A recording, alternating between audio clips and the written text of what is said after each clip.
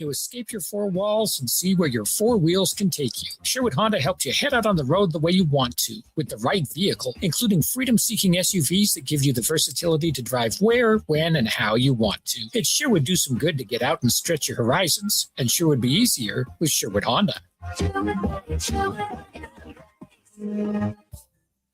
I finished a 5K in 94th place, right after a man wearing jeans. Then a volunteer gave me a medal. But I don't want participation trophies, unless they're from Bet365. With their daily prize matcher game, I win by matching gold coins, cherries, and more. Take that, denim man. Thanks, Bet365. If gambling is affecting your mental health or well-being, 211 Alberta is here to help. Call or text 211 or visit av.211.ca. 18 plus only. T's and C's apply. My first kiss went a little like this. Twist. Twist. First kiss went a little like this.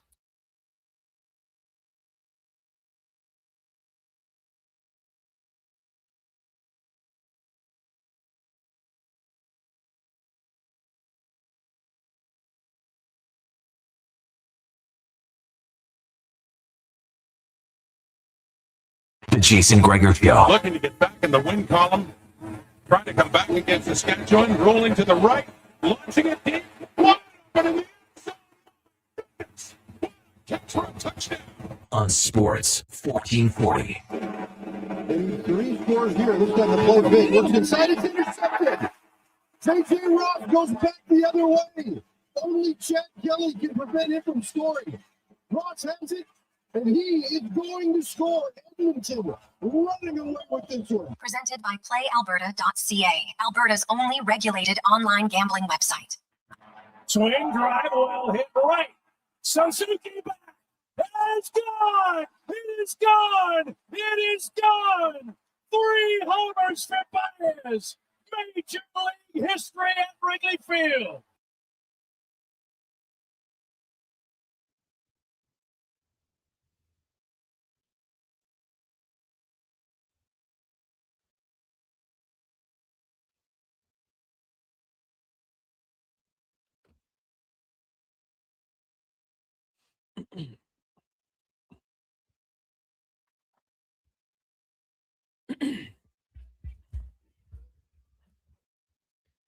Just after 2 o'clock, good afternoon. Thank you for joining us here on the Jason Gregor Show, brought to you by PlayAlberta.ca. Of course, the Daily Grand tonight. Tomorrow, the Lotto Max, $50 million. And then Wednesday, Lotto 649, $14 million up for grabs. We've also got the Jason Gregor Show specials, boosted as always. I'll run down those later on in the program. I'm Connor Halley, Declan Kruger, Mackenzie McLennan, and Connor the intern with you here in the Sports 1440 studios in West Edmonton Mall. Appreciate you guys joining us here on the show.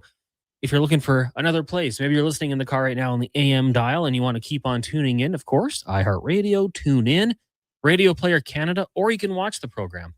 YouTube, Facebook, X, Instagram, and Twitch. I recommend Instagram, or no, not Instagram, you could do it, but I think YouTube is probably the best way to do it. Sports 1440 AM. Make sure you hit that thumbs up button, and we'll meet you in the chat room. We'll talk to you there. You can talk with a Mac or Deck.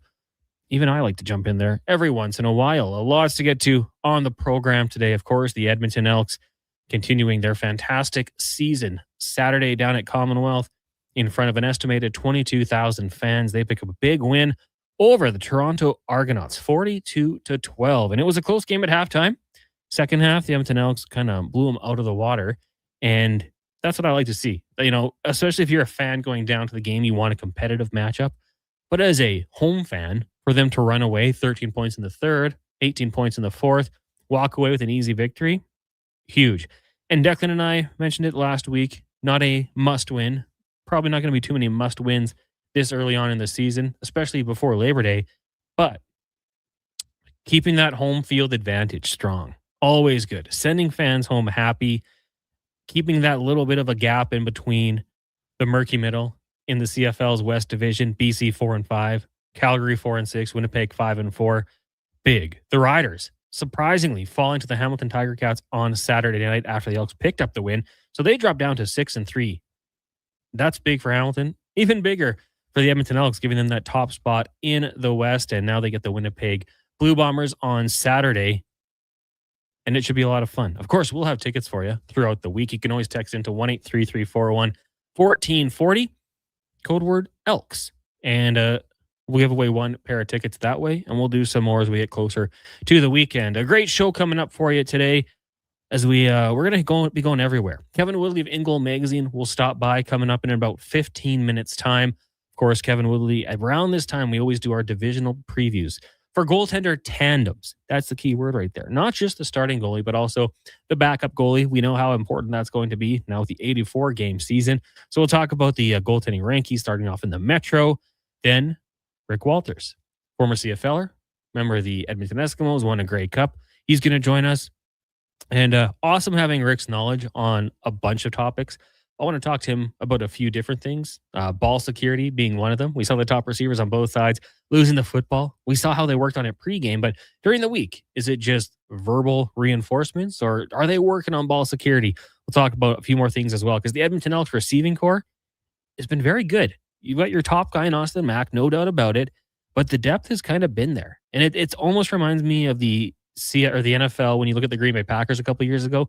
If you listen to the Frenzy, we always used to discuss how there was maybe not that top dog, but everybody was good. So you wanted to avoid them fantasy-wise, but it led to good things real football-wise. And I think for the Edmonton Elks, if you're playing fantasy, Austin Mack is great. But the rest of those guys, very solid, or reliable options for Cody Fajardo. And then, heck, Justin Rankin.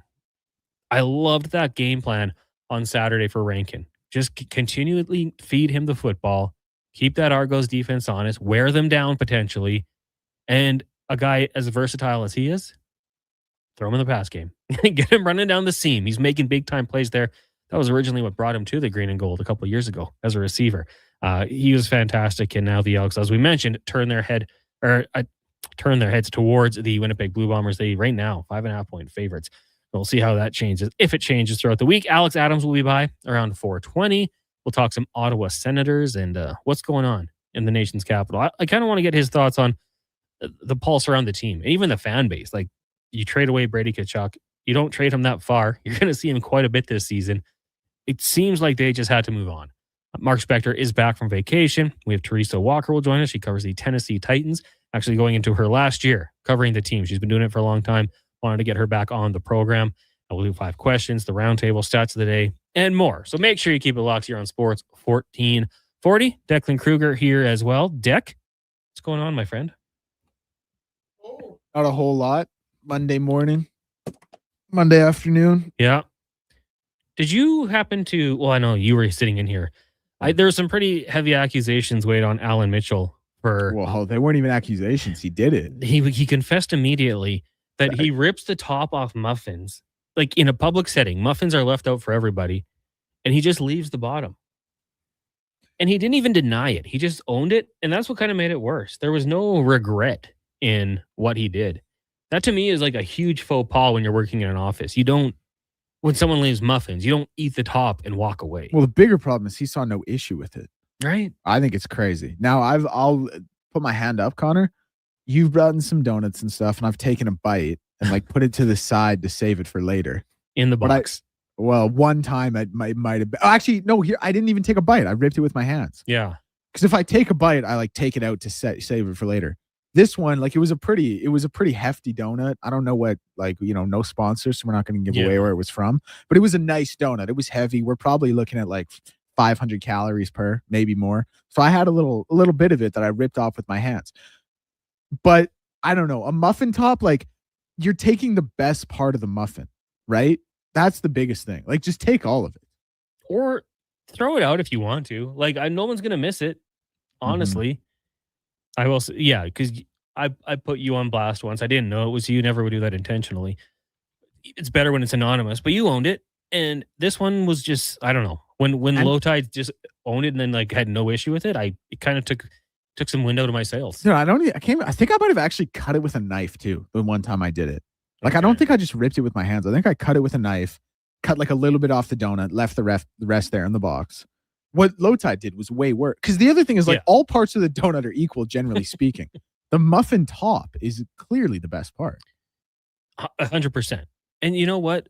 I'll say, when you did it, I put it on Instagram. We have a mutual friend named Britt. She called it out. She's like, Declan, for sure. She was right. She was right. And then I deleted the story because we found the person who did it. But yeah, like a donut, it's all equal. It's like, what's another equal? Like if there was cake and you just like took off the icing and then just left it, like licked it off essentially. Now, yeah, or like, I don't know, like a burger and you take out the patty, you leave the bun.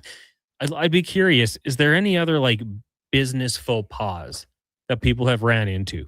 Like obviously stealing people's lunches. That was an issue at my sister's work.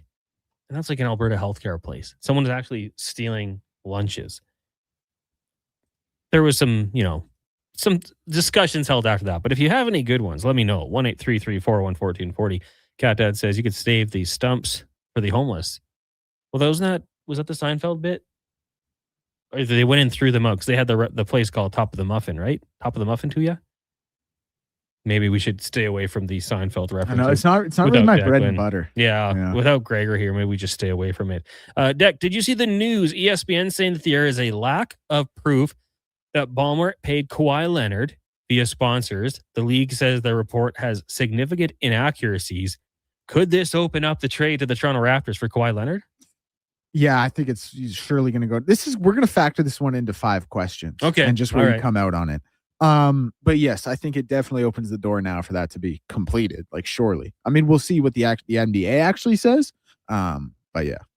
I feel like if this doesn't result in something, like if nothing is found, either someone's lying and they smudge the numbers, or it's just a bad look for the NBA to kind of put your owner and one of your star players to kind of drag their name through the mud would be a bad look.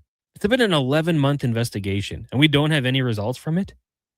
That to me is just a bad look. I don't know if you saw that video of Kawhi Leonard too, where he was on the beach. No. It looks pretty non-extraditable country to me. Like, where do you think he was hanging out? Somewhere that we're too poor to even know about. Like, just in case? Yeah. Just in case it went bad, he's like, yeah, you're not touching me here. That's what it looked like to me. Really? That would be interesting. I mean, would he have faced any actual hard time? No, I mean, the crazy thing is, like, you would think actually, yes, probably, right? Because isn't this like fraud and like embezzlement in like a legitimate legal sense? But then you kind of step back and you're like, well, rules don't really apply to the rich, and especially kind of under the guise or under the umbrella, I would say, of like a sporting environment. Like it kind of almost acts as its own entity. It's like the army. It's like, hey, we'll punish you in an army court, but we won't touch an actual legal court. It's kind of like the same with the NBA. Like, we'll suspend you for 41 games, but nothing else will actually happen to you. Keep you out of the real stuff. Bruce says, didn't Seinfeld hit on the Muffin Top issue 30 years ago? Top of the Muffin to you. Yeah, that was the one. But then Low Tide kind of just brought it back by literally, there's a box of baked goods. He ripped the top off and then just left the bottom.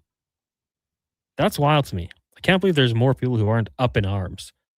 The rig said of work faux pas, bringing fish for lunch and microwaving it. Also says he prefers a muffin bottom.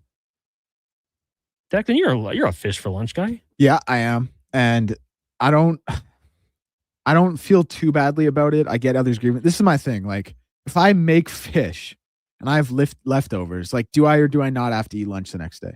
You do. Right? That's kind of my thing. And like, I'm not, trying to splurge X amount extra for a meal. Like, if that's my lunch, that's what's going to get eaten. I will say, I sit beside you when you do that. It doesn't smell that bad. Like, maybe when it's in the microwave, it does, but I feel like you're a pretty good cook. Dude, I'll tell you what, like, back when I was poor working at Bell, because they didn't pay me nothing, I would make fish for lunch, and like, everyone would kind of be up in arms about it. And I was like, bump that salary up or start buying me lunch. Otherwise, I don't want to hear about this. Like, that, it really got to me there because they like made a point about it and it was like a whole meme kind of deal. Yeah. I was like, buy my groceries. We won't have to worry about this. Walt says, I have a buddy who notoriously orders steak sandwiches at restaurants because it's generally cheaper than just getting a steak. Then he'll leave the bread or sandwich on the plate, won't eat it. Financially, I suppose that does make sense. Is it a different cut? Maybe a little bit cheaper? But why not eat the bread? The bread's like a pretty good part of it. Lance said, I used to have a general foreman. He's retired now, but he brought a crew. But we had a crew guy brought in 3 of those 12 coffee packs from Tim Hortons. It was roll up the rim. Came with 32 small roll up cups After coffee break, we went back to work. We came back for lunch. He rolled up all 32 of the cups and didn't understand why the crew was mad at him. That's incredible. Yeah, that's so someone brings in coffee. The coffee comes with 32 small cups for roll up the rim, and then you have a boss who goes there and opens every single one. That's wild. That's like a McDonald's with Monopoly if someone brought that in and then they just ripped off every single sticker. I'd be fired up. Thankfully, I don't think we have anybody like that too much. Low Tide actually in Monopoly, when he gets his coffees, doesn't play the game. So he lets Declan or I have the stickers. That's a positive of Low Tide. Kind of balances it out. 1-833-401-1440 is the text line if you would like to get in on the conversation. Today, lots of things going up that we will be getting into. Some reports out of Ottawa, because we are going to talk some Sens. And I mentioned that their main focus, like I want to, talk a little Brady Tkachuk and how the team's going to react with losing their captain. Drake Batherson is reportedly eyeing an 8-year contract before next month's cutoff. Obviously, it is going to go down to 7 seasons as the max. I think if you have certain players, it's probably a good idea to get that. Like, why not lock them in for that extra year? Batherson is 28 years old, so that might be a concern. That would take him to 36. As you all know, he's already played 8 years in the NHL. This past season, 33 goals. I mean, he has really evolved into a very good goal scorer. Almost a lock for 25 in the last couple of years here. I think I'd be a little hesitant, though, if I am an NHL franchise, to throw out that kind of term. Now, if the AAV is lower, maybe you're considering doing it, but that might be a little rich. We'll see how it works out. See what the AAV might be. We've seen it before in our own town that you can get that job done. MTR says that is pure greed. I mean, now my follow-up for Lance is like, the roll up the rims at 1. Did he keep them all? Did he rip them all off? That's the key for me. Like, imagine you're going to pour a cup of coffee and it's got that thing ripped out. I guess you would. Otherwise, why would you be doing it? But yeah, that is one of the crazier things. I'm trying to think, like, outside of the little muffin issue, eating lunches, there's not too many work faux pas. Maybe the crazy cologne guy or the guy who goes the other direction doesn't smell very good. That could be another one. I remember at one point we had, I worked at a place that had said, no more cologne, no more perfume either. We've got too many people that are sensitive to it.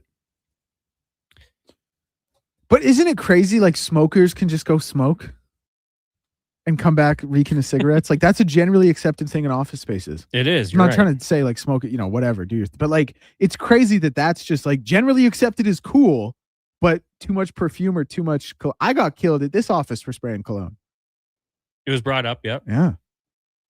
Trying to smell good. It was a heavy spray. It was a big spray. Yeah. I deserve to get called out for it. Yeah. I mean, it wasn't like a formal thing. It was just kind of a, hey, maybe one spray next time instead of 6 or 7. I don't mind it. I thought actually your cologne, when it faded away, it did smell very good. Yeah. That's my work bag cologne. Yeah. The good stuff is at home. It smelled good though. Like it when it was a little more subtle. Nothing worse than BO in the workplace. It's brutal. There's got to be something worse. Lance follows up and says that he did end up sharing his winning cup. So that's good. But the fact that you have the cojones to even do that is actually pretty crazy.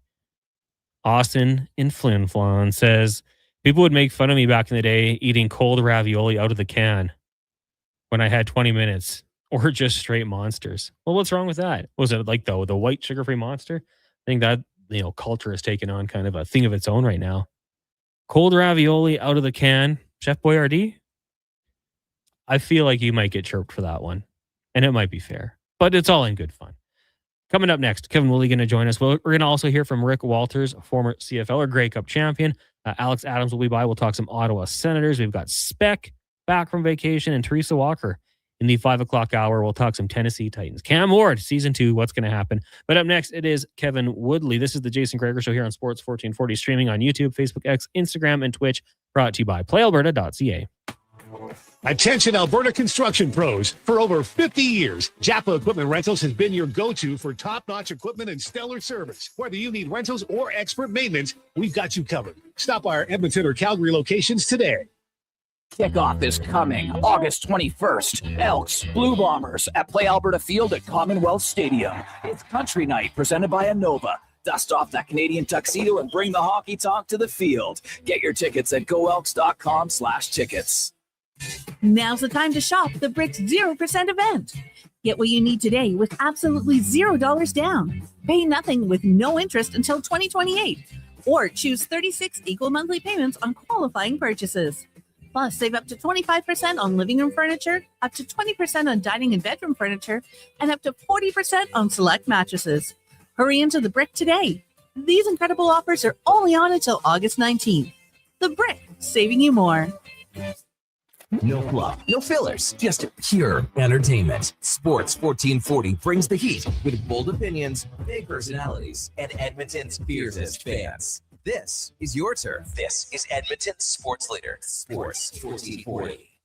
Day or night, tasting just the right. You can order oodle noodle at oodlenoodle.ca, delivering you the news almost right away. Remember, you can order oodle noodle at oodlenoodle.ca. So stay on your couch all day and order oodlenoodle.ca. Oodle noodle. Your weekend hotspot is at On the Rocks. Party with Edmonton's best bands every Friday, Saturday, and Sunday. And we got them all. From the Varkels to Tallboy, Radioactive, Curves, the Brute Squad, Morningwood, Rockzilla, Punch Buggy, and more. Plus, the guy who keeps the party going every weekend. DJ Kenny K on the ones and twos, live. Get ready to have a good time this weekend. Your bar, your party. You're On the Rocks. On the Rocks. Jasper Ave and 118th. Hey, Edmonton, thinking about your next SUV? Think Subaru. The Subaru Forester has earned an IIHS top safety pick or higher for 20 years in a row. Add legendary Subaru symmetrical full-time all-wheel drive and the 2026 JD Power Canada Best Residual Value Award among compact SUVs, and you've got an SUV that's built to protect today and hold its value tomorrow. This month, take advantage of loyalty rates as low as 0.99%. Come test drive the Forester at your local Subaru dealership today. Welcome to Uncommon. Is it time to upgrade your golf bag? From August 6th to September 8th, the Leduc Golf Club Pro Shop is participating in the massive Callaway 2x trade-in bonus events. Bring in your old clubs and get double the trade-in value, up to an incredible $825 towards the purchase of new eligible Callaway gear. Upgrade to the latest Quantum Woods, Apex Irons, X-Forge, or Reva Rise clubs. Maximize your trade-in value today. See the Leduc Golf Club Pro Shop for details.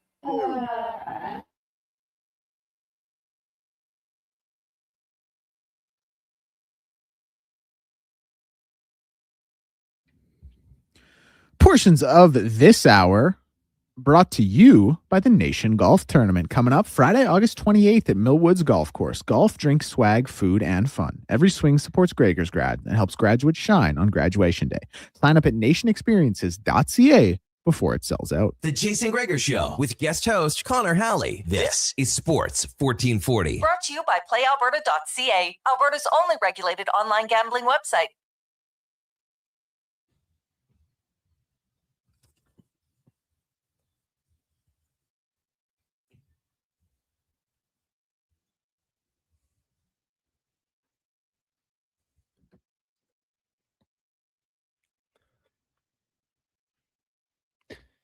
.223, welcome back to the Jason Gregor Show here on Sports 1440, brought to you by PlayAlberta.ca. Of course, today you can head over there, go to the sports section, check out the Jason Gregor Show specials. Declan and I filled them out. Of course, there's the future bet, the Oilers to end the drought and win the Pacific Division. We've got the Braves, Cubs, Dodgers, Moneyline, boosted. And then how about Declan's selections? Paige Becker's over 19.5 points And the Wings to cover the spread, 6.5. Deck, how are you feeling about that one? Deck selects for a reason. I picked it with a lot of confidence. She's averaging 20.5 per game.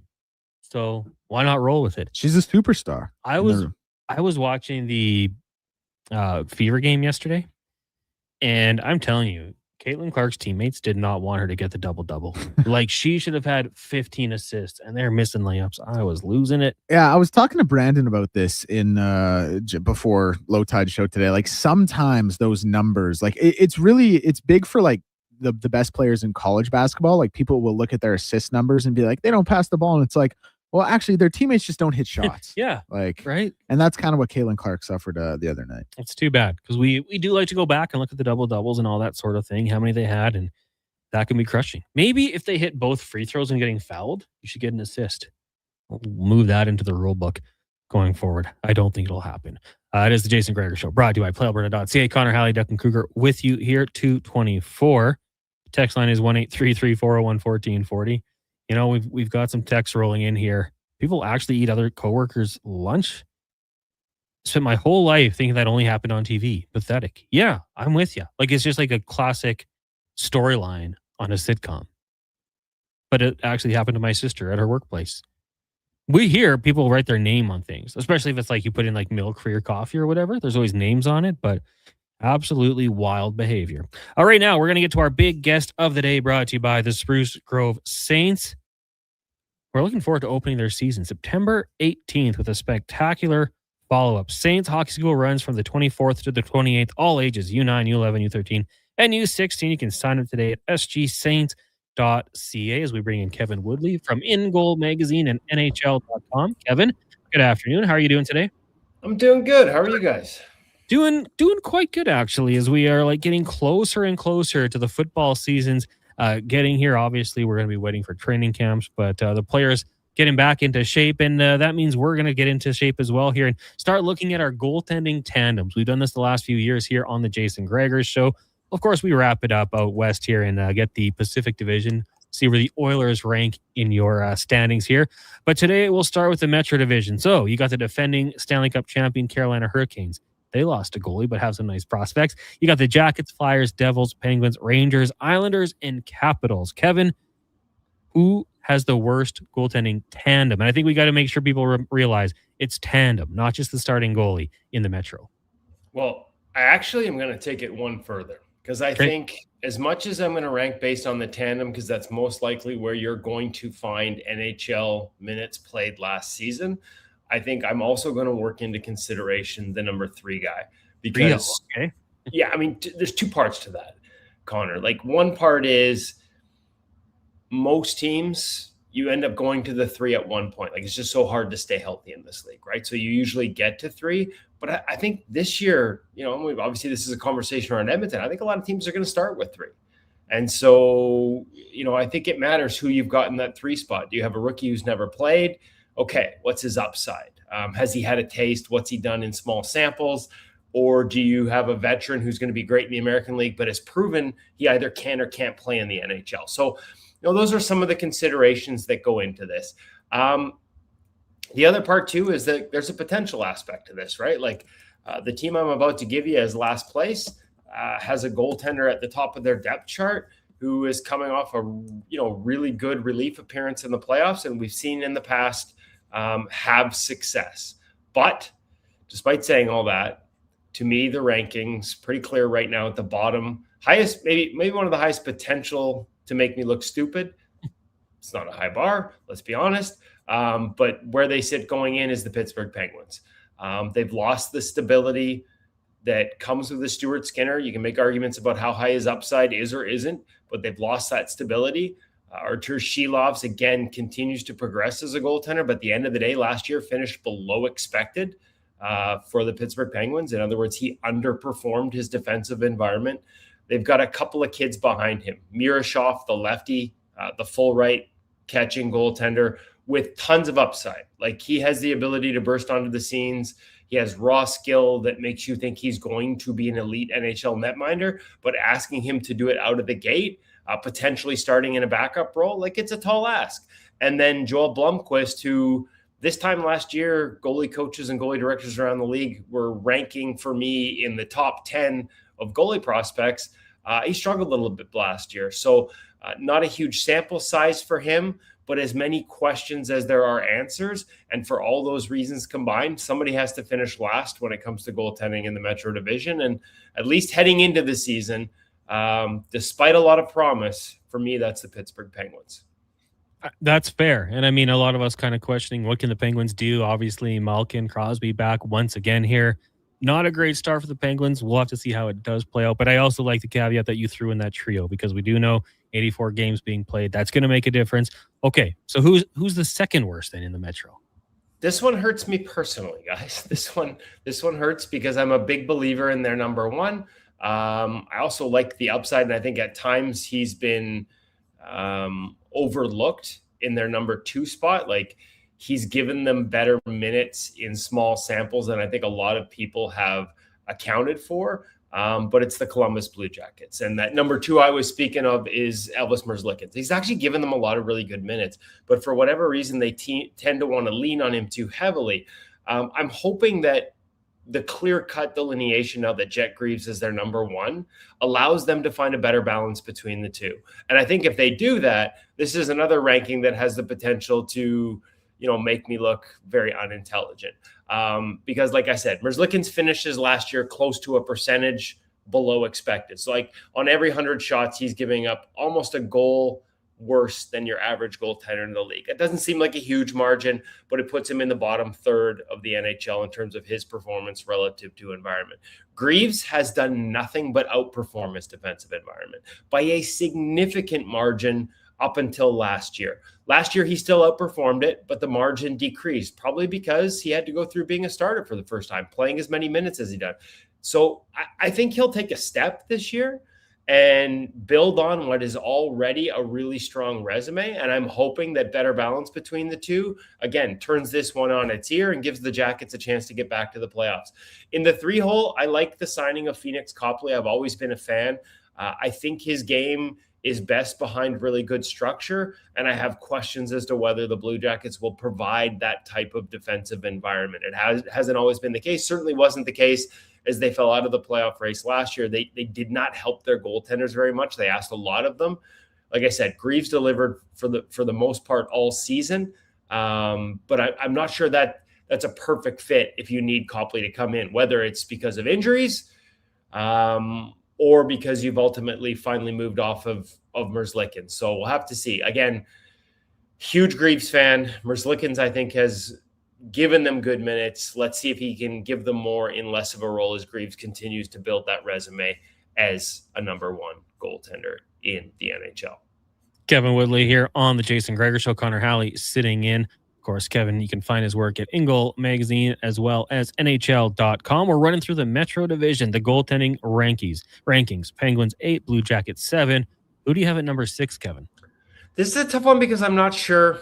I'm really not sure what's going to happen to Semyon Varlamov. And it rests a lot with him. The New York Islanders have Ilya Sorokin as their number one. And that means they should be near the top of this list. He's been one of the best goalies in the National Hockey League for the last number of years. For the first 3 quarters of last season, he was hands down the best. For the first half of last season, he was better than Connor Hellebuyck was in his Vezina Trophy year. But he fell off a cliff down the stretch. And I think that was in part because they overplayed him. And I don't know. Varlamov got into the American Hockey League games at the end of last season. He's coming off double knee surgery. Someone told me double knee replacements. I still don't believe that. As somebody who needs a knee replacement himself, I've been told what that means in terms of high-end hockey after the fact. So I feel like that's almost misreporting to say it's double knee replacements. At the end of the day, if you get Varlamov like you had Varlamov from a couple of years ago, they could be the number one team in the Metro. But if you don't get any minutes out of him, next up on your depth chart is Vitek Vanacek, who has kind of struggled since he struggled last year in Utah. He struggled, since leaving Washington for the most part, like hasn't lived up to the contract that the Devils gave him. And, I always had him as sort of a high floor, low ceiling guy, a guy who give you a steady base, but I wasn't sure about the upside. And there's been too many bad goals. There's been too many, the floor has shrunk on him. So it's the uncertainty behind Sorokin who has the capability of being one of the best, that has the Islanders ranked so low. They get healthy minutes out of Semyon Varlamov or a bounce back from Vanacek, and they could be right back at the top of these rankings. But it just feels like there's too much uncertainty right now, at least publicly, on what we know in terms of Varlamov's health, to frankly rank them any higher in a division that's loaded with really good goaltender, or in the case of our next team, really good systems in front of goaltenders. That's a perfect transition. Who's coming in at number 5? That would be the Philadelphia Flyers. And Dan Vladar had an incredible first season under Rick Tocchet in Philadelphia, a full plus 1% above expected. We talked earlier about how Elvis Merzlikins was about a goal worse than NHL average for every 100 shots. Dan Vladar was a full goal better, and that's a pretty big swing. I do like the move to bring in Joseph Woll. He's coming off a down season, but even in a down season, he finished basically league average relative to the shot quality he faced. And I think that shot quality is going to get a lot easier when he gets behind Rick Tocchet's system. Now, we saw it here in Vancouver, where that system, the buy-in required to execute it, can fade a little bit from year 1 to year 2. Clearly, he had them all bought in last year, and it'll be interesting to see whether he gets the same level of buy-in this year. But if he does, the goaltenders will benefit. And just as Dan Vladar, in terms of his strengths and weaknesses, was a perfect fit for that system, and we saw that. We talked about that last offseason, and we saw it bear out as the year went on. I think Joseph Woll's in the same boat. So, this is another one there where they could climb even higher, in part because not just are they good goalies, but they're in a system that's not just goalie friendly, but ideal for their relative strengths and weaknesses. Like Joseph Woll, to me, was a perfect pickup for the Flyers.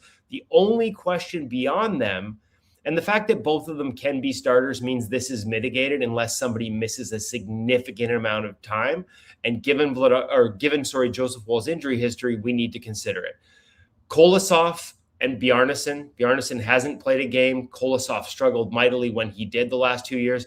Their 3-hole does not have a lot of depth. If they had the cap space, they are a team I would consider looking around on waivers to see if you could upgrade your 3 spot if you had the cap space to keep that third guy in the National Hockey League, because there are a lot of questions beyond the 2 they have in the NHL, and that kind of bumps them down on this list a little bit in my books. Kevin Woodley from In Goal Magazine joining us here on the Gregor Show. Connor Halley sitting in. We're ranking the goaltending trios in the Metro Division right now. We got Penguins, Jackets, Islanders, Flyers. That's 8 through 5. So now we're into the top half of your rankings here, Kev. Who's coming in at number 4? Yeah, we're kind of getting into coin flip territory, like especially in the 3 and 4. You could go either way on this, and there's some uncertainty with some of the changes, right? Like both the Carolina Hurricanes and the New Jersey Devils have lost their number 1 from a year ago. So that means more minutes for other guys. But the good news is the other guys in these situations have shown they can handle them. So right now I've got probably the coin flip tips towards the Hurricanes ranking ahead of the Devils. So next up on this list would be the Devils, in part because they won the Stanley Cup. So they get a little credit for that carrying over. But Jake Allen was really good last year. We've talked about this before. He was top 6 in adjusted save percentage last year. Yeah, the only thing separating him from, at least being in the conversation for a Vezina Trophy was the fact he didn't play much behind Jacob Markstrom. Now, asking him to do more and expecting the same results, that's not a straight line. There might be a fall off when you ask him to play too much, if they ask him to play too much. But he was so good for that team. The other little hiccup here is they changed their goalie coach. And the irony there is, I talked to Jake Allen about that after they made that move, or actually, I guess I should say before they made the move, because I was aware of it before it happened. I think there was disappointment there. He really liked the guy that they sent out. So it was really head scratching to me that they moved up the goalie coach he liked, that he played so well with. Like I said, again, top 6 in the NHL numbers last year, plus 1.6 adjusted save percentage. They move out the goalie coach, and then they move out the number 1 goalie, and now their new number 1 doesn't have the guy he liked. The good news is I like the goalie coach they hired in place of him. The questions now are what happens beyond Jake Allen to sort of relieve how much he plays. David Rittich had some really good moments for the New York Islanders last year, but he will be facing a lot tougher chances, at least based on the way the Devils defended or didn't defend for large portions of last season. So it'll either be him or Nico Daws. And Daws is a guy with upside. And in a tiny sample last year, he almost matched Jake Allen's performance on a per shot basis in terms of how he played relative to quality at plus 1.5%. That's a pretty big number for him. He's had success in the past, maybe too early in his career. What he's really good with is the high danger stuff. What killed him statistically up until last season in that small sample was the bad goals, the soft goals. He just gave up basically one every second game. He would give up a bad goal. And as I've recited on here before, your team loses 85% of the games when your goalie gives up a low danger goal and the guy at the other end doesn't reciprocate. So that's a tough statistic. But if last year's any indication, and Dawes has figured a few of those things out, he's always had the ability to make the tough saves. If he gets rid of those soft goals, this is another one where I think a lot of people would have looked at the Devils and looked at Allen and Dawes and Rittich and ranked them even lower than I have them. But if Dawes can sort of get rid of those low percentage goals, they can end up finishing a lot higher because Jake Allen was that good and Dawes has the potential to be. So Devils 4, Hurricanes 3. Obviously, some changes between the pipes there, but you got Brandon Bussey, who I think people should be excited about. Kochetkov as well. Why do they get the nod on top of being the Stanley Cup champions? Well, I mean, Bussey showed how good he can be, right? There were some inconsistencies in his game down the stretch last year. But when you think what was thrown at this kid, you look at the numbers he put up. There's just so much about his game and his mindset as much as anything that fits the Carolina Hurricanes in ways that a lot of goalies wouldn't be able to. The ability to sort of handle the pressure of, not being busy, but then having to come up with really dangerous saves after long periods of inactivity. Some goalies, we've talked about this in the past, some goalies really struggle with that. Some really good goalies really struggle with that. Bussey's shown he can handle that.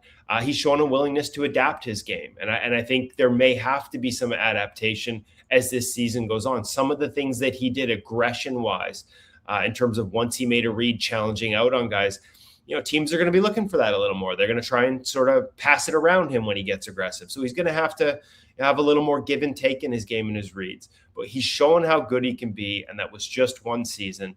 I think you'll see him continue to take strides. And we talk about that magical plus 1%. He was just below it last year, so almost a goal out of every 100 shots, even with a real significant dip in the final month of the season. Statistically, he still maintained a high level. And then the one that people are sleeping on, I think, is Pyotr Kochetkov. Misses last season, has the hip surgery, comes back late in the year, so he should have had a full off season of training. All this guy's done when he's in the net is outperform his environment by a significant margin. So as much as you miss Frederik Andersen, the reality was statistically in the regular season last year, Frederik Andersen's numbers took a dive.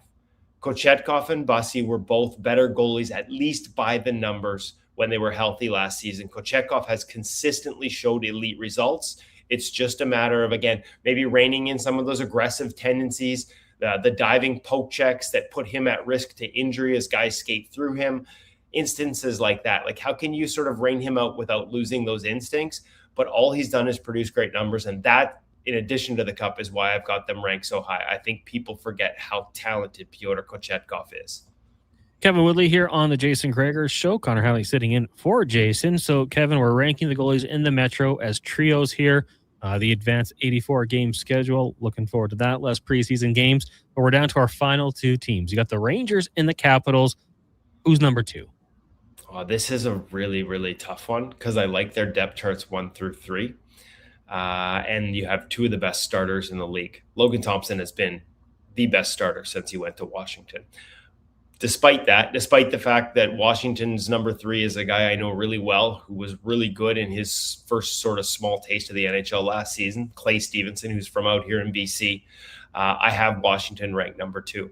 And that's just because last year was a really down season for Charlie Lindgren. And when you look at what the Rangers did in terms of their depth chart, adding Korpisalo, it gives them an ever so slight edge. The fact that Thompson has been so good, and I expect him to continue that, that's why they're in that 1-2 mix. The fact that Stevenson is such a good option to come up, a guy they might lose on waivers, frankly. I believe he's waiver eligible this year. He's a guy that if I was other teams, I'd be looking at as, hey, can this be our Brandon Bussey next season if we think we need to strengthen our depth chart? So it'll be interesting to see if the Capitals risk that or if they hold on to 3, especially with Lindgren coming off a season where, as good as Thompson was at almost plus 2%, Lindgren was minus 1.5. So you won't find a bigger believer in Charlie Lindgren than me, Last year, I think there was probably an adjustment for him. He was in a bit of a job share up until last season, and then it became Thompson's net. And so the role changed. The expectations changed. Again, he got some of the more difficult starts. Like there were a lot of elements that changed on him. He's had a year, an offseason now to adapt to it. I know the character of Charlie Lindgren, I think you'll see better from him this year. But the way things went for him last year is why I've got the Capitals number 2. And that, of course, leaves the New York Rangers as number 1. Igor Shesterkin, enough said. We know how good he is. Plus 1.1% last year in what I think you would say overall was an average to maybe even for him below average season. Joonas Korpisalo behind a Boston team that no longer defends like they used to in the heyday of Bergeron and Chara. Not even close, still finished with positive numbers and brings a ton of experience. And in some ways, I scratched my head that they even brought him in because Dylan Garand in his first taste in the National Hockey League was plus, tiny sample, 4 games, but plus 4.6%, which if you were able to do that for an entire season, they'd not only hand you the Vezina, but they'd hand you the Hart as well. So I'm not expecting him to do that, but I liked a lot of what I saw out of his game in the NHL last year. And it's that combination of the 3, as well as, much like Philadelphia, the Rangers play a really goalie-friendly system since the coaching change. Mike Sullivan preaches defense, and they defend pretty well. And so it gives them a higher floor to operate from. Certainly an easier defensive system than the Capitals goalies face. And for all those reasons combined, that's why I've got the Rangers ahead of the Capitals at the top of the Metro, but just ever so slightly. Great stuff, Kev. Penguins, Jackets, Islanders, Flyers, Devils, Canes, Caps, Rangers. That's 8 through 1. Now, if I throw one more question your way, if you're looking at these teams, and obviously there's kind of the depth chart, 1, 2, 3. Of the third goalies, is there anyone you like that you think maybe could steal some starts for one of these teams? Ooh, that's a great question, Connor. Well, 2 of them were the last 2 I mentioned, right? Dylan Garand. I think he's ready for the NHL. And I think that I was a little surprised because basically they got Korpisalo because Boston decided that Michael DiPietro was ready for the NHL and they don't want to risk losing him. So Korpisalo goes to the Rangers. It pushes Garand down the depth chart. And I think the only thing that would prevent him from getting claimed if they decide to put him on waivers is he's not the biggest goaltender. Right? Kind of like the same way DiPietro got through waivers for the Bruins last season, despite everyone telling me he was ready for the NHL. Size matters. Clay Stevenson of the Washington Capitals could do it both ways, whether it's playing for the Caps if there's injuries or pushing Lindgren for starts if they keep 3 or getting claimed by another team because he has size. Like he's a big goalie and he's produced really good underlying numbers in a tiny sample size last season. So those are the 2 that jump out the most to me. We counted Nico Dawes as the number 2 in New Jersey, and that means David Rittich with a lot of experience and personality would be the 3. And we saw what he did for a good 1-month stretch for the New York Islanders last year, kind of around December when Sorokin got hurt. He was really good for a while. Didn't keep it up down the stretch, but he's a guy that could, has that possibility. The other ones on that list, honestly, Blomqvist is a talented young goaltender. I don't know what that opportunity looks like for him, and I don't know if the Penguins will defend any better than they did last year, but he'd be worth watching. But certainly my top 2 on that list would be Garand and Stevenson, and that's, there's some personal bias there. We've done some work with both of them at In Goal Magazine over the years and gotten to know them a little bit, but mostly I'm just looking at the numbers, the objective numbers from Clearsight Analytics, and the fact that they did what they did, even in a small sample size last year, to me is a sign that there's more good things to come. Great stuff, Kev. We'll do it again next week looking at the Atlantic. I cannot wait because we've got some questions about this division. I think it's going to be ultra competitive. Looking forward to it, and thanks for joining us today. Thanks, Connor. Appreciate it. There you go. Kevin Woodley, In Goal Magazine and NHL.com. It is the Jason Gregor Show. We'll take a break. When we come back, we'll get to the stats of the day. Read your text, 1-833-401-1440. And remember, you can join us on YouTube as well. The chat is there. I'm talking in it, Declan, but I'm not getting a lot of replies. So if you're in the YouTube chat, open it up. Let's have a conversation. It is the Jason Gregor Show, brought to you by PlayAlberta.ca. Tee up for a great day on the course and support the Stony Plain Eagles Senior Men's Hockey Club. It's the Stony Plain Eagles Golf Tournament. Gather your foursome and join the Eagles August 25th at the Links at Spruce Grove for a 2 p.m. shotgun start. Enjoy a fantastic afternoon of golf, great company, and friendly competition, all while supporting the Stony Plain Eagles. Get all the details and register today at stonyplaineagles.com. Action Electrical's projects team takes the field, folks, ready to execute the entire play for new commercial builds. Absolutely. They're masters of design, build, sketching strategy from initial blueprints to core electrical infrastructure. The team never misses on complex projects. Known for handling big league constructions and major renovations, ensuring flawless execution, hire the Action Electrical team to bring home a win for your project. Visit actionelectrical.net. Got a car you're ready to part with? Find out what it's worth, fast, easy, and totally free at Go Auto. We're talking top dollar trade-ins, whether it's a little worn or still rocking that new car smell. Just a few clicks, and boom, you've got your value. Text value to 780-777-7777 to start. That's value to 780 all sevens. Why guess what it's worth? Let Go Auto show you the money. It's Dollar Drink Summer at McDonald's. Sip on a refreshing small fountain drink or a small iced coffee for just $1 each plus tax, all summer long. Only at McDonald's. Excludes flavored and cloud iced coffees. At participating Canadian restaurants. Taxes extra. Prices exclude delivery. Legacy Heating and Cooling is your #1 air conditioning company. So when you can't take living in oppressive heat any longer, call Legacy. Call Legacy. If your hot, sticky sheets keep you up all night, Call Legacy. Call Legacy. If you've decided that you deserve to be cool and comfortable, Call Legacy. Call Legacy. And with no payments, no interest for 1 year, it could only be Legacy Heating and Cooling. What if one moment changed everything? The turn of the key to your dream home. The roar of the crowd from your Oilers season seats. The trip you've always talked about. With the Stollery Children's Hospital Foundation Mighty Millions Lottery, winning is just the beginning. For you and for them. You could win the $2.4 million grand prize show home plus $100,000 cash and more incredible prizes. And every ticket makes a life-changing difference for Stollery kids and their families. Change lives. Support Stollery kids. Be mighty. Get your tickets now at MightyMillionsLottery.com. It might have been scraped by the snowblower, dented while door crashing, or crunched at the company Christmas party.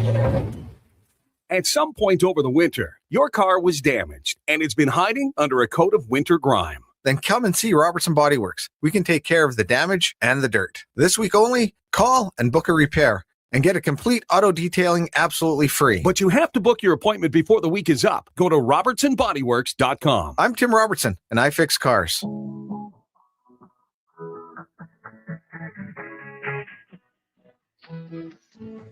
Your heart beat to the beat of the drums. Oh, what a shame that you came here.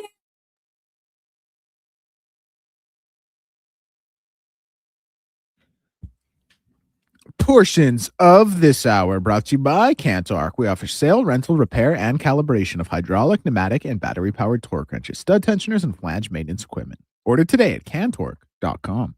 The Jason Gregor Show with guest host Connor Halley. This is Sports 1440. Brought to you by PlayAlberta.ca, Alberta's only regulated online gambling website.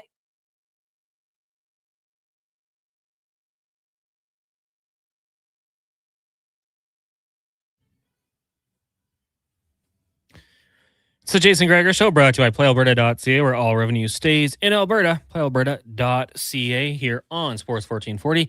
YouTube, Facebook, X, Instagram, and Twitch, brought to you again by PlayAlberta.ca. Check out the Jason Gregor Show Daily Odds Boost. Dex got some picks, some selects. I got some baseball ones. You can go check it out. And remember to stay within your limits. Our text line is 1-833-401-1440. Great rundown, if you missed it, from Kevin Woodley, just on the rankings for the goaltenders. Not really duos, kind of trios now. Teams running 3 goalies. Penguins at 8, followed by the Jackets, Islanders, Flyers, Devils, Hurricanes, Caps, Rangers. When you have Shesterkin, that's probably a pretty big benefit.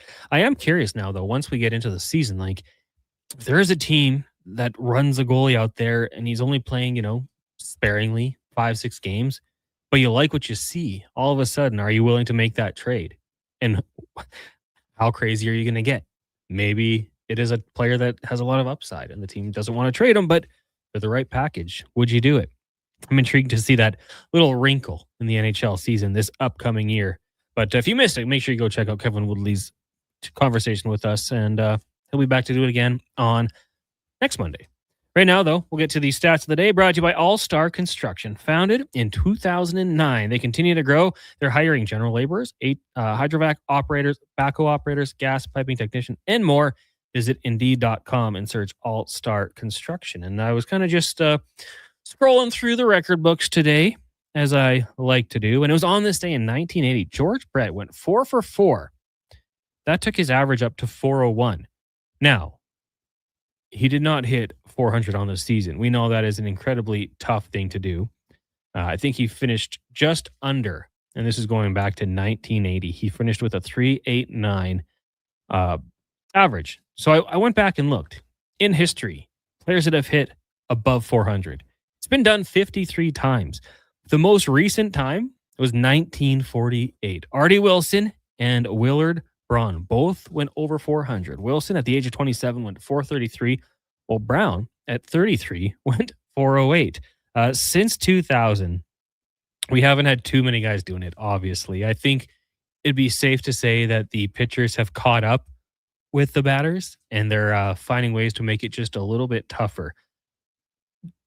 DJ LeMahieu went 364 in 2020. Before that, you had Josh Hamilton. That guy was a beast. Battled his demons. At the age of 29, hit 359 in 2010. Then in 2009, Joe Mauer. Shout out Joe Mauer. Heck of a player. Just 26 years old. He went 365. Chipper Jones went 364 in 2008. Albert Pujols went 356 in 2008. Ichiro Suzuki, I mean, this guy's going to probably find himself on this list a few times, but in 2004, he went 372. And how about Barry Bonds in 2004, going 361 at the age of 39?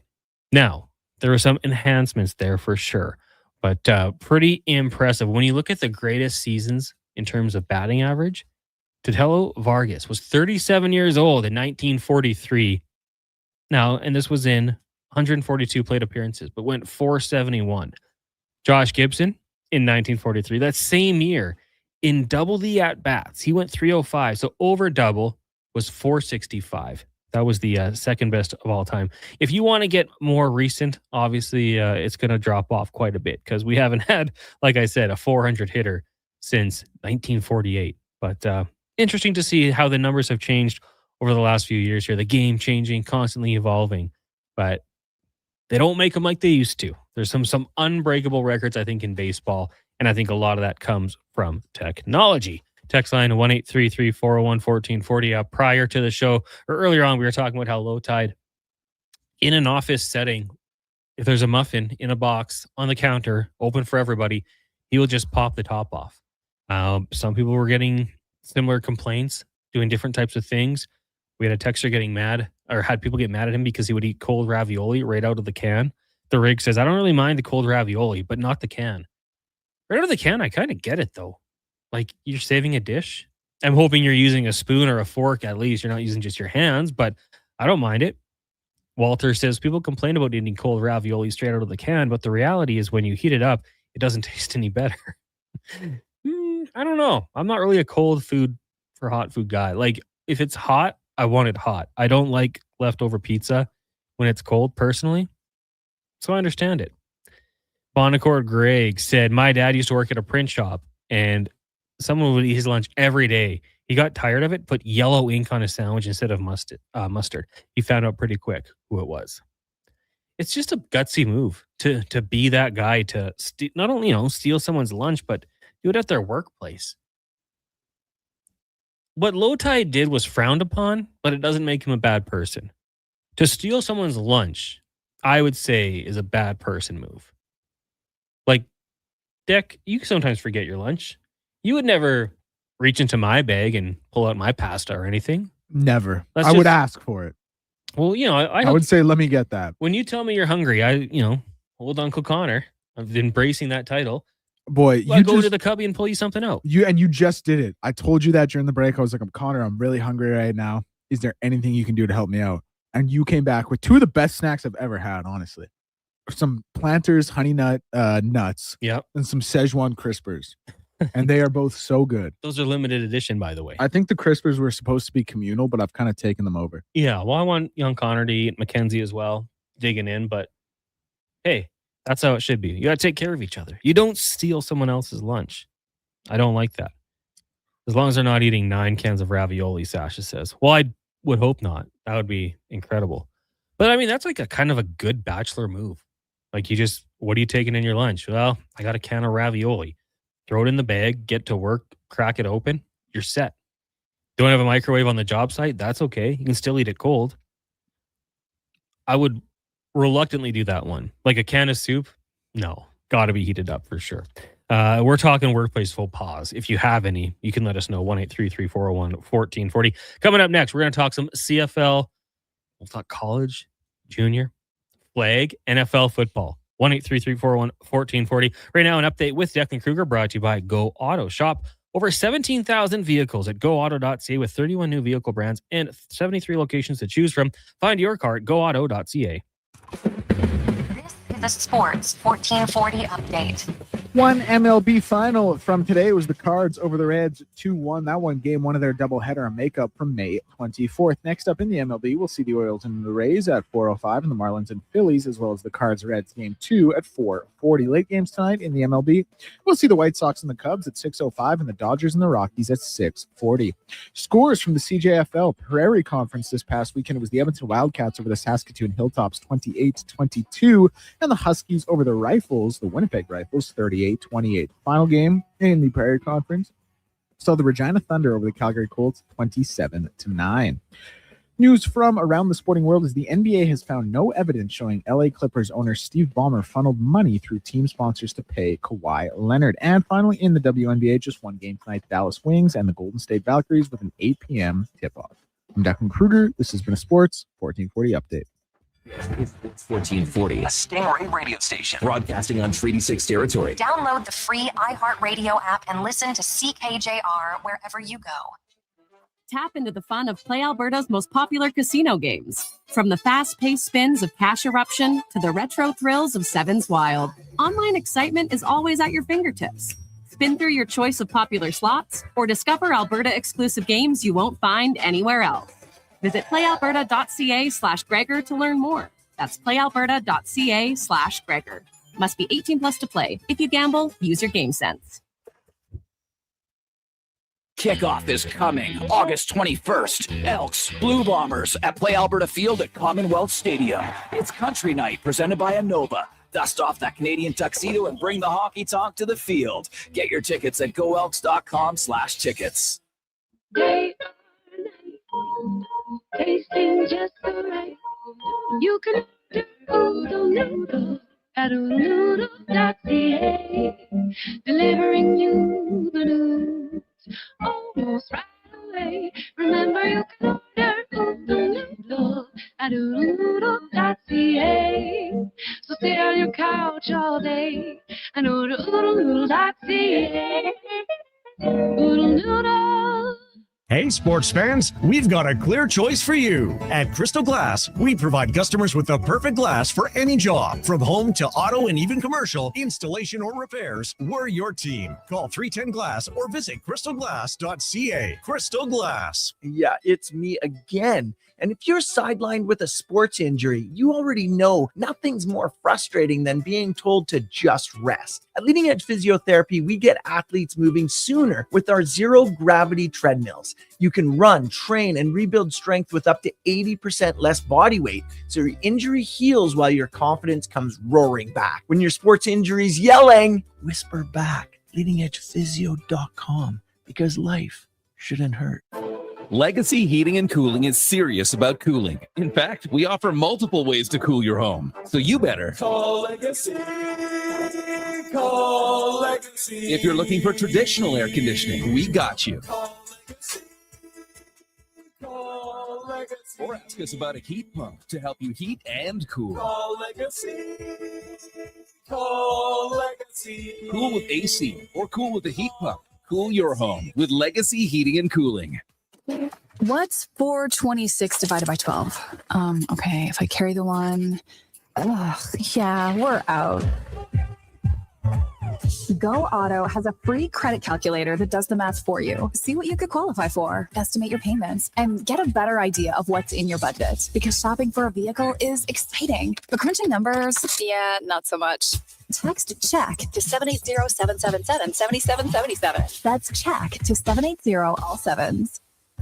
Ready to upgrade your ride this spring? Come on down to the Golf Cart People.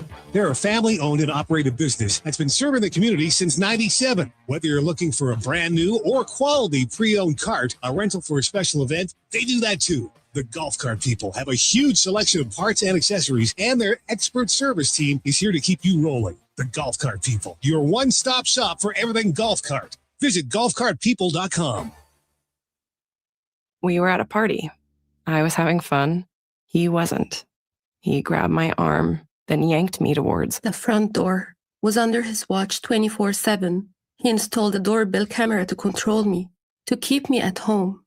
It hurt. More than you can imagine. Tech abuse is real abuse. If you or someone you know is using technology to harm or control, change is possible. Learn how to end the violence at alberta.ca/endgbv. A message from the Government of Alberta.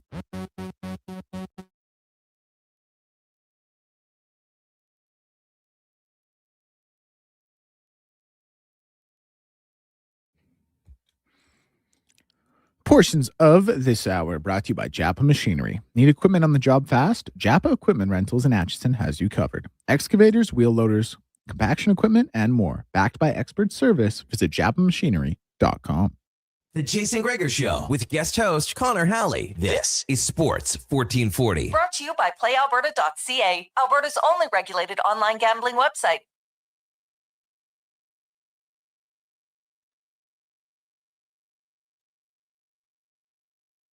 And Gregor Show brought to you by PlayAlberta.ca. You got the Daily Grand tonight. Tomorrow, Lotto Max worth $50 million. And then on Wednesday, Lotto 649, $14 million. Also, the Gregor Show specials with boosted odds. PlayAlberta.ca. Remember, use your game sense. Connor Halley, Duncan Kruger, Mackenzie McLennan, and Connor, the intern, with you here.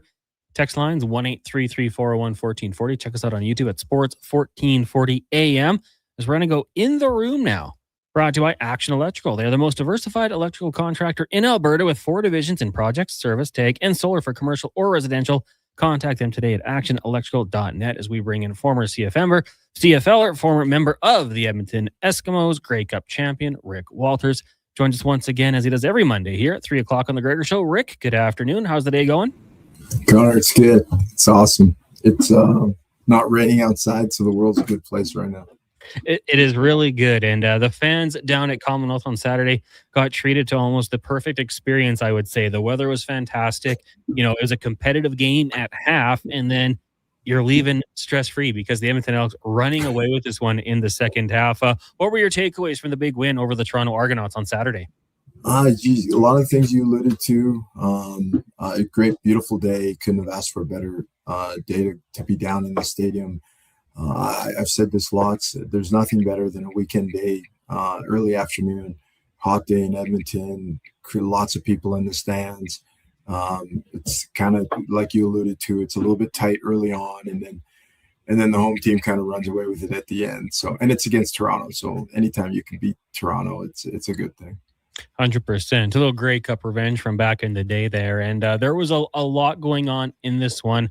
I really liked the usage for Justin Rankin. Gets those 16 carries. I mean, I've been preaching, banging on the drum for a while. I love just keeping that defense honest and continuing to run the football. But I loved what we saw, later on in the game, moving Justin Rankin out and getting him involved in the passing game. When a player is as versatile as Justin Rankin, few guys come to mind that can be as good of a receiver as you are as a running back. Marshall Falk from the NFL back in the day, Danny and Tomlinson. But what a luxury it is to have a guy like Justin Rankin with that versatility, and good on the coaching staff for using him in different assets of the game. Yeah, no, and those are all good points. And 100%, there's very few guys that kind of, I think Roger Craig was kind of in the NFL with the 49ers, was kind of that first big one. The CFL has had guys with that, that kind of skill set, but maybe not as electric as he is. Robert Drummond comes to mind back when he played with the Argonauts, guys who kind of did it all, who could catch the balls really well, run from the backfield. When you're looking at Rankin, you're looking at touches. How many touches is he getting per game? I know lots of times you want to look at the carries and things like that, but it really comes down to touches. I like the creativity part of it. It's hard to go back and remember. They did release him, the club, when he first tried out. They brought him as a slot back, so he has natural hands and he has really good hands. And so for him to get the ball in space, it's a great way to take advantage of somebody that just has elite level skill. If you can get him, usually when he's behind the dot or behind center, there's 12 sets of eyes that are all focused on him at that point. But if you can get him in a little bit of space where he's one-on-one against either a linebacker or even a DB or a free safety, then that just adds to what his value looks like. So I'm hoping to see more creativity as the year goes on, with whether it's shovel passes. Obviously, you can get tailback swings and check downs and stuff like that. But I think he's kind of proved that he can play as a slot receiver, whether it's getting seams down from the backfield or just flanking him out wide and have him run a slant route and stuff like that. So the more touches you can get him, the better the team becomes. We're joined by Rick Walters here on the Jason Gregor Show, taking a look around the CFL, starting off with the Elks and Argos game on Saturday. Big 42-12 win, and the Elks running away with it, outscoring them by 28 points in the second half. And just sticking with Rankin and the usage, because we see a lot of it. It seems like they're going in between the tackles here, the A, B gaps for sure.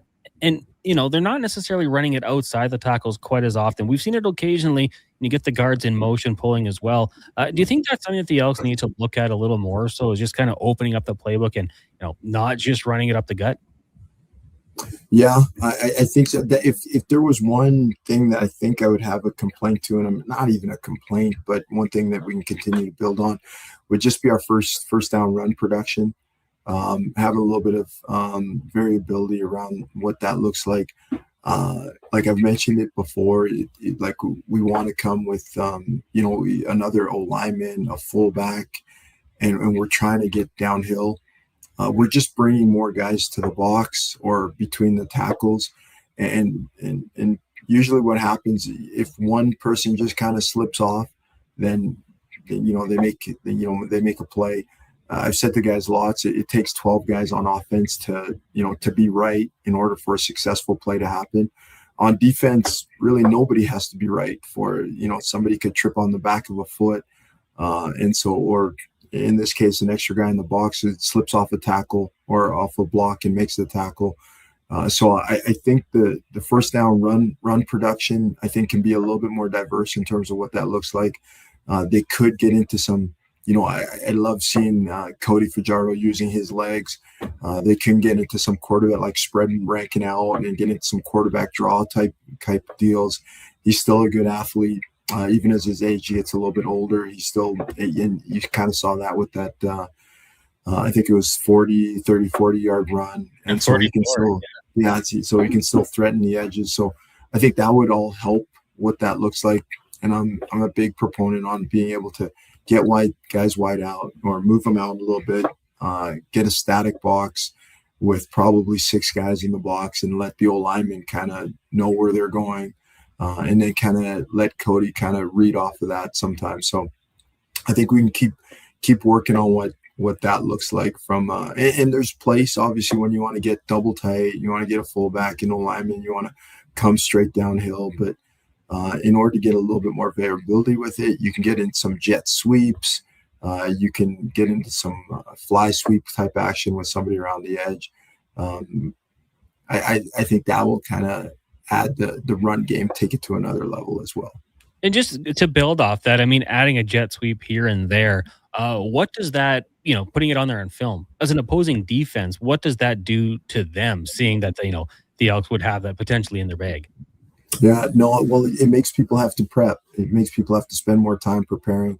How are we going to handle the edges now? If you're just a B gap team, power run game, downhill all the time, you kind of have an understanding for what that looks like. But the one thing about Rankin and some of the skill guys is they scare you on the edges as well, right? So if we can get like either, a fake inside run with a jet sweep action coming around the outside, now Now the ends can't crash as hard. They got to play a little bit wider. Same thing, kind of like we talked about Cody on the edge, trying to get around the outside.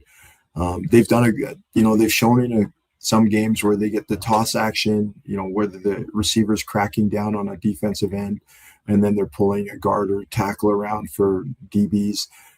So I think you can continue to build on those, and jet sweeps are relatively easy installs, and those are things that I think you can continue to get their playmakers the ball in their hands in different ways.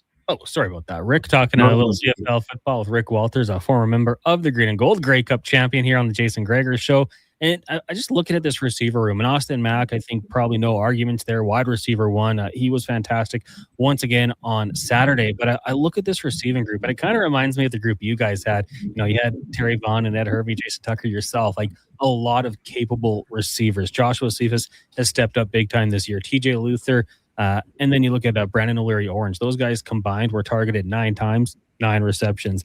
There's a lot of really good players that they can go through here. So if I were to ask you, and this is just your personal opinion, after Austin Mack, how would you rank this team's wide receivers 2 through 5? Because I think it's a pretty competitive group there. Yeah, no, they are. So I would rank it like this. Number 1 is Rankin. Number 2 is Rankin. 3 is Rankin. 4 and 5 are Rankin. And then we can get into Mac. Yeah. But all seriousness, in terms of their receivers, I think Mac is kind of their undisputed one. That's who they try to get the ball to every game. The other guys have stepped up, though, and each game it seems that somebody's having 3 or 4 receptions each game and making plays. From strictly a skill set standpoint, I think I'd probably have to go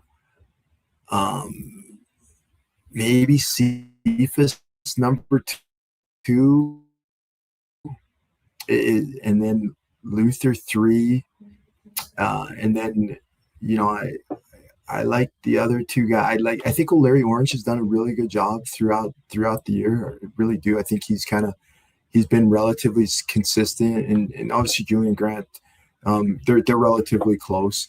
I think they do have a good room, right? Like they have a good room. Guys make plays. When you get your opportunities, you want to be accountable to yourself and to your team, and make sure you can stand up to do that. So I think that's kind of what you're seeing right now is by not having a true kind of hierarchy in terms of what that looks like. Sometimes great teams are able to do that as long as the guys, when they need to step up, they make plays. It's when the challenge I have sometimes is when they don't understand that Justin Rankin is their best player, and we need to find so many different ways to get him the ball, whether it's throwing it. Like he should be close to the top receiver and the top runner every game, in my opinion. And then everybody else can kind of eat off of that and feed where they want. But I think they just got to make sure that he's their focal point. I agree with you. And I mean, I think that's going to open everything else up, and just finding creative ways to get the ball into his hands. I think Gregor had the number at 20. I think last year I tweeted out the number was 25 when it comes to touches for Justin Rankin. As long as his body can hold up, we know how dynamic he can be. And I thought that catch he had down the seam, hanging onto the football. At first, it's like, what a catch. And he's a running back hanging on to it. Now, you dig into it and you know that he's came to this team initially as a slot. But I thought that was pretty incredible. And yeah, I've really liked what I've seen from this group as a whole. Brendan O'Leary-Orange has been extremely trustworthy, 32 targets, 27 catches. And then just the young guys that you mentioned there, Cephas and then Luther, both rookies. When you saw a rookie receiver coming from the United States to the CFL, was there, obviously it varies. Was there a point of the season where you're like, okay, I think now they're starting to pick up on the little things in the CFL game? Yeah, usually a third of the way. Then they kind of, you've been through the first part of your season, and they've been through kind of the bumps and grinds in terms of what it looks like. Everybody's kind of getting used to the fact that there's now 18 games, and it's especially if they're coming from a college season where they're probably playing like 10 to 12 games. Now all of a sudden you realize there's a big bump in what that looks like. We should add to this group, obviously as well. Leak as well adds to what that looks like. So there's lots of depth within the group. There's lots of guys who can step up. I'm still waiting to see a little bit more Leak and Rankin in the backfield together, which I think adds a whole nother dynamic. You see little sprinklings of it maybe a few weeks ago, but those two together in the backfield, especially in a split back kind of set, if one leaks out, then it usually what tends to happen is that the Sam linebacker tends to take like the number 3 receiver. But if one is leaking out, and maybe it's Rank leaking out, and then now it becomes Rankin against their Mac linebacker, and usually their Mac linebacker is the worst cover guy. So can you imagine Rankin on a Mac, and that's when you can kind of make a whole bunch of neat things start happening from an offensive standpoint. I would totally agree with you. Two dynamic playmakers who make that defense think.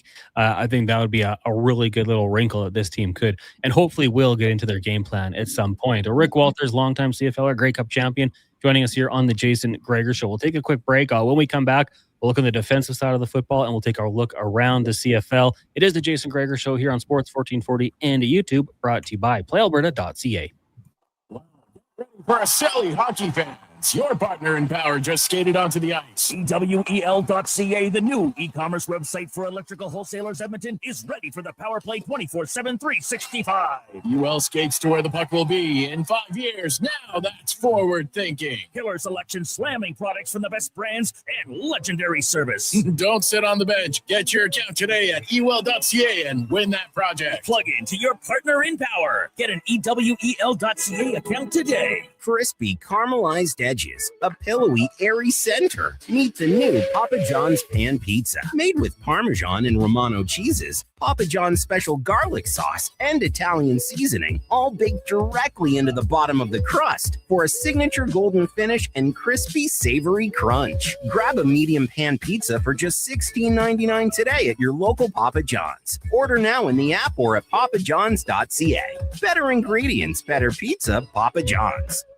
Why tee off at the Ranch Golf and Country Club? A fun, unique layout offering premier conditions. The Ranch has been ranked as one of the top public courses in Canada. Unmatched value. Score Golf Magazine rated the Ranch as the best value in Edmonton. The service, from tournaments to special events to the pro shop. Superior service that makes every visit exceptional. The Ranch Golf and Country Club, a laid-back environment where anyone can enjoy an amazing day on the fairways. For details, visit theranchgolf.com. Pride of the North Side and a man of town. Listen to the Tom Gazzola Show, weekday mornings from 7 to 11 on Edmonton's home for sports. Sports 1440. Be part of the conversation. 833-401-1440. Hi, Mike here from Northgate Chevrolet Buick GMC. Car shopping sucks. That's right. Going back and forth 100 times just to get a price. Give me your credit card for a test drive. What's all these extra fees? That sounds ridiculous. At Northgate, we do things a little differently. Good deals on new, pre-owned vehicles, good people, and a great selection. And don't forget about our employee pricing. Stop in and see us today, 13215 97th Street, or visit us online at northgategm.com. You're in Northgate country. Want to invest in Alberta's workforce, fill your talent pipeline, and get funding? Careers, the next generation connects employers with motivated, pre-vetted youth through funded internships. Easy, impactful, and risk-free. When you work with a group like Careers who have experience in that area, they can demystify and navigate all the complex steps and stakeholders that have to be involved. Visit careersnextgen.ca today. It's cone season at McDonald's, which means vanilla cones are $1 each plus tax in the McDonald's app all summer long. Soft, creamy, and crunchy. For just $1 each plus tax exclusively in the McDonald's app. App download and registration required at participating McDonald's in Canada. Allen Olson Auctions invites you to bid on the 2026 Rimbey Pre-Harvest Consignment Sale, open right now through August 18th at allenolsonauction.com. Don't miss this massive auction sale featuring an impressive lineup of machinery, including tractors, combines, haying and harvest equipment, tons of new and unused skid steer attachments, trucks and trailers, construction equipment, sea cans, tires, and so much more. Call Allen Olson Auctions at 403-843-2747 or visit allenolsonauction.com and bid now.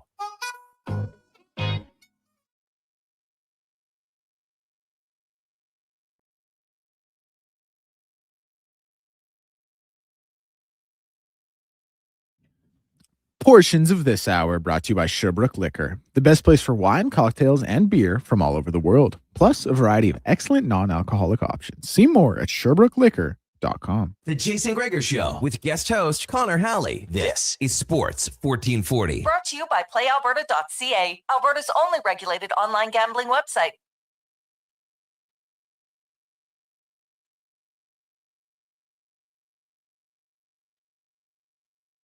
Gregor Show here on Sports 1440, streaming on YouTube at Sports 1440 AM. And head over there, get into the chat, brought to you by PlayAlberta.ca. Longtime CFLer Rick Walters hanging around, joining us for this entire hour as we talk some Elks football, of course, both around the CFL. But, you know, there's just so much to get to from that game on Saturday. And one of the things that I've seen, Rick, is just a trend here with this organization since Ed Hervey took over, and especially this year, is that when a player goes down, I don't really panic because I'm more intrigued now to see who steps up and who gets into the game and what they do. We've seen it on the defensive line a little bit here. Gavin Meyer out of USC, when he gets in there, he seems to be making plays. The middle linebacker position, the depth has been incredible. Offensively, at least at the skill positions, they have stayed pretty healthy, so we haven't really seen much of that. But we did see Therese Reed get in there at the Sam linebacker spot, and honestly, thought he looked pretty good, made a few tackles, maybe a step behind to play here and there, but obviously might be one of the tougher positions in the CFL. What did you make of Therese Reed's game getting to the first regular season start in the CFL? You know what? That would have been, in all honesty, that would have been the first name I would have talked about. He did a great job, especially just stepping in and playing. He was impactful. He made plays. Broke up on balls. And the bigger part that you love to see is that he was okay throwing his junk in there. So he was coming downhill a couple times on, you could see him block down, or they had a couple screens and he was coming downhill. And I don't think he's a big dude, but he brings the hat, and he did a really good job, especially that, like I said earlier, that Sam linebacker is a tough spot to play. And whether he was on the weak side, they're up the weak side of the field at 2 weak and a couple times 3 strong. He did a really good job in terms of looking quick and moving around. Now, it's interesting how Ed has kind of changed how the makeup of what the team looks like from, say, that 2015 team where they had long, athletic DBs. Now I would say they're a little bit smaller, whether it's Jackson, whether it's Reed, but super ultra quick and ultra aggressive and like little pit bulls kind of biting around on your ankles all over the place. So I thought even from a conversation standpoint, we could have started with the defense today because they were outstanding in the game. Turnovers they created, the ability to make Toronto just feel uncomfortable with what they're doing throughout the game. So it was neat to see. Yeah, great to see what that looked like. 100%. And yeah, it's kind of interesting you bring that up. I remember like the Richard Sherman era where they're always trying to find that 6'2", 6'3" cornerback in the NFL. And what do you think this group brings with, having that type of mentality? Like as a former offensive player, when you went up a guy like a Therese Reed or say a JJ Ross on the outside who had 2 interceptions and the forced fumble, like what are the challenges those guys present?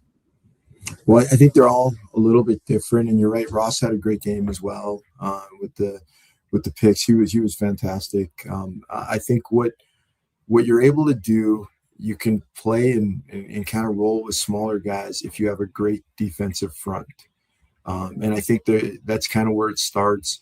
Carney is a much larger human than I thought he was, even when he was playing in Saskatchewan. He's a big dude. And I think they do a really good job of between Carney and Taylor just coming off the edges and make the quarterbacks feel, feeling lots of pressure. I think JC Sherrod has done an amazing job from a coordination standpoint, especially a younger guy, second year doing it, getting a feel for the game, come and cover zero when they need to, backing off when they don't, and kind of seeing what the flow of the game is, what that kind of feels like. And obviously you got to start with your interior guys.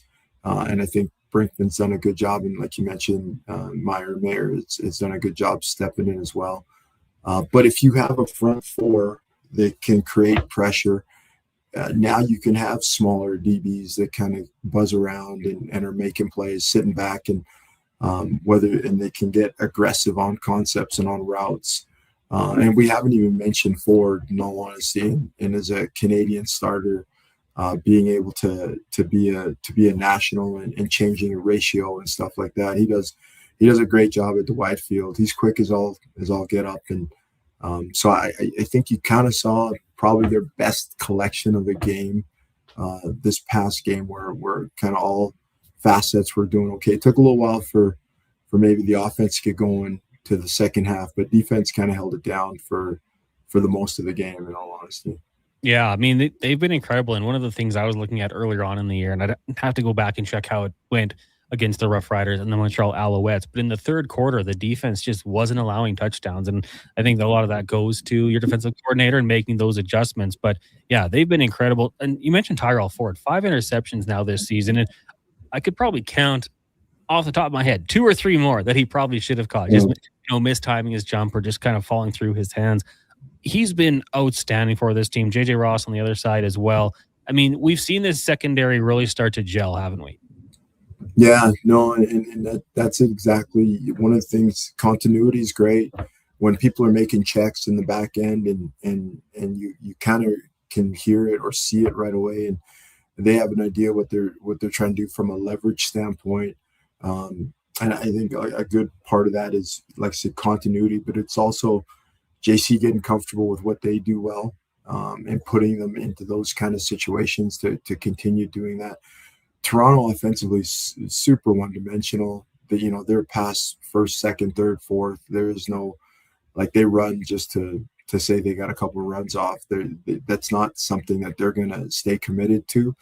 And so you kind of just let your defensive line kind of feast on what that looks like. So defensive line is now, they're coming off the ball, trying to get to that apex point of the quarterback, whether it's 5, 7, 8, 10, whatever the launch point might be. And if they happen to play the run on the way to the quarterback, then okay. But for the most part, CFL teams want to throw. Toronto brings it to a whole nother level. And so when you're that one-dimensional, then you can kind of build a plan around what that looks like. And they did a great job of D-line getting after it, and then the DBs kind of squatting on things, being aggressive at the top of routes, and making plays. Rick Walters joining us here on the Jason Gregor Show. Connor Halley sitting in. Rick, of course, played in the CFL for a long time here in Edmonton, won a Grey Cup. We saw some turnovers as well. The forced fumbles, I thought JJ Ross must have been watching Charles Tillman. The peanut punch was executed to perfection. And then Austin Mack for the Elks lost the football. We saw pregame, they were kind of, one of the coaches was kind of going to punch the ball out of the Alouettes receiver's hands. And I know that's something that's obviously stressed a lot. Ball security, job security goes hand in hand. But on a weekly basis, from your playing days and coaching, how much is going into ball security and making sure you're holding on to it properly? Well, you do a lot in training camp. You start in training camp, and it's a big focal point of what that looks like. I would say it becomes less and less as the year goes on until it becomes an important piece. And you lose a couple of fumbles, and then all of a sudden it's back to the practices. I think good teams make that they're part of their identity as to who they are. You can see that the teams that want to get after the ball, that isn't just something that happens on game day. That's something that has to happen through the week. It has to be part of your practice plan, either to secure the ball or you're getting after it. Guys either punching at it or trying to strip it, pull it through. And so it does need to become part of who your team identity is. And all you got to do is go down to a practice, and you can kind of see if is getting after the ball part of who we are, or do we just talk about that in media sometimes? So again, if it's stressed, usually that old adage, you are what you show you are, and so just give 5 minutes of practice, and you'll be able to see what who's stressing it and who's not. Yeah, I mean, no surprise when you look at the statistics that Joel DeBlanco tied for the top spot on fumble recoveries. He's flying all over the field. He's got 2 recoveries, as does Malik Carney and Cordell Jackson. And yeah, I mean, you watch the Edmonton Elks. I think probably common in football, but for them especially, they're getting helmets to the ball, and having guys reaching in there trying to rip it out. So it's been a really encouraging sign, I'd say, so far for the green and gold, coming off a big win and really shutting things down for the Argos. Now they'll turn their attention to the Winnipeg Blue Bombers on Friday night. It's a 7:30 start. Love that. Should be a fun one under the lights. What do you look at this Winnipeg Blue Bombers team, Rick? And I know we're still a few days away, and preparation awaits for both sides. But what's the keys to victory for this upcoming matchup? I think defensively they got to keep doing a good job getting after the quarterback. I think Claros doesn't like to get hit like most quarterbacks. And if you can hit him early, then you start seeing shadows and ghosts, and you start throwing into places where you really don't want to throw to. If you can make them one-dimensional and get after Olivero, and make them have to be a throwing team, and then, like I said, get after Claros a little bit, then it's a little bit easier. Winnipeg used to have the most ferocious defense, and that was a little bit when Jefferson was probably in his prime. He's still a really, really good player, and they still get after it. But you can see that there have been some liberties taken on their defense over the last few weeks. So they're not the same team that they were like 3-4 years ago. So you can get after them a little bit now, kind of on both fronts. I think, like I said before, Claros is not the same quarterback he was, and so you can get after him a little bit. So I think this is a game that you go in thinking Edmonton should do pretty well in. Like the things that Edmonton does really well, Winnipeg does not do as well. They get after the quarterback pretty good, and I think Winnipeg's O-line can be had. I think that the Elks have done a really good job of stopping the run, and so I think if you can get that and make them into a one-dimensional team, kind of like how they did with Toronto, then it makes it a little bit easier. Rick, I don't know if you saw the CFL.ca mid-season all-CFL team. The Elks sprinkled in there. You had Justin Rankin at running back, Austin Mack, and then Carter O'Donnell at offensive guard. On the defense, it was just Tyrell Ford. Probably not a surprise there. Any notable omissions you would say for the green and gold?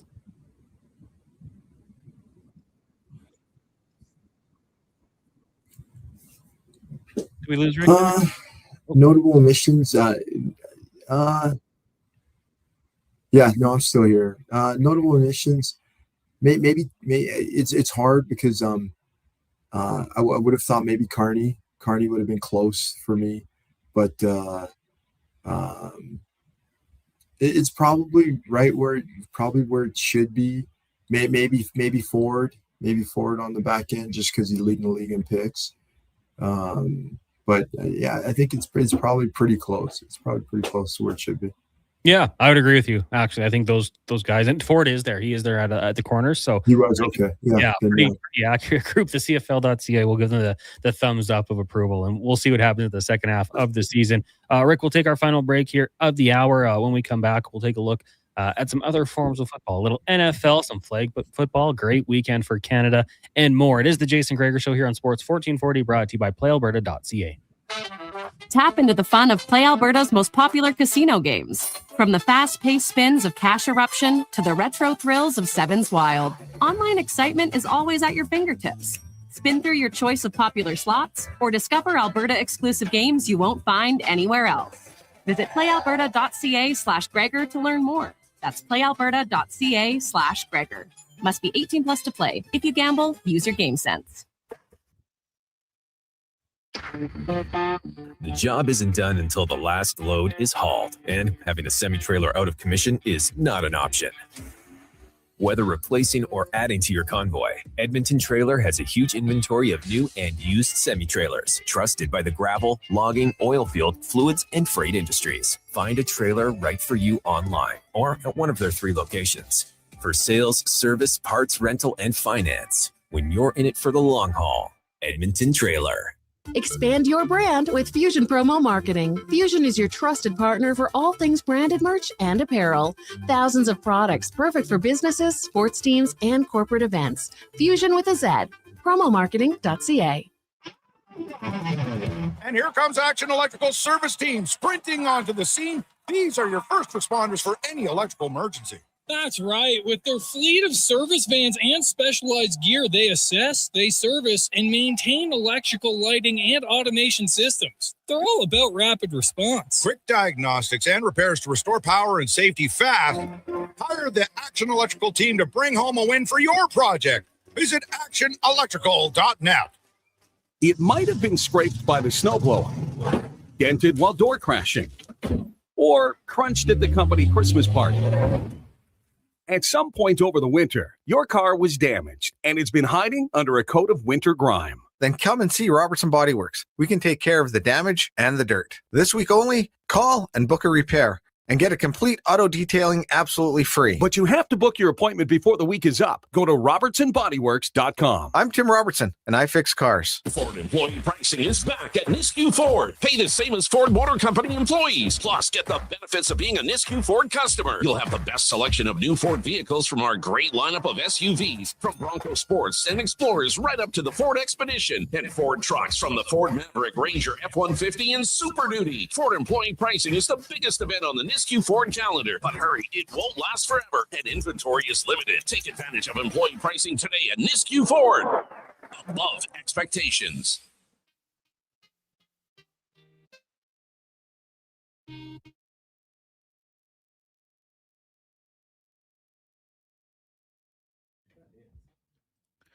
Portions of this hour brought to you by Papa John's. Try Papa John's new medium pan pizza with crispy Parmesan and Romano crust topped with Italian seasoning. Only $16.99 for a limited time and only at papajohns.ca or on the Papa John's app. The Jason Gregor Show with guest host Connor Halley. This is Sports 1440. Brought to you by PlayAlberta.ca, Alberta's only regulated online gambling website.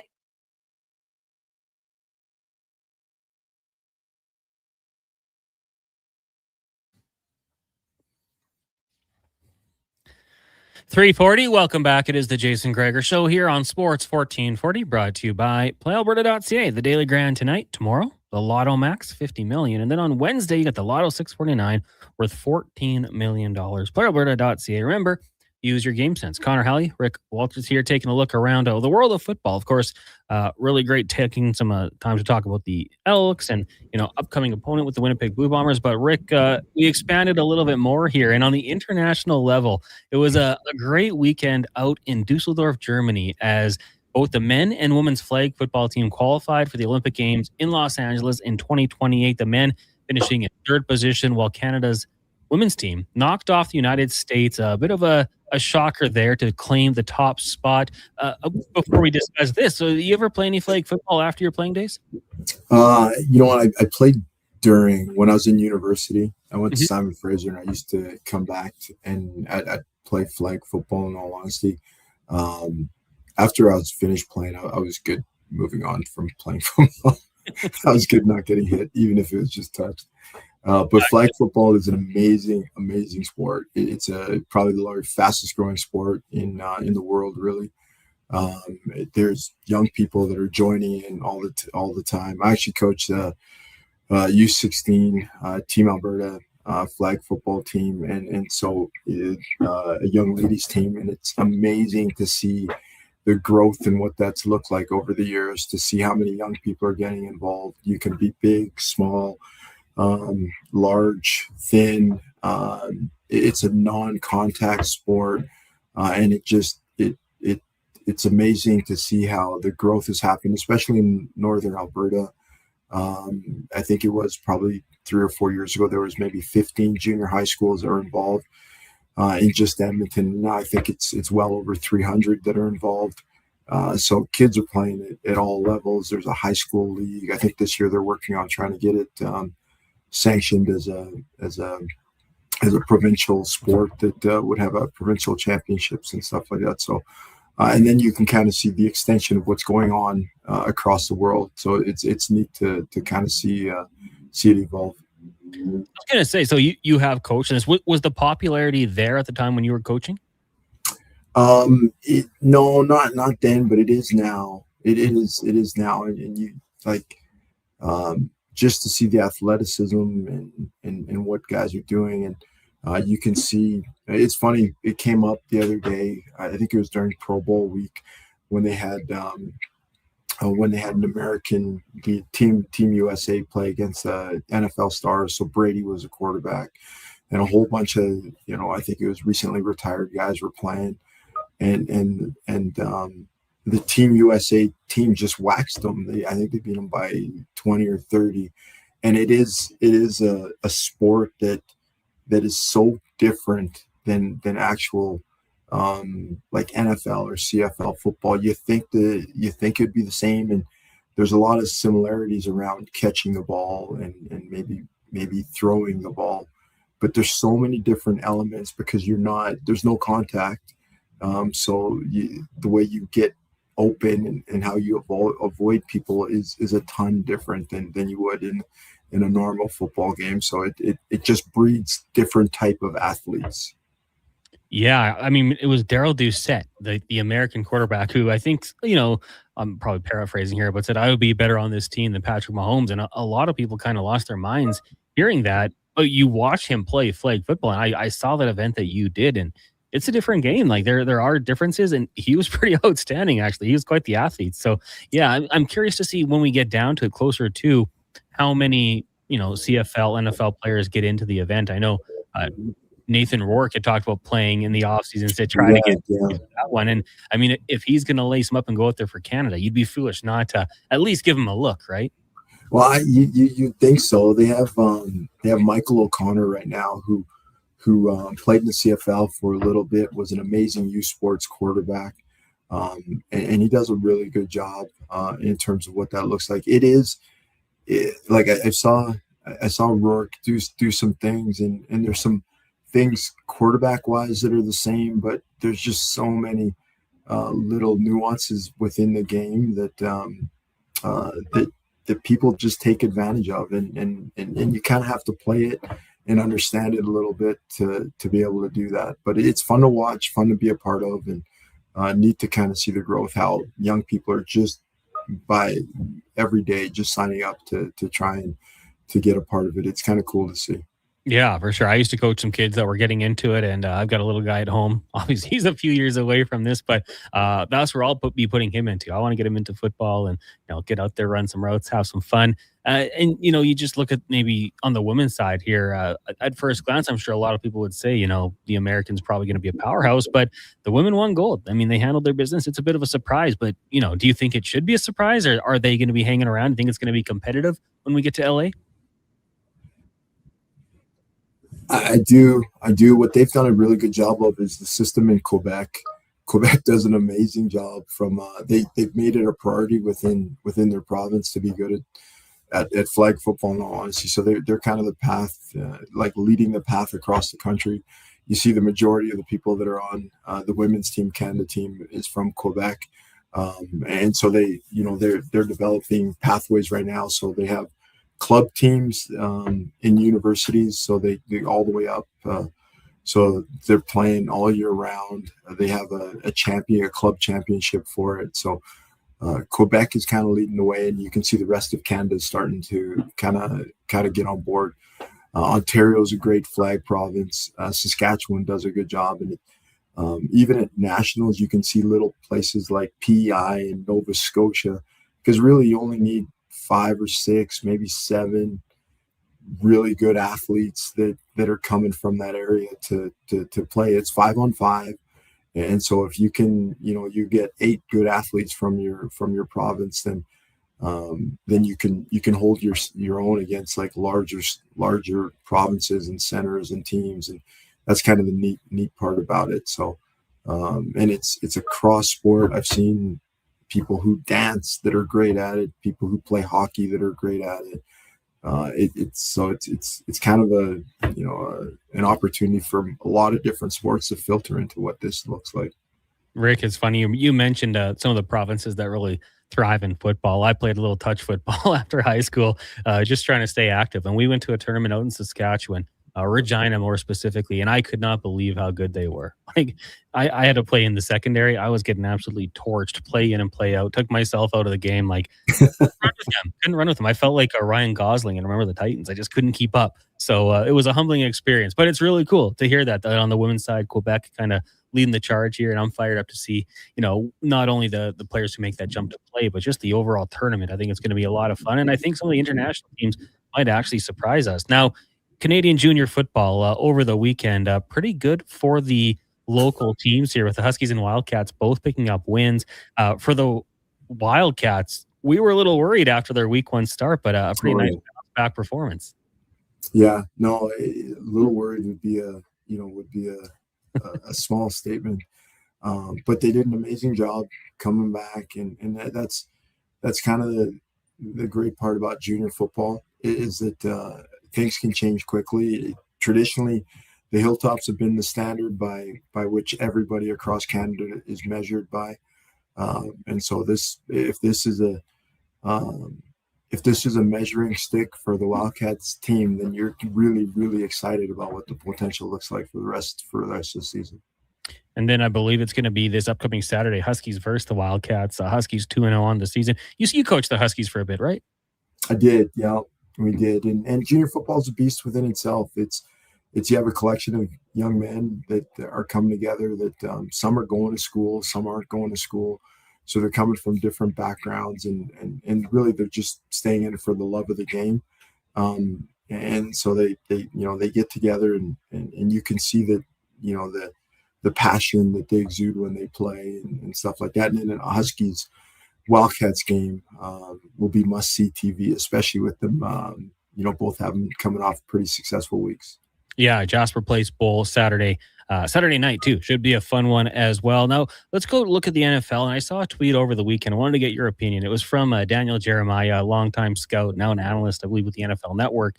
And he said, as an old scout once told me, preseason is a liar. It helps to see guys move and react, but be careful drawing conclusions overall. When you watch the preseason, how much stock are you putting into it when it comes to the NFL and even the CFL?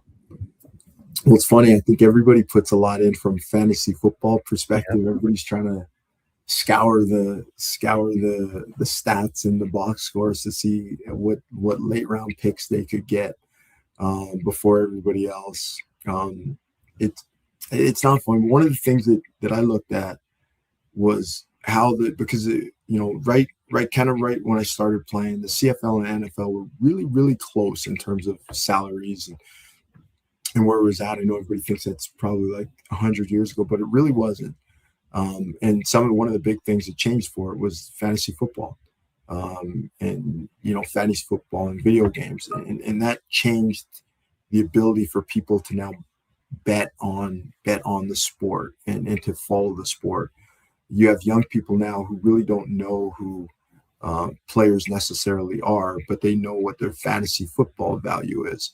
And so when it comes to your question about preseason, I really do believe that it does provide people an opportunity just from a viewership and eyeship to see how younger people, because that's really who's playing in the preseason, guys they have questions on, or younger people, how they might, extrapolate throughout the rest of the season. So from a fantasy football perspective, that's where it comes into play. But I would say his comments pretty bang on in the fact that the only thing you're going to get from preseason is to see who cannot play. Yeah, that's probably a pretty good indicator. And I will say, as a fan of a team, like I've been guilty of that, hyping up a player and then the regular season hits and it doesn't quite pan out the same. You mentioned fantasy football, Rick. Are you in any leagues this year? Oh yeah, I'm only in about 20 or so. So yeah. So if you had the first overall pick, you go in Gibbs or Bijan? I actually took Bijan last year. I had the third pick, and I took Bijan, and he had a great year. So I think I'm going Gibbs this year if I had the first overall pick. I think Detroit, now that Montgomery's not in Detroit anymore, I think Gibbs is he's got that backfield by himself, and he's going to get all the goal line touches, which is, if you got a running back. It's funny because a big fantasy value in Canada is the quarterback with the third down being a yard away and how like Stevens in Saskatchewan. But in the NFL, they don't roll like that, and so the running back, especially if one who scores touchdowns, is a massive value. So I think Gabe will have a ton this year. Rick, let's just go back to the CFL. I want to ask you a little bit about your career. Obviously, you played for a long time, played with some really great players. Who was in your opinion, the GOAT of short yardage as a quarterback? The GOAT of short yardage as a running back or quarterback? Let's say quarterback, and if you want, you can throw a running back in there as well. But we've seen the Elks miss a couple occasions. We know the guy in Saskatchewan's very good. Who's your greatest of all time? Wow, from a short yardage, it probably would have been my favorite player growing up was Jim Germany, but I'd probably say like a Neil Lumsden or something like that was probably the best short yardage back. From a quarterback perspective, I'll stay with the former Eskimos, and I think Tracy Ham did a good job in terms of what that looks like. I got a question for you, Connor, though. Sure. How do you feel about the whole debate? And I don't know if it's a debate. If Stevens was to break Milt Stiegel's touchdown record. I mean, I wouldn't love it. I mean, it's almost like we're getting into like with the NFL argument with the tush push, and obviously they still count and all the same, and they're incredibly efficient. But one person took the much more difficult route to get there, right? Milt Stiegel, obviously, running downfield, making plays, finding ways to get open.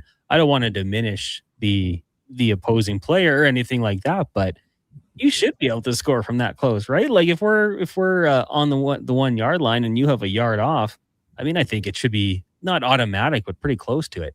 So I agree. I think if anybody signed you and I up, we might be just a couple behind Stevens right now in terms of where his mark is. It's a neat thing to do and to be able to do it really well, but I don't know. It'll be interesting to see if once he starts getting closer and closer to that record, what happens. Well, I think you might be a little bit closer than I would. I'm just going to be trying to hang on to the football. That would be the biggest concern for me. I've never taken a hit from a professional player, but I'm glad we're on the same page with this one because, yeah, that's just that's a little bit crazy. The old man in me does not like that one. Rick, thanks so much for doing this today. Really appreciate it. And we'll talk to you again next Monday, recapping the Elks and Bombers. All right. Thanks, man. Have a great day, man. You as well. That is Rick Walters, longtime CFLer, member of the Green and Gold, and a Grey Cup champion. Great having him on. The knowledge goes well beyond the CFL, right? Talking a little touch football. I'd be curious, for the parents out there or even people that might play. Are you out there? Did you sign up your kids? Like, we know we've seen it a lot. The long-term prospects from playing football, not always good. You just have to go to the CTE page on Wikipedia, and you see all those NFL players who've been impacted by it. Like touch football might be the way to go. Flag football for the kids, at least, just to get them started. I know at a certain point, the physicality is something you do have to learn, but why not get the fundamentals down at a young age? Playing touch football, flag football, I love them. Deck, did you ever get into flag football after your high school days? Never. No. That was been fun. 2-time provincial champion in touch football. You know what team I played for? The Raiders. No way. I wore a Chargers hat once. They said, never wear it again. I was thinking about doing a Declinations top 5 most iconic logos in sports. You Raiders are in there, right? Oh, absolutely. Okay, good. Yeah. The Raiders gear, like not just, as a sports fan, but as a fan of. Oh, for sure. Pop culture. Yeah, that's what I'm saying. Like Ice Cube repping that. Yeah. They made it cool. Mm-hmm. There's kids in the mall that I think just wear those hats because they look cool and because NWA did. Couldn't name a player, but but it's a cool logo. Yeah. What else would be in there? Yeah, I mean, you don't want to spoil it. No. I haven't done it. I don't have any real plans to. We can do it right now. This is fun. I hadn't really thought about it too much past the Raiders. I feel like the Cowboy star would be in there, and then like maybe the Lakers logo. But after that, I don't know. I guess the Yankees had to be in there. Yankees, like the NY or the actual logo? No, like the NY. The NY, yeah, it's classic. Is the Celtics in there? Or is that just me? Like, I think the Celtics logo is pretty cool. Would you say it's top 5 most iconic? Probably not. Honorable mention. Yeah, that's kind of where I'm at too. The Blackhawks logo is great. Love that one. It's a good one. The Raiders, Raiders is great. I always tell my buddy who's a Raiders fan, like when you get Chargers Raiders, that's an elite uniform matchup. Yep. Very easy on the eyes. One of my favorite teams to do a Madden franchise fantasy draft with is the Raiders, because you just get to build your own team and the really cool jerseys. Yeah. I mean, I would never do it, but I get what you're saying. Would you throw Notre Dame Fighting Irish in there? No. Not the ND? I don't think I would. What if you went like international, like in a soccer team? See, that's what I was trying to think, like Real Madrid. But that I even though when like I said that, picture Real Madrid's logo. Like, can you do it? Vaguely. I was kind of thinking like the crest of like Liverpool or something. Yeah, like Man U might be the one that jumps to mind for a lot of people. Longhorns, Texas. It's a good one. I don't know.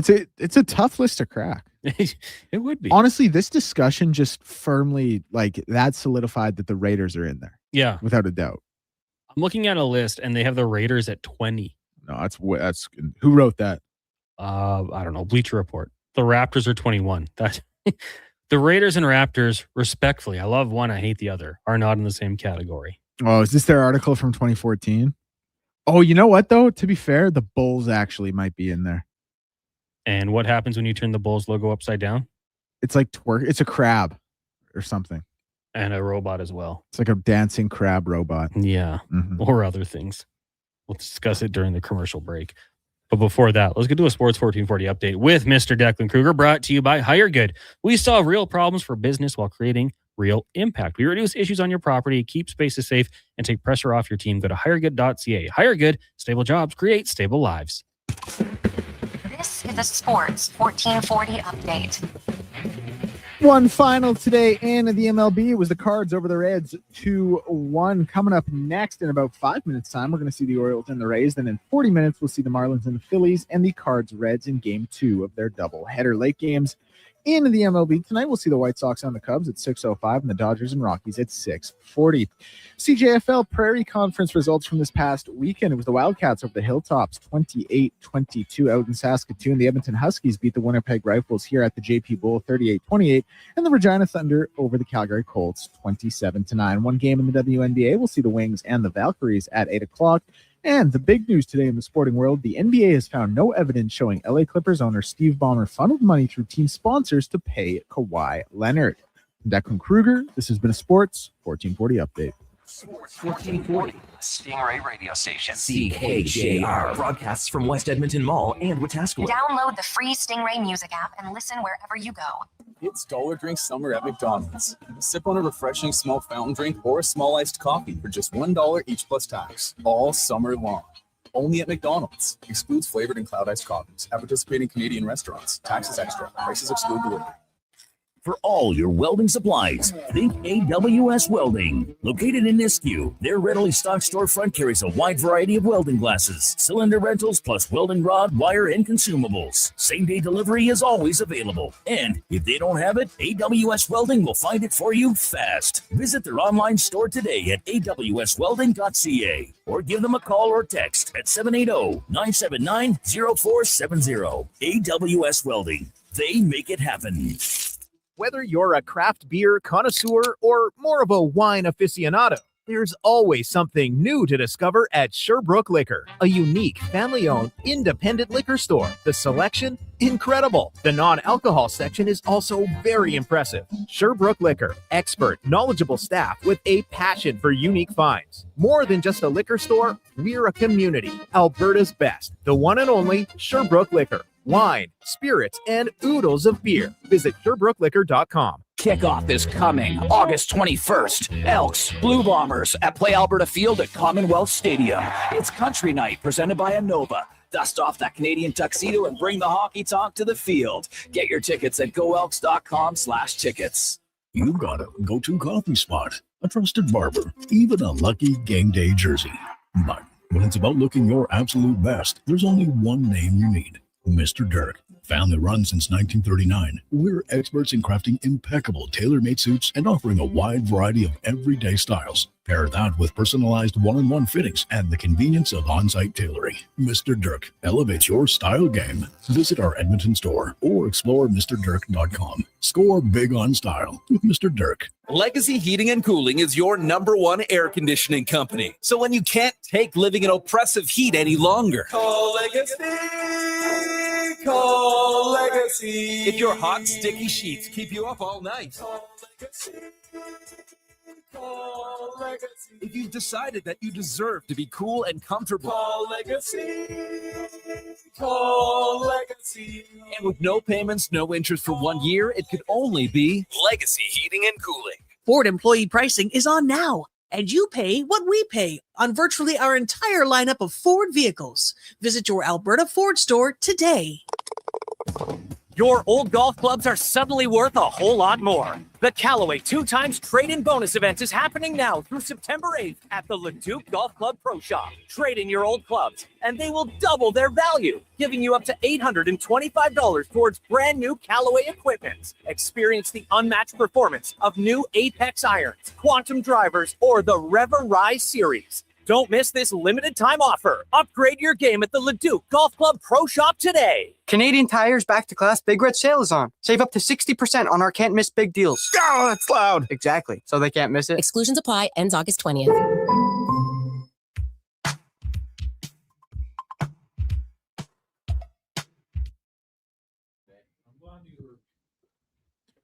Portions of this hour brought to you by Leading Edge Physio. From weekend warriors to professional athletes, kids playing soccer to grandparents in the garden. Rotator cuff tears and tendonitis to post-surgical knees and hips. We fix your body. Life shouldn't hurt. LeadingEdgePhysio.com. The Jason Gregor Show with guest host Connor Halley. This is Sports 1440. Brought to you by PlayAlberta.ca, Alberta's only regulated online gambling website.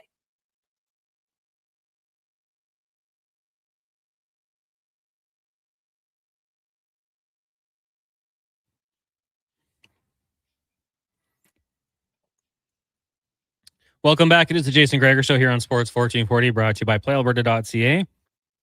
Now, quickly, Deck, no one else will know. People online won't be able to tell. What song was that? That was Let's Hear It for the Boy by Denise Williams of Footloose fame. That is a grocery store soundtrack song, if I ever heard one. No, man. No. I worked in a grocery store, man. I heard that all the time. That song specifically? Oh, buddy. That type of music, they love it. Actually, I don't know. You heard a lot of like The Middle by Megan McCain, like someone like that. Trainer? Something, yeah, no, Good. but it's like, that song's like The Middle. And I pretty much just nailed it, by the way. It is yeah, in fact I do that know bad. one. They play that one in like Forever 21's grocery stores all the time. Man, I went to... This one was 1984. I'm telling you, that's like, that was their genre. I went to Save Line once and heard like a electronic song. It blew me away. Maybe they hired a new DJ to play across all Dude, their just stores. like as kind of a quick sidebar, the best tweet I've still ever had was $1 trillion opportunity for someone out there, a gym that doesn't play the worst music of all time. The bar is low. Just don't play music. Everyone has headphones in. But dude, it's like actually shocking their ability to play the worst music of all time. Well, I haven't been to a gym in years. It shows, unfortunately. The Jason Gregor Show is brought to you by PlayAlberta.ca. You can go get Connor's Connect. What does that mean? It means you're taking the Braves, Cubs, and Dodgers to win. Parlay or Dex selects Paige Becker's over 19.5 points and the Dallas Wings to cover the spread. They don't even need to win, but if they can lose by 6 or less, you're walking away with a nice little payday. Remember to use your game sense. Connor Halley, Declan Kruger, and Mackenzie McLennan with you here. We are going to get to the roundtable where those two present a topic, an argument, whatever it might be, and we discuss it. Declan, would you like to go first? Yeah, so I'll lead this one off. I don't know if you guys saw today, but FIFA dismissed its COO, Chief Operating Officer, Kevin Lamore, for criticizing FIFA President Gianni Infantino. And so what I wanted to bring today to the table is that FIFA, in a world of corrupt organizations in sports, sits atop the throne as the most corrupt and really kind of, I don't know what the exact phrase I'm looking for is, but maybe despicable sports organization. And the NCAA, you guys would be up there. The IOC, you would be up there. I think Hockey Canada, in a lot of respects, can find itself up there. But no one is as formidable at being a scumbag through and through as FIFA. You want this one, Mac? Yeah, I really can't disagree. Oh. Mic's on. Mic's on now. Okay, there we go. Just trying to silence me, Declan. I'm like Kendall Roy. We must overthrow the system that oppresses women. Thank you so much. But yeah, it's hard to argue with you there because we see a ton of corruption in basically every organization for each major league, or not every organization, but you know what I mean. And FIFA seems to just get away with it in every way possible with everything that happened in Qatar. And then also this year with like the hydration break. And it just seems like they can just keep doing it. Like, I don't know what needs to happen in order for them to not or have some kind of change. And it's just crazy. Yeah. How they keep getting away with the craziest things. Yeah, it's awful. It really is. And I mean, it's greed. And how much money do you really need to make off these sorts of things? And we saw, what did they say? It was 6,500 migrant deaths from the construction of the Qatar stadiums. Like, and they were paying these people no money. I know that's not, I mean, that's a direct relation there, I think, to the World Cup and the greed you're seeing. And, you know, you question them and you lose their job. It's brutal.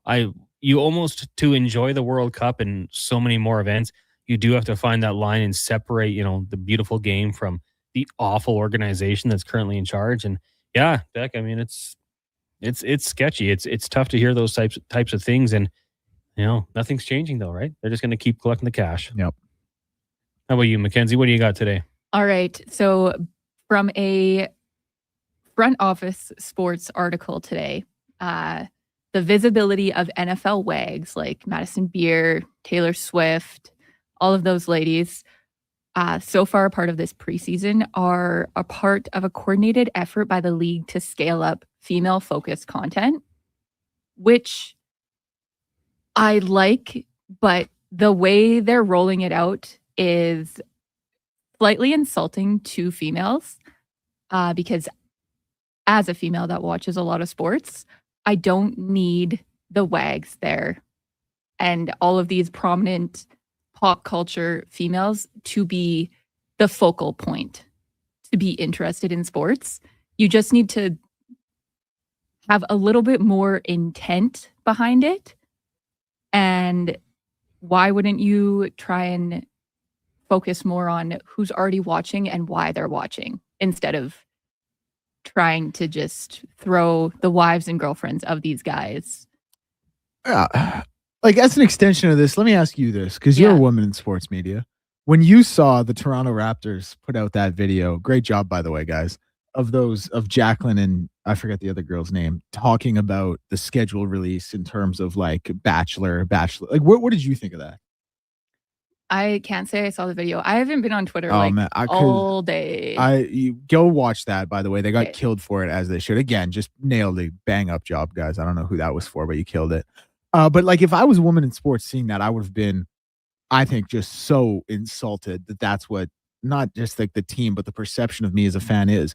And I think that's this is to a lesser extent of that, lesser degree than that.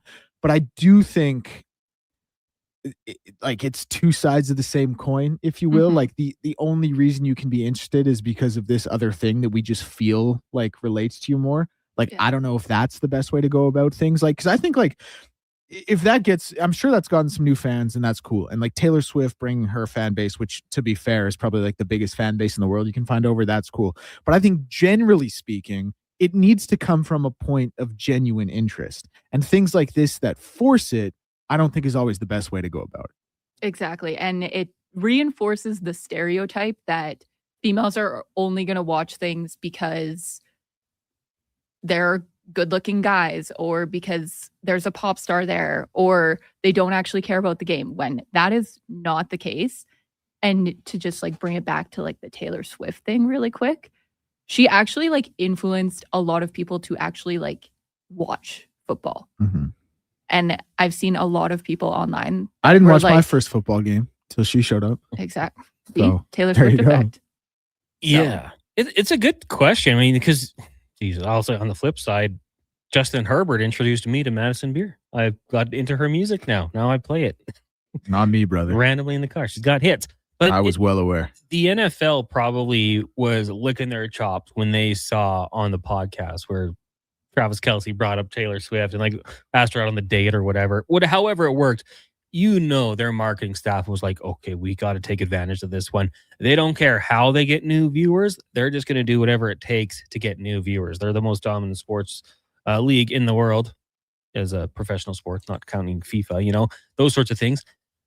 It is a little insulting, I would agree. If you are a female who enjoys it, using those things to try to grow the game, it's like, we don't need that. We just need to watch the game. But I do get it from their perspective, and it is a little bit shady. But I also think that it's not just the NFL, but you're seeing it like, who put that video of Justin Herbert and Madison Beer out there? It wasn't the Chargers. That's just fans, right? Like, they're doing it too, like, because they want to get clicks and grow their brand. And that video went crazy viral, and it's leading to my guy getting just ripped on. But it is interesting. If it works, do we hold it against them? If that campaign of maybe there was a statement, CBS, you got to show her 5 times. It's going to bug some of our current viewers, but they're not going to change the channel. But it's going to get new eyes on the game. Is it a bad thing?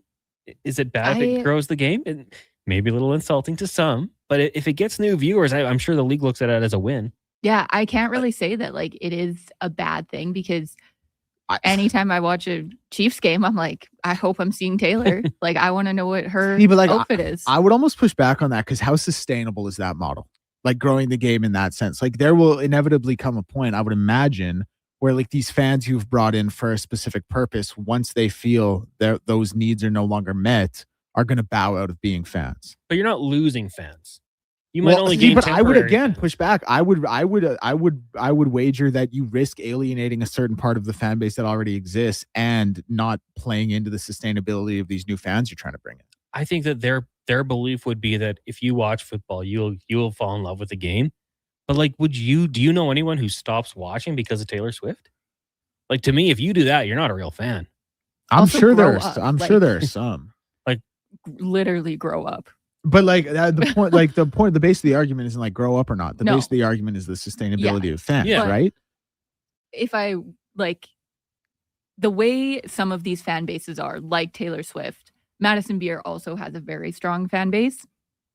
And if those are the fans that they're trying to cater to, as long as her and Justin Herbert are together, they'll be watching.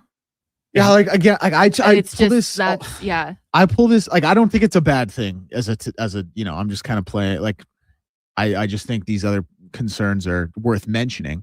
But I almost pull it back to the Elks thing, right? Like they basically went to a huge portion of their fan base and said, like, we don't want you guys anymore. You're too old and you're too white. We're gonna go other directions.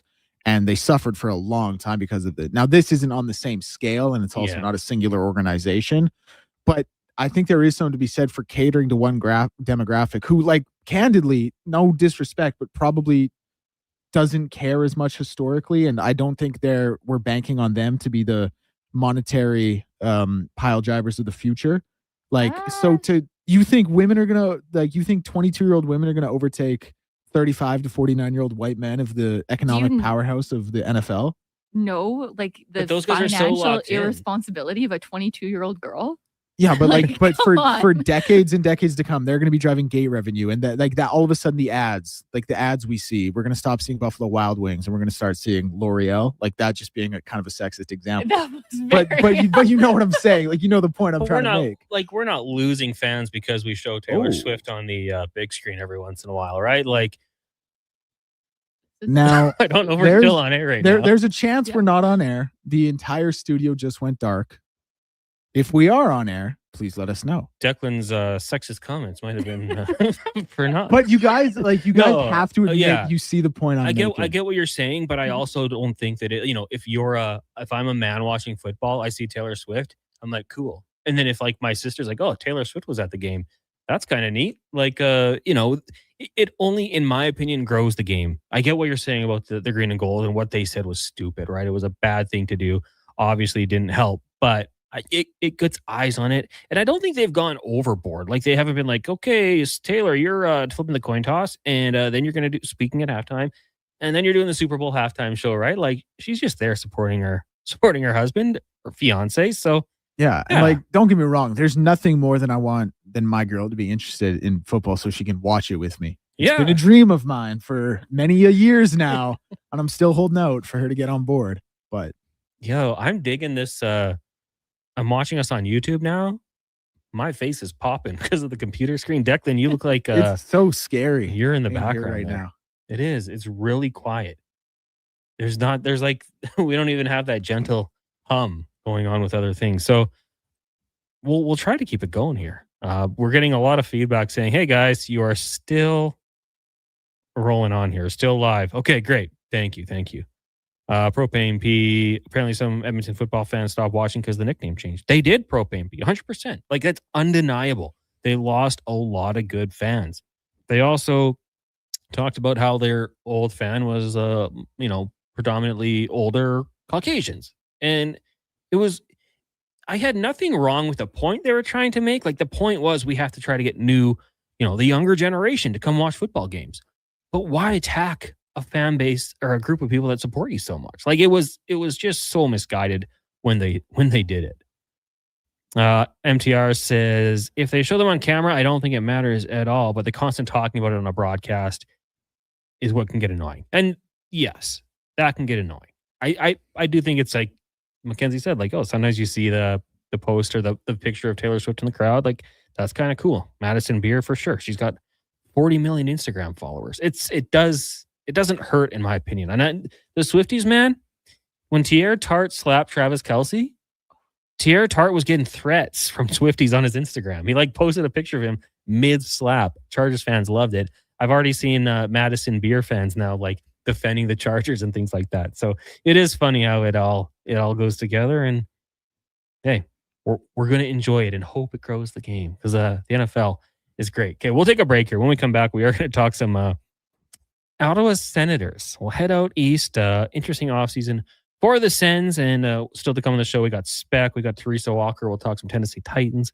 Lots to get to. It is the Jason Gregor Show, brought to you by PlayAlberta.ca. Are you a skilled laborer? All Star Construction wants to talk to you. A heavy equipment operator with Traco or backhoe experience? All Star Construction wants to talk to you, too. With work in and around Edmonton for local land developers, All Star Construction offers year-round employment. Whether it's power, gas, or telecom, developers rely on All Star Construction to get the job done. So if you're a skilled laborer or a heavy equipment operator with Traco or backhoe experience searching for work, search All Star Construction on Indeed.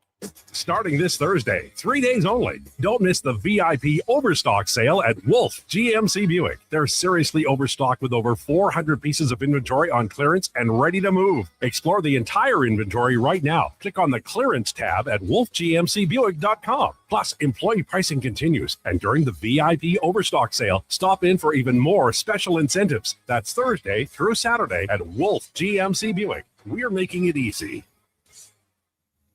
Now's the time to shop with the Bricks 0% event. Get what you need today with absolutely $0 down.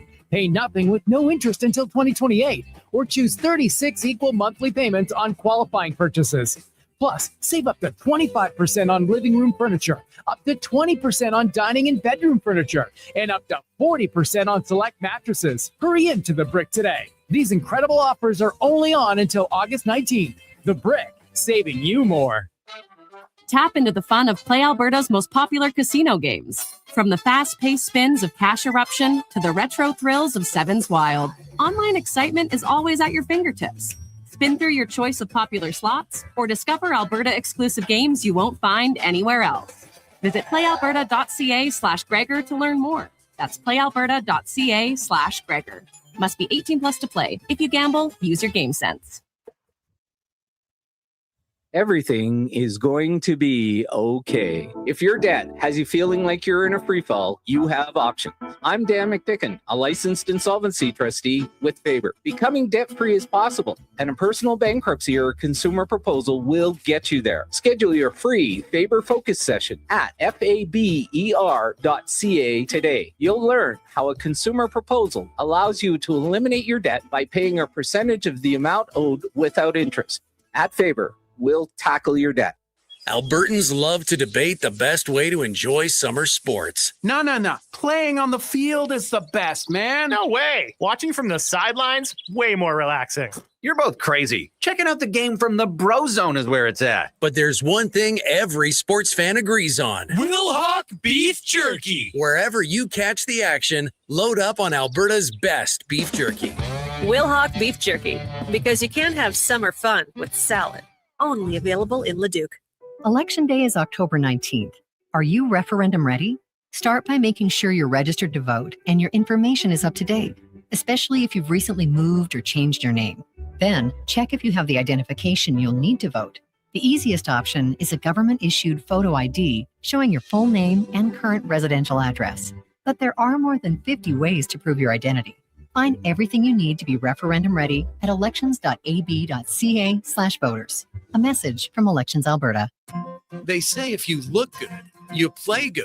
So why not upgrade your golf wardrobe at the Leduc Golf Club Pro Shop sale? They're slashing prices on all your favorite in-stock gear. Grab a new pair of shoes, a new glove, or pick up a fresh polo and accessories for up to 20% off.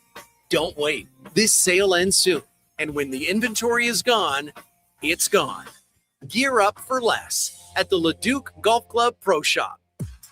Mr. Worldwide.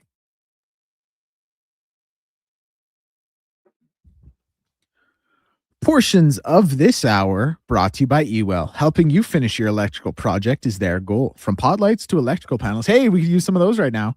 The gear you need is at ewell.ca or in person at one of their Edmonton area locations. Ewell.ca, your partner in power. The Jason Gregor Show with guest host Connor Halley. This is Sports 1440. Brought to you by PlayAlberta.ca, Alberta's only regulated online gambling website.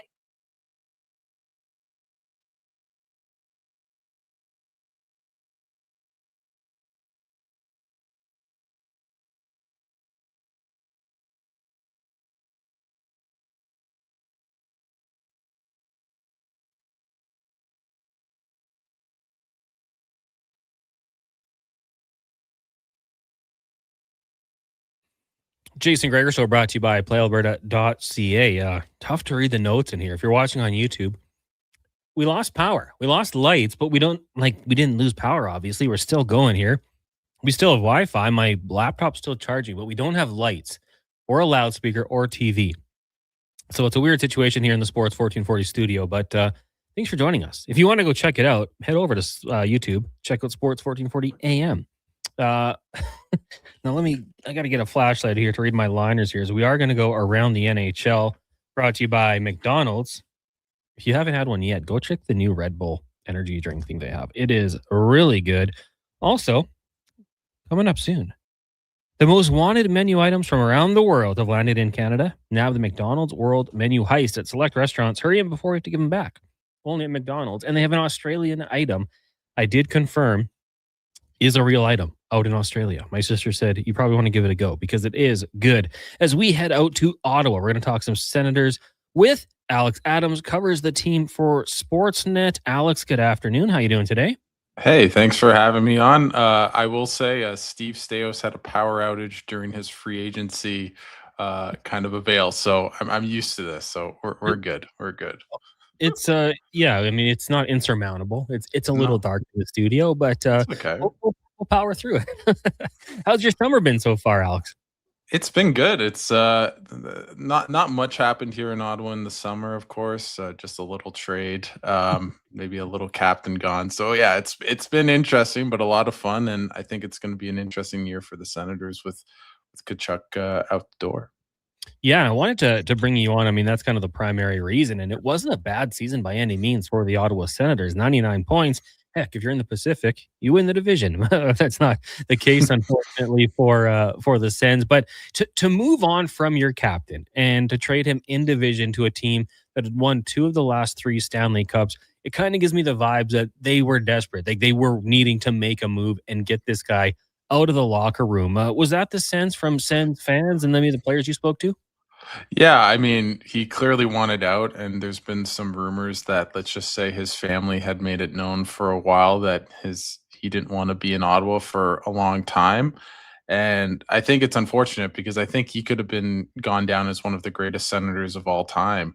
And now he's going to Florida, and he's just, one of the many. And I think about kind of, I'm a big basketball fan. I think about how KD joined the Warriors and no one gave him credit for anything after that. I think if Brady succeeds in Florida, it'll be very similar to that, where it's like, cool, you just tagged along with your brother and joined a super team. But he wanted to be in Florida. And I think for the Senators, I think the players, let's just say, are quite, I'm sure if you could give them truth serum, they'd be pretty amped up to show up him when he comes back to Ottawa in early October.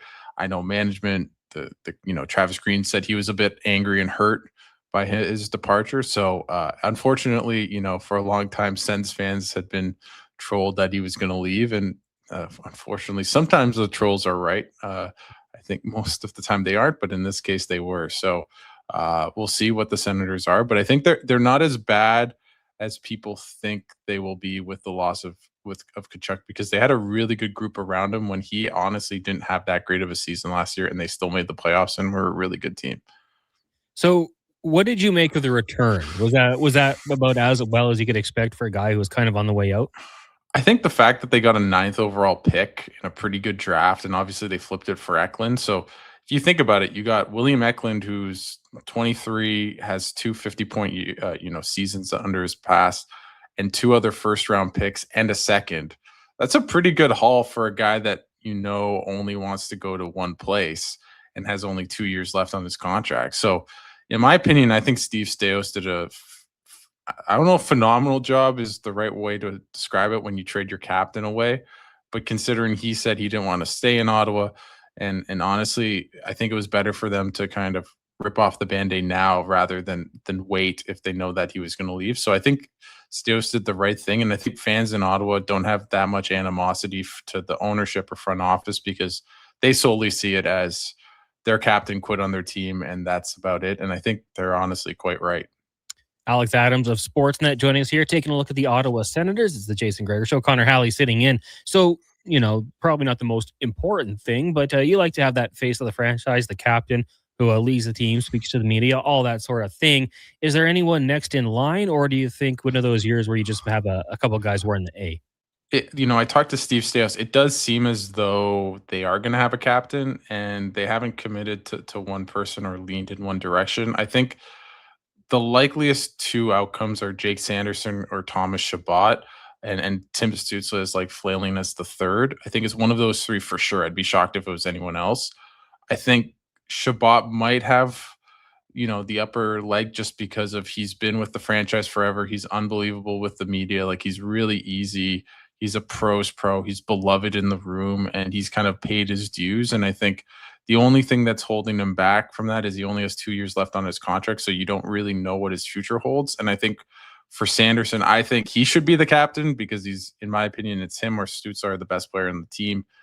Really easygoing, very likable, and he has the longest amount of years left on his contract. So he's going to be here in Ottawa for a long time. I know a lot of people are saying he's American. Why give a captain, another American captain, the captaincy in Ottawa? But he grew up in Alberta. His dad's Canadian, played in the NHL. Like, he's a Canadian American. It's not the same as the Tkachuk situation. So I think it will be one of those 3 and likely Sanderson or Chabot. But I don't expect them not to not have a captain next season when the puck drops. Alex, we saw some reports earlier, I believe today, actually, Bruce Garrick putting out there that Drake Batherson was looking forward to getting an 8-year extension before the deadline ends for that. I mean, pretty good season last year, 33 goals, 38 helpers. He is 28 years old. So, I mean, I get why he would want that. That's the security you want. Do you think it'll happen? I think it will happen. I think the interesting part is the term. I think we're probably going to see, and the lights have regained us. Yeah. I think with Batherson, I do think the interesting thing is he's looking at tuck money, which was about 10 times 8. And I think it's going to be in that vicinity. I think it's for the Senators, like, at the back end of that deal is not going to age gracefully. And are they trying to get 6 or 7 year deals, but maybe a bit higher on the AAV? So I think that's where we're going to kind of land. But I do think Batherson wants to stay in Ottawa. And I think the Sens really feel they have to keep him because they just lost their captain. They don't want to rebuild. And so you might have to bite, a bad contract in the what. But I think that's where the organization is right now, and they want to get it done. And I think ultimately it will, but you never know until a deal is signed. What are, some other reasons Sens fans might have some optimism, some players to look forward to this year with a captain leaving? I think, obviously when your two best players are Tim Stützle and Jake Sanderson, they're not at the level of Leon and Connor, but they're really, really good players who are only entering their prime, both in their early, 24 and will be entering their 25 years. I think Jake Sanderson could honestly be a Norris Trophy candidate next year. He is that good, so good defensively, and his offensive upside is just every year he gets better. He's going to be in the 65, 70 point range likely next year. So he's just an absolute stud. You have their decor is really good. You have Shabbat. Jordan Spence was a revelation, got a nice contract, and his analytics are really good. And I think he's a really, really good, effective, winning hockey player. And we'll see what Carter Yakimchuk will do as well. But I think their blue line's really good. I think the one player that'll be really interesting to see what he turns out to be is Dylan Cousins. He obviously was in the trade from Buffalo for Josh Norris. He had a couple down years. He had a really good year last year, almost 30 goals, almost 60 points. But we've seen that there's that kind of these big troughs with him. It's good play from him where he scored over 30 goals when he was 21, and then some subpar years as well. So I think if he plays really well, and he has in the past, he could be kind of the determining factor of whether the Sens are a legit playoff team or whether they're kind of in the mushy middle and fighting for a playoff spot. Alex Adams of Rogers Sportsnet joining us here on the Jason Gregor Show, talking some Ottawa Senators. Connor Halley sitting in for Jason. Now, between the pipes here, Linus Ullmark, we know last year took the personal leave. From what you saw, maybe at the start of the year versus the end of the year, did it seem like he was in a better space? Yeah, I mean, talking to him, he definitely spoke about how much, essentially to paraphrase a little bit, like if you're feeling better mentally, you're going to play better and kind of be more locked in. And his numbers basically after he came back from his mental health leave compared to the before and after is like a day and night in terms of how well he played. And then in the playoffs, he was spectacular. He has never played 50 games in a single season. So obviously last year, a bit of a different, situation with the mental health leave, but kind of his durability as he gets older into his 30s is going to be the question. And he's been, goaltending is always volatile, but he in a Senators uniform has been really good and really bad within the same year and sometimes within the same week. And I think for the Senators, who were, I think, third or fourth worst in save percentage last year, if they can just be in the middle of the pack or maybe even like close to like 10, top 10 in the league in save percentage, I think they're a playoff team because defensively they gave up the third fewest shots allowed last year. Travis Green's an excellent coach. So with Linus Ullmark, if you watch his post-game pressers, he can give you a great story, and he could be quite an interesting human. And I find that kind of translates a little bit onto the ice where you never know what you'll get with him. And sometimes it's great and sometimes it's not so. Last one for you. General Manager Steve Staios, beloved here in Edmonton for his time with the Oilers. We're coming up on the 3-year mark since being hired November 1st, 2023. I just want to ask you, what have you thought of the job he has done and his approach to building up this team? Yeah, I think he's done a really good job, honestly. I think, what grade would I give him? Maybe a B+, A- in that realm. He's had some misses, but the fact that he turned a team that was a perennial underachiever into a playoff team in his first 2 full years, I think he deserves a ton of credit. And I think, his moniker is that he's Steady Steve here in Ottawa, that he's very calm, calculated. I think overall he's kind of adhered to that. So I think overall he's done a fantastic job, and we'll see how this next couple of years go for him, because I think with Tkachuk out of the way, we're going to really see how good of a GM he is, because there's going to be a lot of turnover, and the team is now essentially his rather than kind of in It's not the between. first time. Nope. Alex, sorry, we lost you there for a minute. Oh, maybe so we just got kind of the grade after the grade you had given him. I think he's done a really good job, all things considered, especially his predecessor kind of nuked like the assets and the team in a lot of ways. Like, he didn't have a lot to work with, and he's made the playoffs in his first two full seasons. So I think he's done a really good job, but I think now with Tkachuk gone, we're really going to find out how good of a GM he is, because now the team is essentially his. It's not, his predecessors, and he's trying to kind of pick up the scrap heap and figure it out. We're going to find out how good he is. And I think, he's made a couple questionable decisions this summer with Burakovsky and Urson as coming in as the backup in a top six forward. But I think he handled the Tkachuk trade really well. He's brought in Allmark. That's mostly been a success. The Cousins for Norris trade's done well. So I think overall people like him, people believe in him. But I think what's going to be interesting to see is how does he kind of propel this team from pretty good to really good and hopefully great. And I think that's the toughest challenge. And I know he wants to become a cup contender, but it's much easier said than done. So we'll see how he figures it out. I just got a text in here from DJ. Wants me to ask you about Xavier Bourgault, the former Oilers. Awesome dude. I've talked to him a couple times. Really nice guy. He had played a couple games for the Sens and played really well.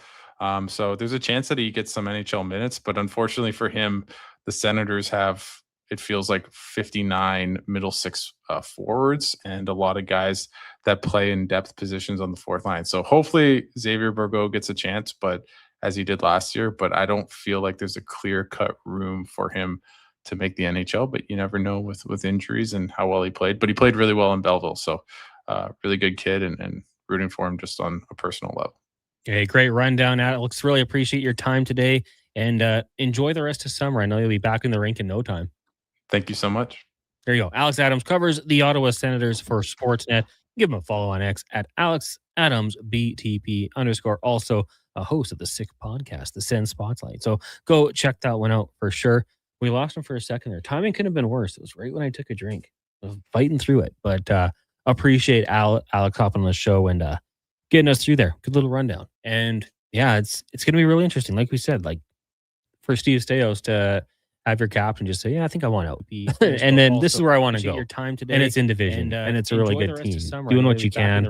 Obviously, the process was a little smoother for he than Dylan Larkin and the Detroit Red Wings, who still haven't found a way to make that one work. And heck, maybe we're set for a reunion, but the Ottawa Senators, we'll see what happens here. Text rolling in 1-833-401-1440. Mr. Maris says, my preteen girls will watch a football game if Swift is there. No interest if she isn't involved. Well, there you go. Maybe they'll fall in love with it. Maybe, Mr. Maris, you got to get a Chargers game on. And then they'll see a real football team after tuning in because of Taylor Swift. That could be the key. We'll take a break. When we come back, 5 questions with Declan Kruger. It is the Jason Gregor Show here on Sports 1440, streaming on YouTube, Facebook, X, Instagram, and Twitch, brought to you by PlayAlberta.ca. Thinking of growing your business? In partnership with Prairie's Can, the Alberta Chambers of Commerce is helping businesses explore new opportunities, new markets, and build connections through organized trade missions across Canada. Find the right mission for you at abchamber.ca/trade missions. When your project can't afford downtime, call Japa Equipment Rentals. From excavators and wheel loaders to compaction equipment, Japa has the machines you need. Trusted since 1972. Visit japaequipment.com or stop our Edmonton or Calgary locations. Do you know why people love working at GS Construction? It's honest work. It's work that needs to be done. And we're really good at what we do. That's why GS Construction has been in business for over 50 years. We won't be wearing a top hat and tails, more like hard hat and boots, because we're heading underground to keep the water flowing in and out of your homes and businesses in Edmonton. GS Construction is currently looking for experienced pipe layers and top men. Visit gsconstruction.ca/careers today. It's cone season at McDonald's, which means vanilla cones are $1 each plus tax in the McDonald's app all summer long. Soft, creamy, and crunchy. For just $1 each plus tax exclusively in the McDonald's app. App download and registration required at participating McDonald's in Canada. Action Electrical Solar Team is now making a play for sustainability and savings. They're specialists in powering up for a greener future. That's the strategy. Designing and installing high-efficiency solar panels. They're helping homes and businesses combat rising utility costs by harnessing the power of the sun. A smart move for efficiency and the environment. Hire the Action Electrical team to bring home a win for your project. Visit actionelectrical.net. Your weekend hotspot is at On the Rocks. Party with Edmonton's best bands every Friday, Saturday, and Sunday. And we got them all. From the Varkels to Tallboy, Radioactive, Curves, the Brute Squad, Morningwood, Roxilla, Punch Buggy, and more. Plus, the guy who keeps the party going every weekend. DJ Kenny K on the ones and twos, live. Get ready to have a good time this weekend. Your bar, your party. You're On the Rocks. On the Rocks. Jazz Brab and 118th. Here's what you need to know about Lux Windows. We work hard. We come in early, we stay late, we go above and beyond, and then we go a little further. Not for awards or a pat on the back. We work hard so that choosing our windows and doors is an easy decision for you. It's the Alberta way. It's the Lux way. Everything we are is windows and doors. A company born and bred and made in Alberta. Hey, Gary, is that your dad? No, this is Evan, the new sales rep I hired. Oh. First impressions matter, but when hair loss takes over, it can feel like you're not being seen for the maverick you truly are. Hi, I'm Dr. Vance Elliott. At Advanced Hair and Skin Surgery, we know that hair loss is more than just a cosmetic issue. It's personal. Let's discuss all the cutting-edge options available so you can make a great impression every time. Book a free consultation today at drvanceelliott.com.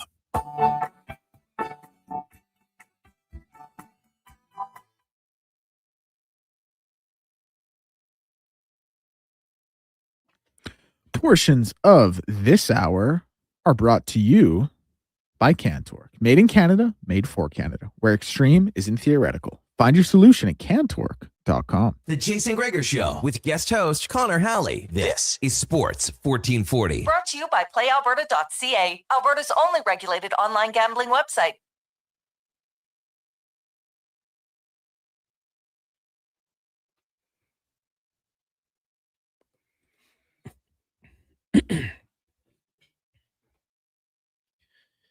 It's 4:44. Welcome back to the Jason Gregor Show here on Sports 1440, brought to you by PlayAlberta.ca. Tonight, it is the Daily Grand. Tomorrow, Lotto Max worth $50 million. And then on Wednesday, you've got the Lotto 649, estimated $14 million. PlayAlberta.ca. Remember to use your game sense. Connor Halley, Declan Kruger, and Mackenzie McLennan with you here in the Sports 1440 studios. Lots of text rolling into Mackenzie's topic on the Roundtable. MTR says, really, it's no different than an NBA game when they show Celebrity Row or UFC, and they show the celebrities in between fights.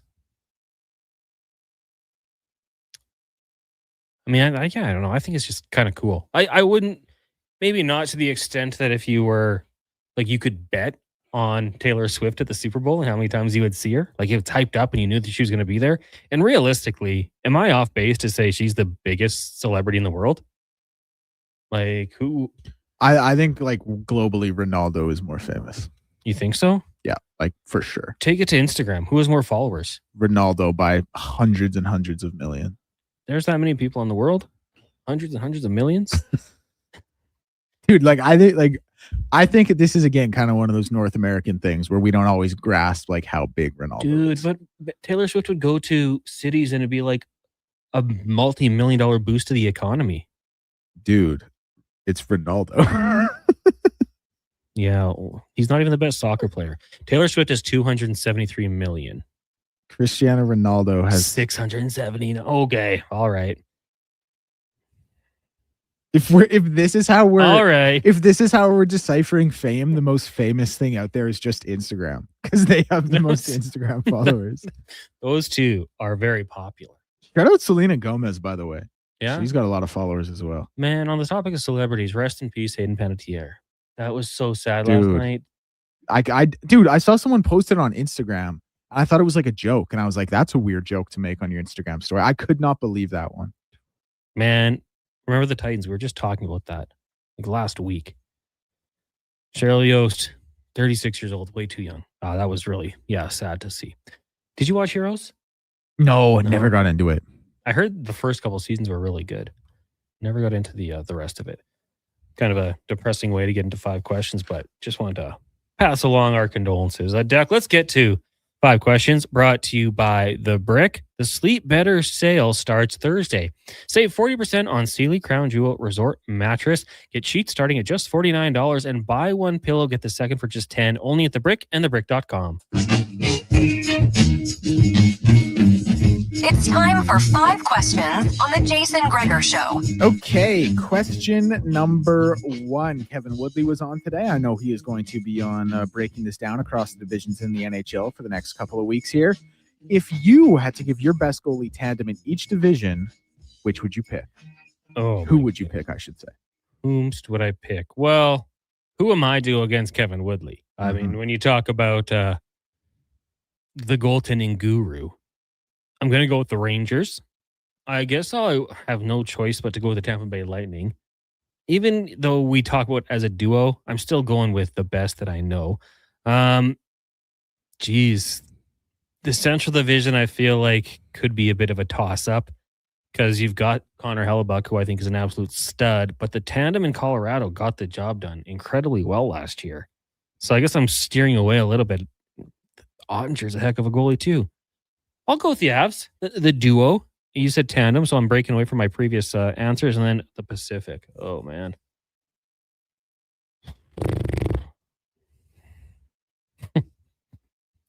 Say the Oilers. They're going to bounce back strong this year with that group. I don't know. I guess if they're healthy, Thatcher Demko's damn good. But I don't like that rest of the team. The Flames, I don't know about Wolf yet. Oh, man. Is it the Flames? They're okay last year. The Pacific draw. Redacted. Nobody. I don't know. Let's say the Oilers and hope that puts it into the universe and Tristan Jarry and Freddie Anderson have a heck of a season. Who do you got? I'd go the Rangers. I think I would go the Stars in the Central. Ottinger's good. I guess, yeah, and Casey DeSmith serviceable. Atlantic, I probably go the... Do I go the Lightning as well? I guess. And then the Pacific, man. You know what's crazy? While you were sitting there, like talking it through, I couldn't even remember some of the Pacific goalie tandems, like all the way through. But oh my days! Yeah, I'll say Edmonton too, man. Why not? Question number. We'll just put it into speak it into existence, right? Exactly. Question number 2. Do you believe there was no malfeasance in the Steve Ballmer, Kawhi Leonard, LA Clippers situation? Sorry, I just went back to look just like rankings, how people have it. Top 10 goalies, not one Pacific Division goalie. So we're not totally crazy here to have some debate, confusion. Like that in itself one day could potentially be a debate. He had to rank the goaltending. And maybe that's going to be like the best edition yet for Kevin Woodley. Any malfeasance? It's a big word. Oh, by the way, Central, I take it back. Definitely Minnesota. As a tandem? Yeah. Like Wallstedt, yeah. And Philip Gustafson. It's a pretty good group. Okay. I think so. There had to be. They were doing something shady. But I again, with this whole situation, I feel like the NBA, by not finding anything, is it maybe saving face? Like you don't want one of your guys who, by most accounts, has been really good for your league and Ballmer, like came in, did all these great things. Kawhi Leonard, or star player, plus it's one of your franchises. I don't know. I think there had to be a little bit of shady stuff done behind the curtain.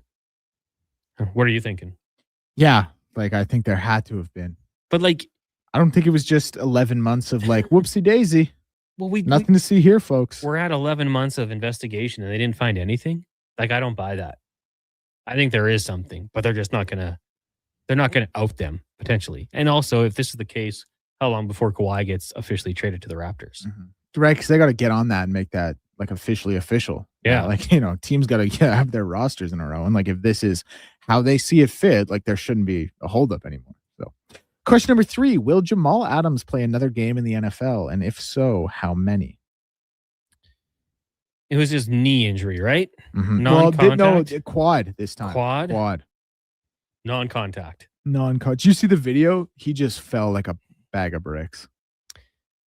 I mean, I'd like to see him play Blitz Boy, as he was coined. 3-time Pro Bowler, 2-time All-Pro.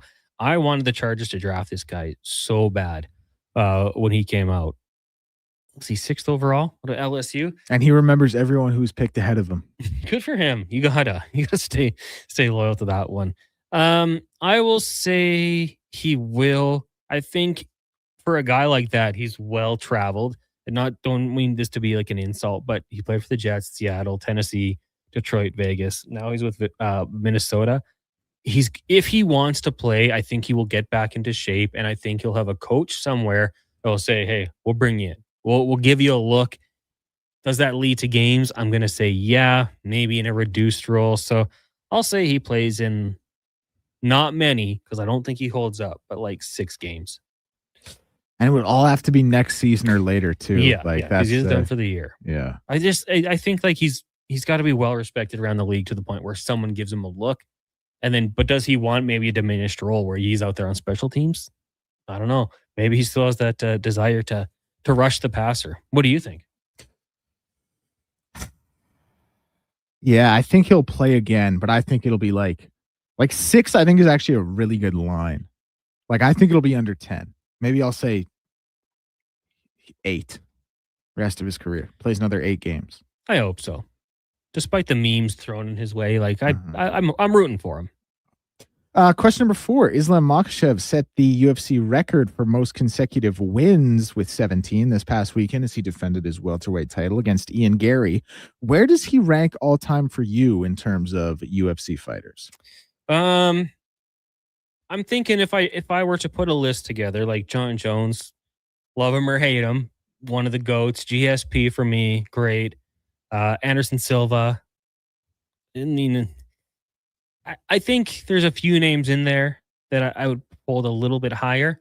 But if you were to tell me no lower than 10, no higher than 6, I think I could deal with that one. So that would be the ballpark for me. Now, where do you have him? Yeah, I think that's a good range. I think probably in the top 10. I don't know if I could put him in the top 5. So, math guy, that number has to fall somewhere between 6 and 10. So I think that's a good spot for him. If not, just outside that. But I think you'd be hard pressed to find 10 fighters who are better than him. Who are your locks ahead of him? Well, John Jones, GSP, Demetrius Johnson, Anderson Silva. Although when Anderson Silva, like when you had to start pissing clean and he wasn't able to do that anymore, he started losing, a little bit more frequently.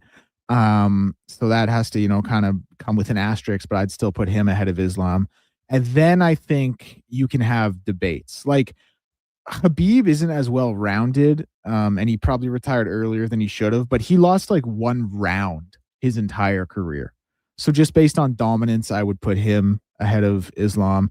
Then I think there are what Daniel Cormier did. His only losses were to John Jones, the double champ status as well, defended the belts. I'd probably have him ahead of him. And then I think it's then I think you got a real debate that Islam could be right there. One of the names I threw your way, because I remember the buzz around him, and he never made his way to the UFC, Fedor Emelianenko. Mm-hmm. What, if you were taking it away from UFC and just mixed martial arts, how high would he be?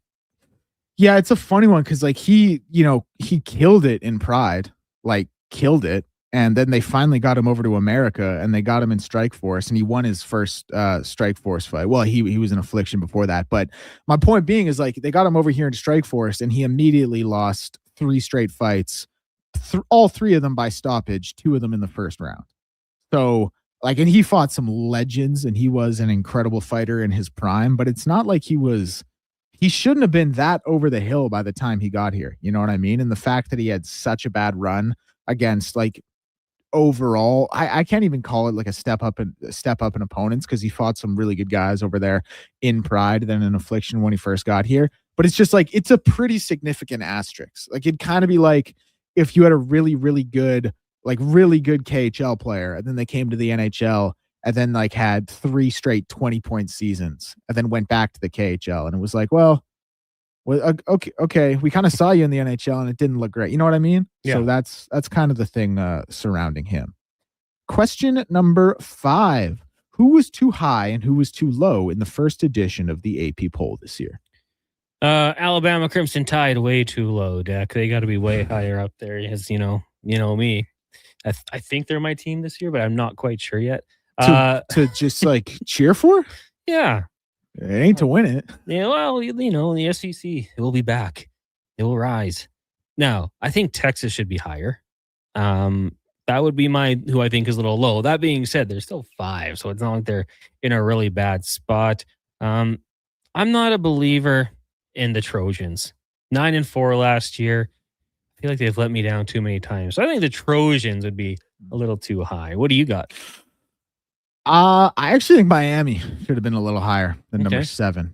I thought they could have made like a legitimate push to being a top 4, top 5 team. Granted, like how big of a difference is there between 4 and 7? It's not like we're debating 6 and 22. But I thought they could have been a little higher. And then as much as I like them, and I actually do like them, and I'm glad they finally got some recognition, I think 17 for Washington is just, I think that's a bit of a bridge too far for that team right now. I like them, but 17, like that's a little high. And then the other one that I would throw in there is like Missouri getting their annual, here is the 25th spot in the AP poll, Missouri. I just like clockwork and hilarious. And they'll probably go 8-4 with 4 horrible losses and like no wins against teams over 500 this year. Man, we're getting close to college football season, hey? It's right around the corner. August 29th, week 0. San Jose and USC. First game of the day is TCU in North Carolina out in Dublin. Got to grow the game. When did they get a college football team?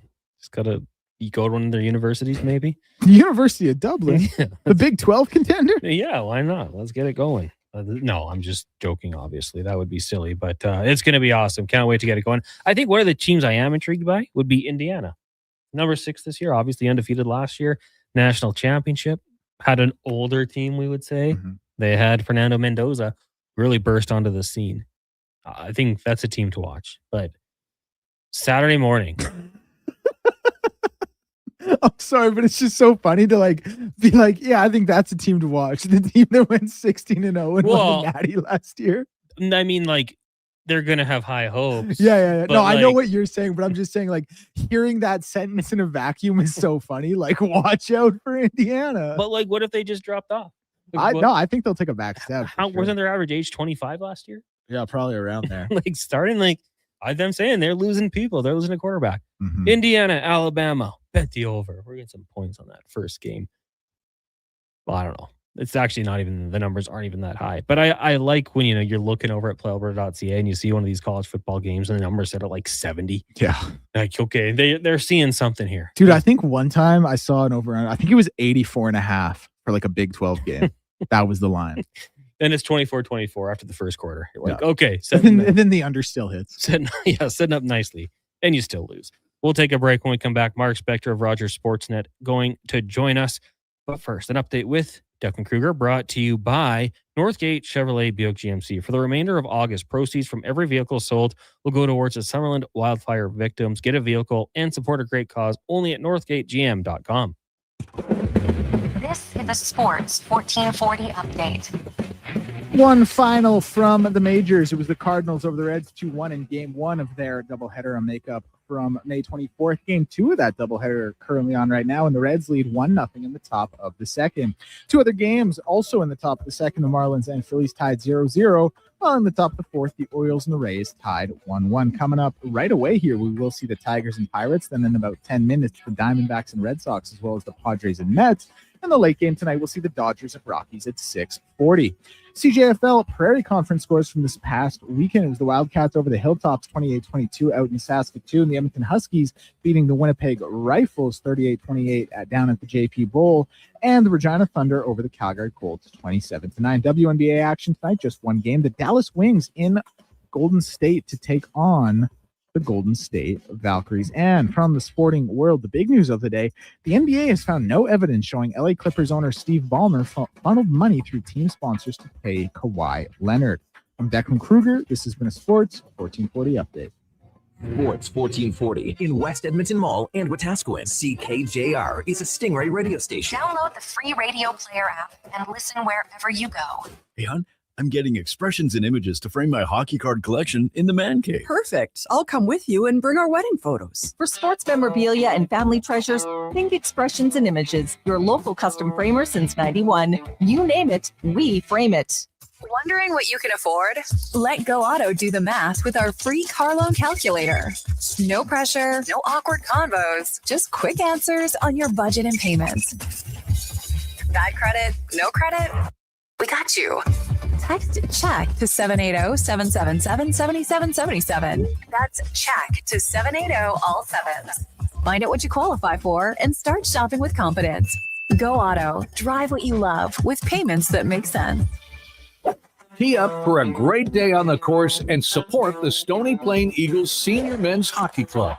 It's the Stony Plain Eagles Golf Tournament. Gather your foursome and join the Eagles August 25th at the Links at Spruce Grove for a 2 p.m. shotgun start. Enjoy a fantastic afternoon of golf, great company, and friendly competition, all while supporting the Stony Plain Eagles. Get all the details and register today at stonyplaineagles.com. Crispy caramelized edges, a pillowy, airy center. Meet the new Papa John's Pan Pizza. Made with Parmesan and Romano cheeses, Papa John's special garlic sauce, and Italian seasoning, all baked directly into the bottom of the crust for a signature golden finish and crispy, savory crunch. Grab a medium pan pizza for just $16.99 today at your local Papa John's. Order now in the app or at papajohns.ca. Better ingredients, better pizza, Papa John's. Wow, get ready for a silly hockey fans. Your partner in power just skated onto the ice. EWEL.ca, the new e-commerce website for electrical wholesalers Edmonton, is ready for the power play 24/7, 365. UL skates to where the puck will be in 5 years. Now that's forward thinking. Killer selection, slamming products from the best brands, and legendary service. Don't sit on the bench. Get your account today at ewell.ca and win that project. Plug into your partner in power. Get an EWEL.ca account today. For over 60 years, the folks at Diablo Boots have been selling the best Canadian-made boots. Handcrafted in Winnipeg, Canada West makes the best quality cowboy, biker, and work boots for Diablo Boots with replaceable soles and heels. Why buy cheaper quality like Ariat, Justin, and Red Wing made in China when Canadian-made is better? Support Canada's workers and Diablo Boots for the best boots. So save on boots by Save On Foods. That's Diablo Boots, 3340 Gateway Boulevard on the east side of Save On Foods. Canada West and Diablo Boots, the two best names in the boots business. Bashaw Concrete Products. From concrete and septic tanks to blocks, precast water pads, jersey barriers, and aggregates. Farmers, contractors, homeowners. Plan your next project at BashawConcrete.com. Family owned. Over 60 years pouring.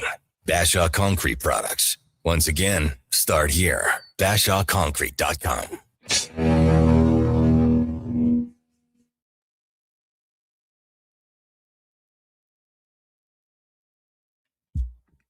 Portions of this hour brought to you by 01 Athletic Care, Edmonton's multidisciplinary health clinic at West Edmonton Mall. Physicians, physio, massage, sports psychology, and more. One team, one roof, one plan. Book now at 01.ca. That's ZERONE.ca.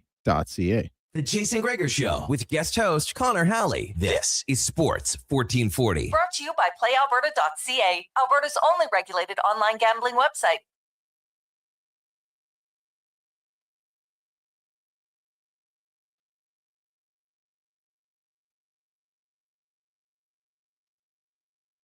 Jason Gregor Show here on Sports 1440, brought to you by PlayAlberta.ca tonight.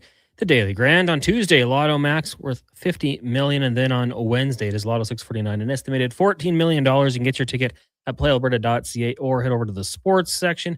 Check out the Jason Gregor Show boosted specials. Remember to use your game sense. Connor Halley, Declan Kruger, Mackenzie McLennan with you here from the Sports 1440 studios. Text line is 1-833-401-1440. Also, if you'd like to email me, connor@sports1440.ca. Right now, we'll get to the spec report brought to you by GS Construction. They're hiring operators, pipe layers, and a superintendent.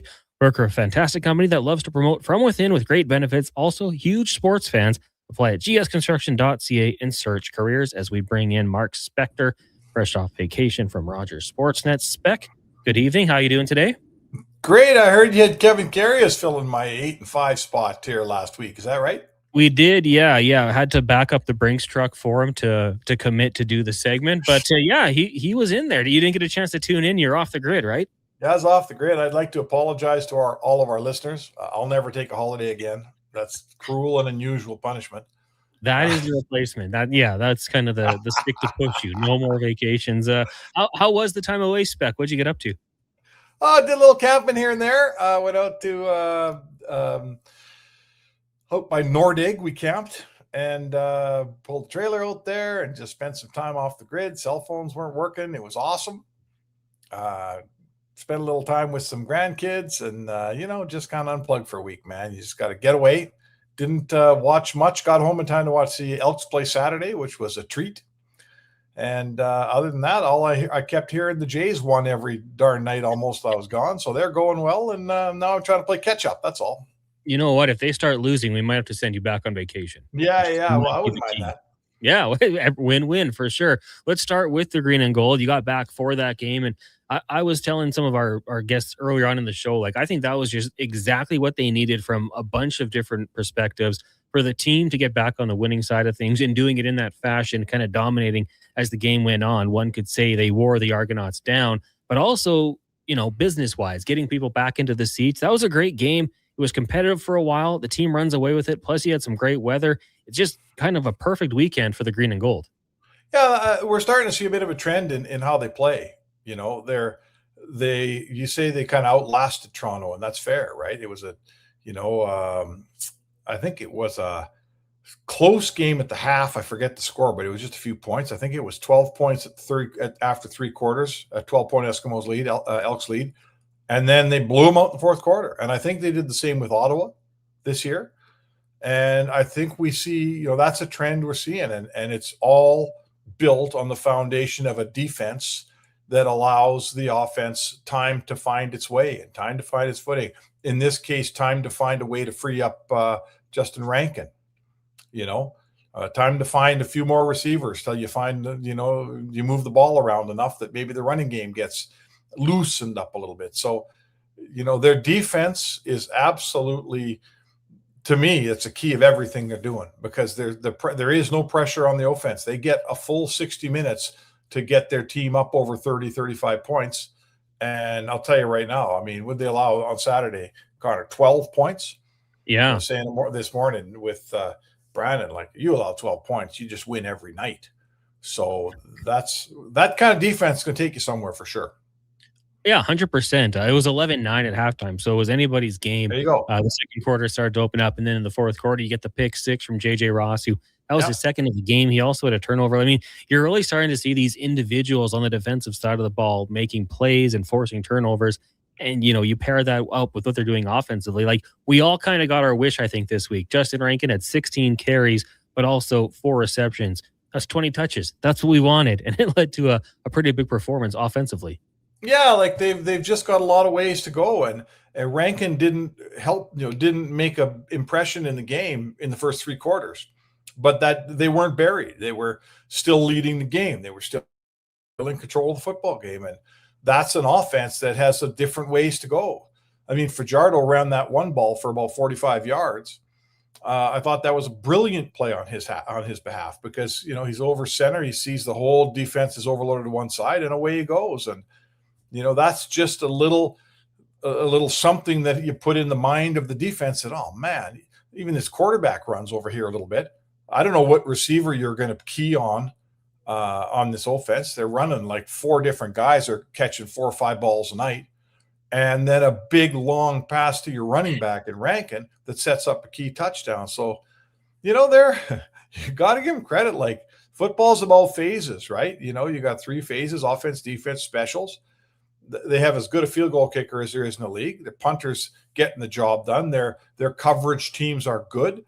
And Leak has given them the most consistent returns they've had in a long time. So that phase is well taken care of. The offensive phase is, they're putting up 30, 35 a night here. So that's been good.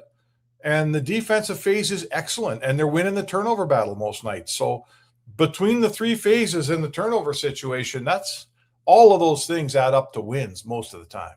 Yeah, and that was a good point, talking about just the amount of receivers that they have. And that's without even factoring in Justin Rankin as a pass catcher. And Cody Fajardo, I mean, you look at what he's doing. He's been incredibly efficient. And no, he's not throwing 60-yard bombs or anything, but he's taking what the defense gives him. He's picking them apart, and he can make all the throws. And you're right. You take away Austin Mack, okay, there's Cephas, there's Luther. They've just got those guys who are stepping up and hanging onto the football, and it's really paying off.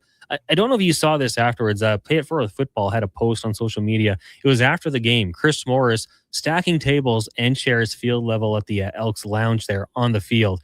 I mean, Chris Morris, to me, he deserves so much credit for what he's done. He's kind of, we say it starts at the top, and obviously the Thompson family deserves a lot of credit. But I'm just impressed more and more from Chris Morris week in, week in. Listen, you're the president of a CFL club. You're not too big you're not too big to stack a table at the end of the day. And I love the fact that Chris Morris would agree with that statement. Like, Chris Morris, I know Chris, he's just an everyday regular guy. Just because he's the president of a CFL team, he's not big time in anybody.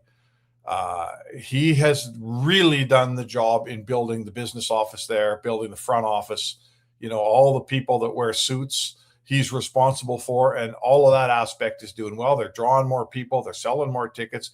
He's hired Ed Hervey, and I'm sure he and Ed talk every day all the time, but he's also staying out of Ed's way and letting him run a football team. And when it's all said and done, all the aspects of that organization that were so that the Eskimo way wasn't just on the field, right? The Eskimo way was in the alumni box, or they have that restaurant in the one end where all the alumni go. The Eskimo way was you could see it in the stands. It was just such a well-run organization on every level.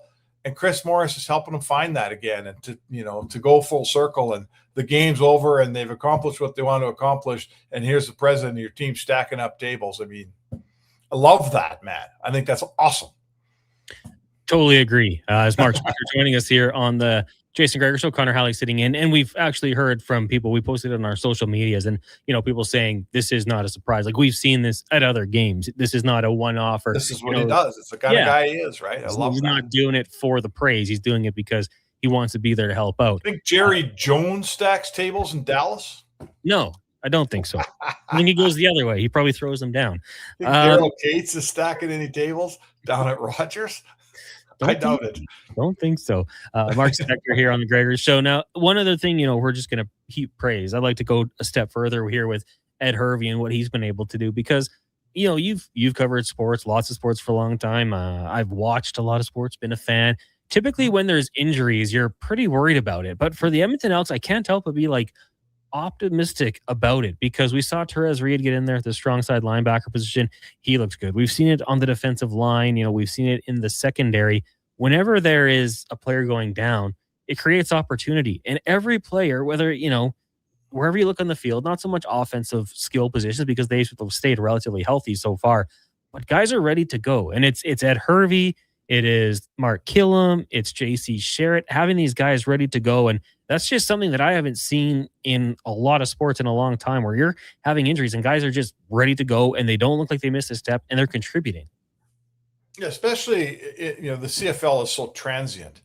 It's difficult to keep good, talented players around who aren't playing, so that when someone gets hurt, there they are ready to step in for you. Like, it's not there's no money in it for these guys, for one. They don't get paid very much. So it's difficult to have depth, I guess is what I tell you, is my understanding of the league anyway. But like the old Eskimo teams with Norm Kimball as their GM, they were built on going down to the States and having those camps and really identifying talent. And that's exactly what Ed Hervey's doing now. Ed Hervey's, he's not bringing up, remember all the years where they'd announce that 6 guys they signed and they're bringing them up from the States, and then 5 of them would get released before you ever even saw them. Mm-hmm. And you always thought, what are we doing? If you're releasing these guys after 2 practices, maybe you shouldn't have brought them up here. And those, that's another aspect of an unsuccessful organization that's getting washed away. Like, the guys they're bringing in can play. And it's exactly showing, Connor, you nail it when you say that, any team that can keep replacing injured players with guys that help you win the next day, like that's an absolutely, that certifies your scouting department. Everybody at Hervey's got looking for people and looking for talent. Those guys are doing a job. They can spot a player. They're not bringing up guys we're releasing after 3 practices or half a game when they get scorched. They're coming in and helping, and that's why you have a good team. Oh yeah, 100%. And yeah, I mean, we mentioned the scouting staff, but the coaching staff as well, getting them ready to go. Learning the systems, like it matters. They're all doing their job. As we shift our attention to the Toronto Blue Jays, speaking of teams that are starting to do their jobs, and I think since you've left, I mean, the Blue Jays haven't lost a series. You're back now, and it's been big games, divisional opponents, teams ahead of them in the wild card race, although I don't think you're catching Boston or New York, but winning 3 of 4, 2 out of 3. Up next for the Jays is going to be tomorrow, taking on the Tampa Bay Rays, which will be tough. 3-game set in Tampa before heading to New York. What changes have you seen with this team spec from what you've seen, of course? I don't know. I don't first of all, what a schedule. Boston, New York, Tampa, New York. Like, Tampa's Toronto's kryptonite, right? Yeah. Tampa's been beating Toronto for some reason for 10 years. Don't ask me why. I don't know the record, but I know that it's awful from a Blue Jay standpoint. So, let's hope for the best here in this series. It doesn't start tonight, right? That series starts tomorrow, if I'm not mistaken. Yeah. Today's day off. So, I guess what I'm seeing is close games that are kept close by a pitching staff. It's kind of like the Elks. Like, the Blue Jays aren't being required to score 5 to win every night. They're winning on 3 runs. They're winning on 4 runs. They're winning on, they're up 2-1 in the 9th. And that's, like the Elks defense is giving Fajardo's offense time to find itself and come on late and win a football game for you. I think that's exactly the same with the Blue Jays. Their pitching staff is absolutely, my hat's off to them. They're the ones that have the other team with 1 run in the 8th inning. Pitching and defense. Defense has been strong, right? But as long as you're still in a ball game in the 7th, 8th, 9th inning, now who knows what happens? Now you don't need 4 or 5 or 6 hits. You just need 1 really key one, right? Yeah. And I know Vladdy's not hitting the ball at all, but they're finding a hit here now. They're finding a clutch play, Jimenez or Valenzuela, or someone's making someone's getting on base, someone's driving you around, and that's great. But if you're giving up 6 runs, it doesn't matter anymore. So to me, it's the pitching staff. Pitching staff's giving them a chance for this chase for the wild card that all of a sudden is pretty real, isn't it? Oh yeah, 100%. And yeah, we had Mike Wilner on about 10 days ago, and he just said 4 games, 49 games left. Like, that's not that much. They can make it up. They certainly have. But man, if they would, stop wasting Dylan Cease's unbelievable starts, that would go a long way too. Because he's been fantastic, and they've just been imploding when he's putting them in really good. He doesn't get much run support, eh? No, and then he leaves the game and they just fall apart. It's been kind of frustrating to watch, but hey, that's baseball. That's Blue Jays. Spec, thanks for doing this today. We'll talk to you again tomorrow. All right, sounds good, Connor.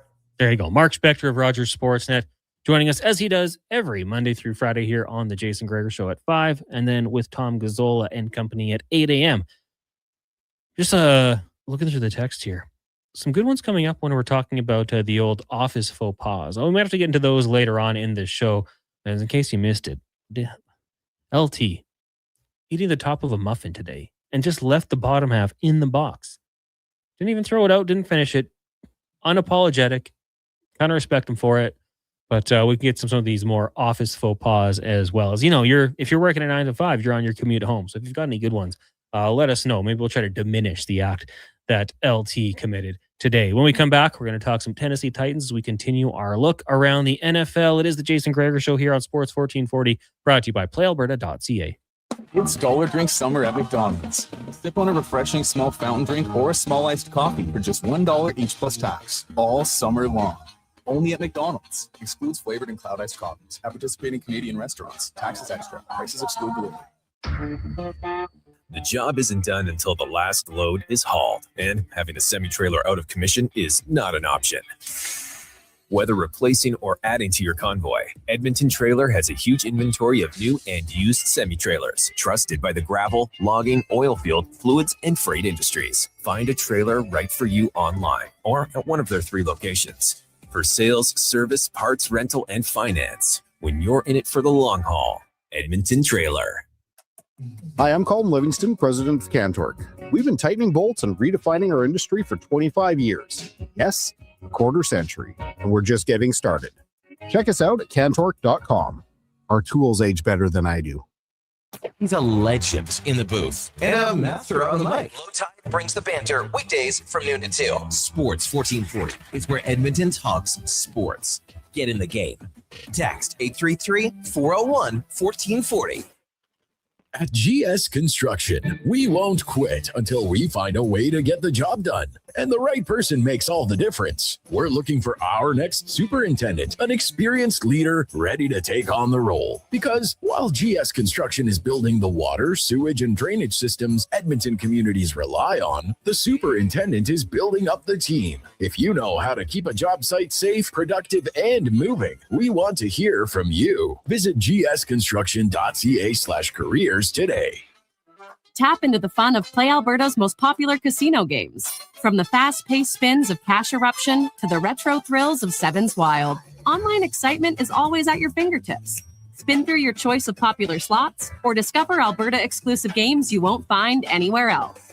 Visit playalberta.ca/Gregor to learn more. That's playalberta.ca/Gregor. Must be 18 plus to play. If you gamble, use your game sense. Ford employee pricing is on now, and you pay what we pay on virtually our entire lineup of Ford vehicles. Visit your Alberta Ford store today. Does your bank do local? We do. When you bank with Vision Credit Union, you're banking with a rural Albertan cooperative that cares about the community where you live. There's no question. We actively support our rural communities at the local level through charitable donations, volunteerism, local team and event sponsorships, and by returning millions in profit shares to our members every year. Does your bank do that? We do local. Bank with Vision Credit Union. VisionCU.ca.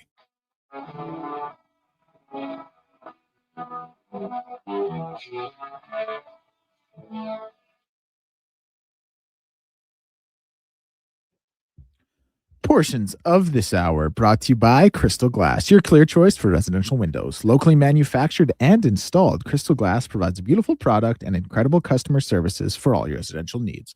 Call 310 Glass or visit crystalglass.ca for a quote. The Jason Gregor Show with guest host Connor Halley. This is Sports 1440. Brought to you by PlayAlberta.ca, Alberta's only regulated online gambling website.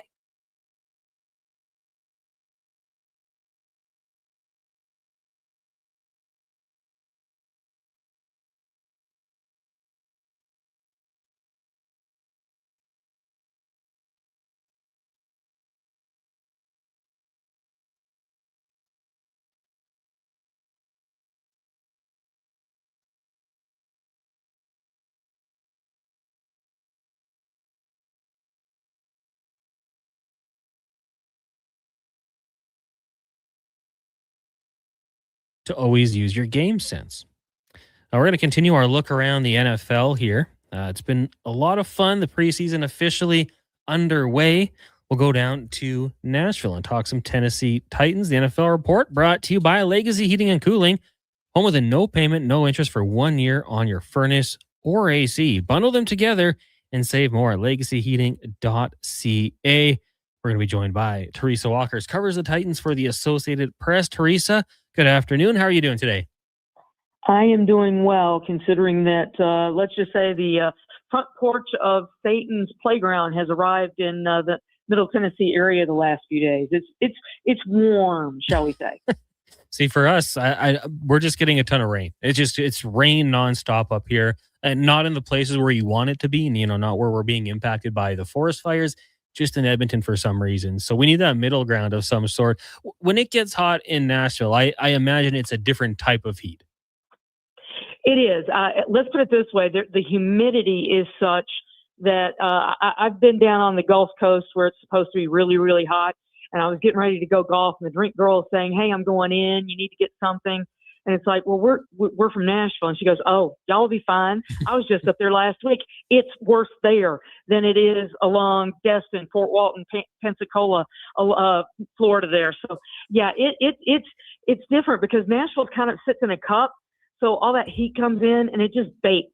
I mean, if you walk outside right now, it feels like an air fryer, I can imagine.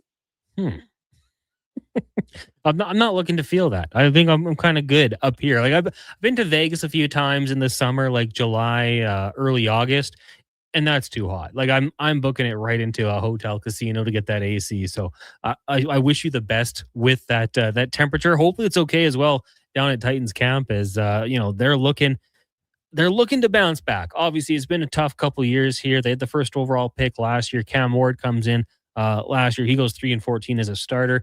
Not crazy numbers by any means. 15 touchdowns, just the 7 interceptions, over 3,000 yards, completing just under 60% of his passes. When you look at him at this time last year versus today, what areas of growth have you seen from his play? Well, it's challenging in a way to see some edges of growth because, I mean, think about it. He's got a new offense, new coordinator. He's got new wide receivers in Carnell Tate, Wandale Robinson. But what you can see is his passes he seems to be more decisive. And it seems like his passes are arriving on receivers more often than not, giving them a chance to catch and run. And, a year ago, it was like a little tick behind some guys, kind of keeps receivers from being able to take the ball and go. So that's the biggest thing that really jumps at me, the fact that he's giving his receivers chances to make plays. You look at the offensive coordinator, Brian Daboll, and we'll get to the head coach shortly here, but I know a lot of people had credited the development of Josh Allen to Brian Daboll when they were together with the Buffalo Bills. What do you think he's going to do to try to make things maybe a little bit more simple for the young quarterback? Well, he likes to do things and see what the quarterback's seeing to help him call plays that fits the quarterback, which, kind of sounds simple, right? Mm-hmm. Do what your quarterback wants to do, what fits him, and be on the same wavelength. So that's going to be the interesting part. There's plenty of room for improvement. Okay, Titans were 30th or so across the board in so many categories. But the one stat about Cam Ward that I think gives Brian Daboll and Cam Ward certain ground to step up and go forward. Over the final 9 games of last season, Cam Ward was intercepted once. Now he was sacked. Geno Smith and Cam Ward, most sacked quarterbacks in the NFL, 55 apiece. So it's they've got to protect him. But that's the thing. If your coordinator is talking to you and trying to be on that same wavelength, I know it seems simple, but it just I think it equates to what we're seeing in what I mentioned, him being more decisive and throwing the ball. He does seem to be getting that ball out quicker as well. And I think that all ties back to Brian Daboll putting him in position with the plays that fit his quarterback best. We're looking at the Tennessee Titans with Teresa Walker, covers the team with the Associated Press, and we'll get to the weapons there down in Tennessee because it's an exciting group. But I did want to ask you about head coach Robert Saleh, obviously the head coach of the New York Jets, and was let go. And I thought he built up a really good defense there, and it was kind of the strength of the team, but they wanted to go in a different direction. When the Titans hired Brian Callahan a couple of years ago, I was a little unsure. So I love this hire for the Titans. What's changed with him coming in here, running his first camp in Tennessee? Well, the one thing that we'll see once the season really gets going is he wants to call the plays on defense himself. That was the one thing that he learned from his time with the Jets is he wants to be that guy doing that. So, but the whole thing, the thing that jumps out at me the most about practice is real situations. I mean, it sounds simple. We're going to practice first, second, third downs, red zones, and things like that.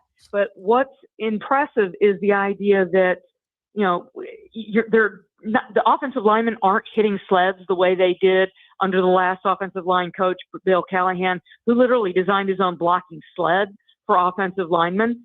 So it's just really interesting to watch how, his practices are going. Now, everybody does something a little bit different, so we'll see how this translates. But the whole concept of making sure guys are set so that they're more ready to go into the games. We're seeing it in the preseason. He had his starters play on average 22 snaps on offense, about 25 snaps on defense. Jeffrey Simmons, who all-pro, hadn't played in the preseason in a few years. He played 12 snaps. So this idea of ramping up through the 3 games of the preseason, and he scheduled joint practices with not one, not two, but each of their 3 preseason opponents. That's new. That's where the NFL is going. But, the benefit, these are all teams that were in the playoffs last year. So he is stepping up the competition. He's making his guys show up and perform. Nobody's getting a break. Oh, it's preseason. You can sit this one out. No, you're going to play even if it's just a few snaps. So that's the biggest difference from the last coaching staff. Now, the fun part is they brought in a lot of former Jets players, a lot of former Giants players. Now the problem is they got to show that they can win in this new location with some of the new pieces that they put around them. One of those new pieces was a 4th overall pick in Carnell Tate out of the Ohio State, joining Cam Ward here. Calvin Ridley there as well. You've got the Albertan, Elick Ayomanor. So that's always fun for us Canadians to check in on. But what have you seen from Carnell Tate so far at the receiver position? It's tough not to like this young man. There's a lot of talk when they took him at 4. It's like, oh, well, Jeremiah Love wasn't there because he became the popular pick for them to take at 4 before the draft. It's like, well, they need to go with a defensive player. There's so many of them. And it's like, no, the Titans knew what they needed to do after spending the most money in free agency in the NFL, and they stocked up on a lot of defensive players. They needed offense, and they went out and got Cam Ward, a top wide receiver. The biggest reason Calvin Ridley had been the one, injuries limited him to 7 games last season. He's coming off a season-ending broken leg, and he's on the wrong side of 30. So they invested in a wide receiver, to come in and help him.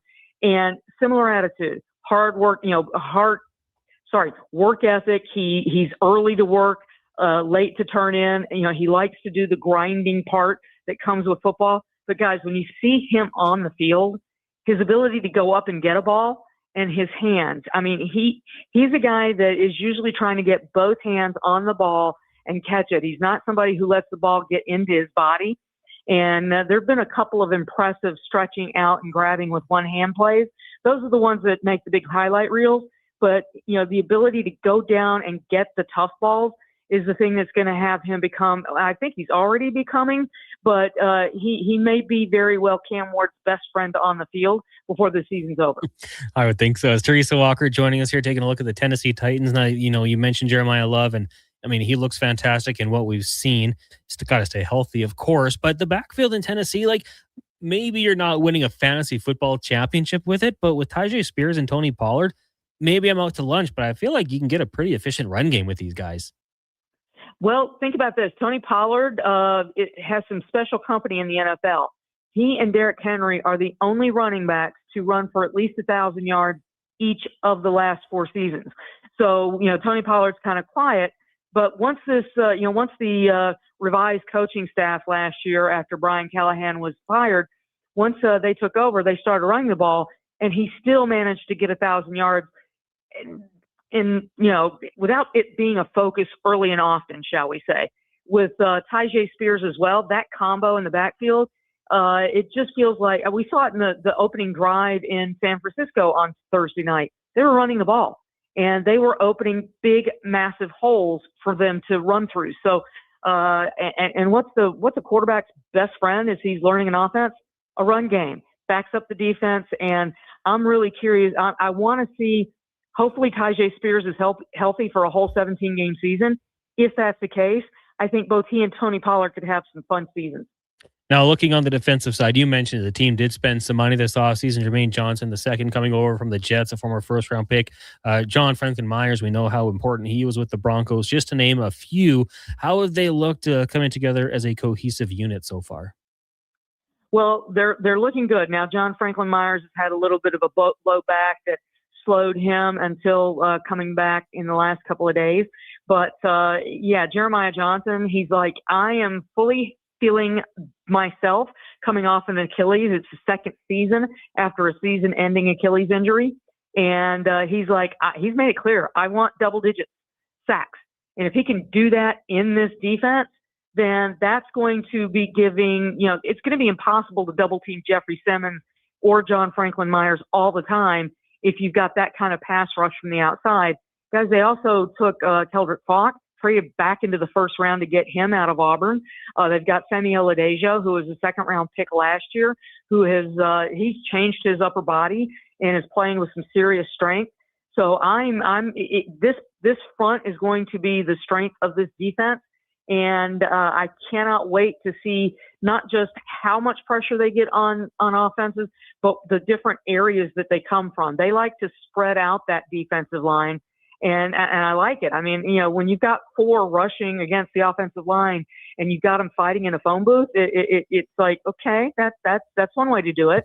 Usually you're having to get pressure from your outside linebackers. Here, they're spreading those four out on the front, and offensive linemen are going to have to be paying close attention to exactly, wait, where did is he slid out a little bit further?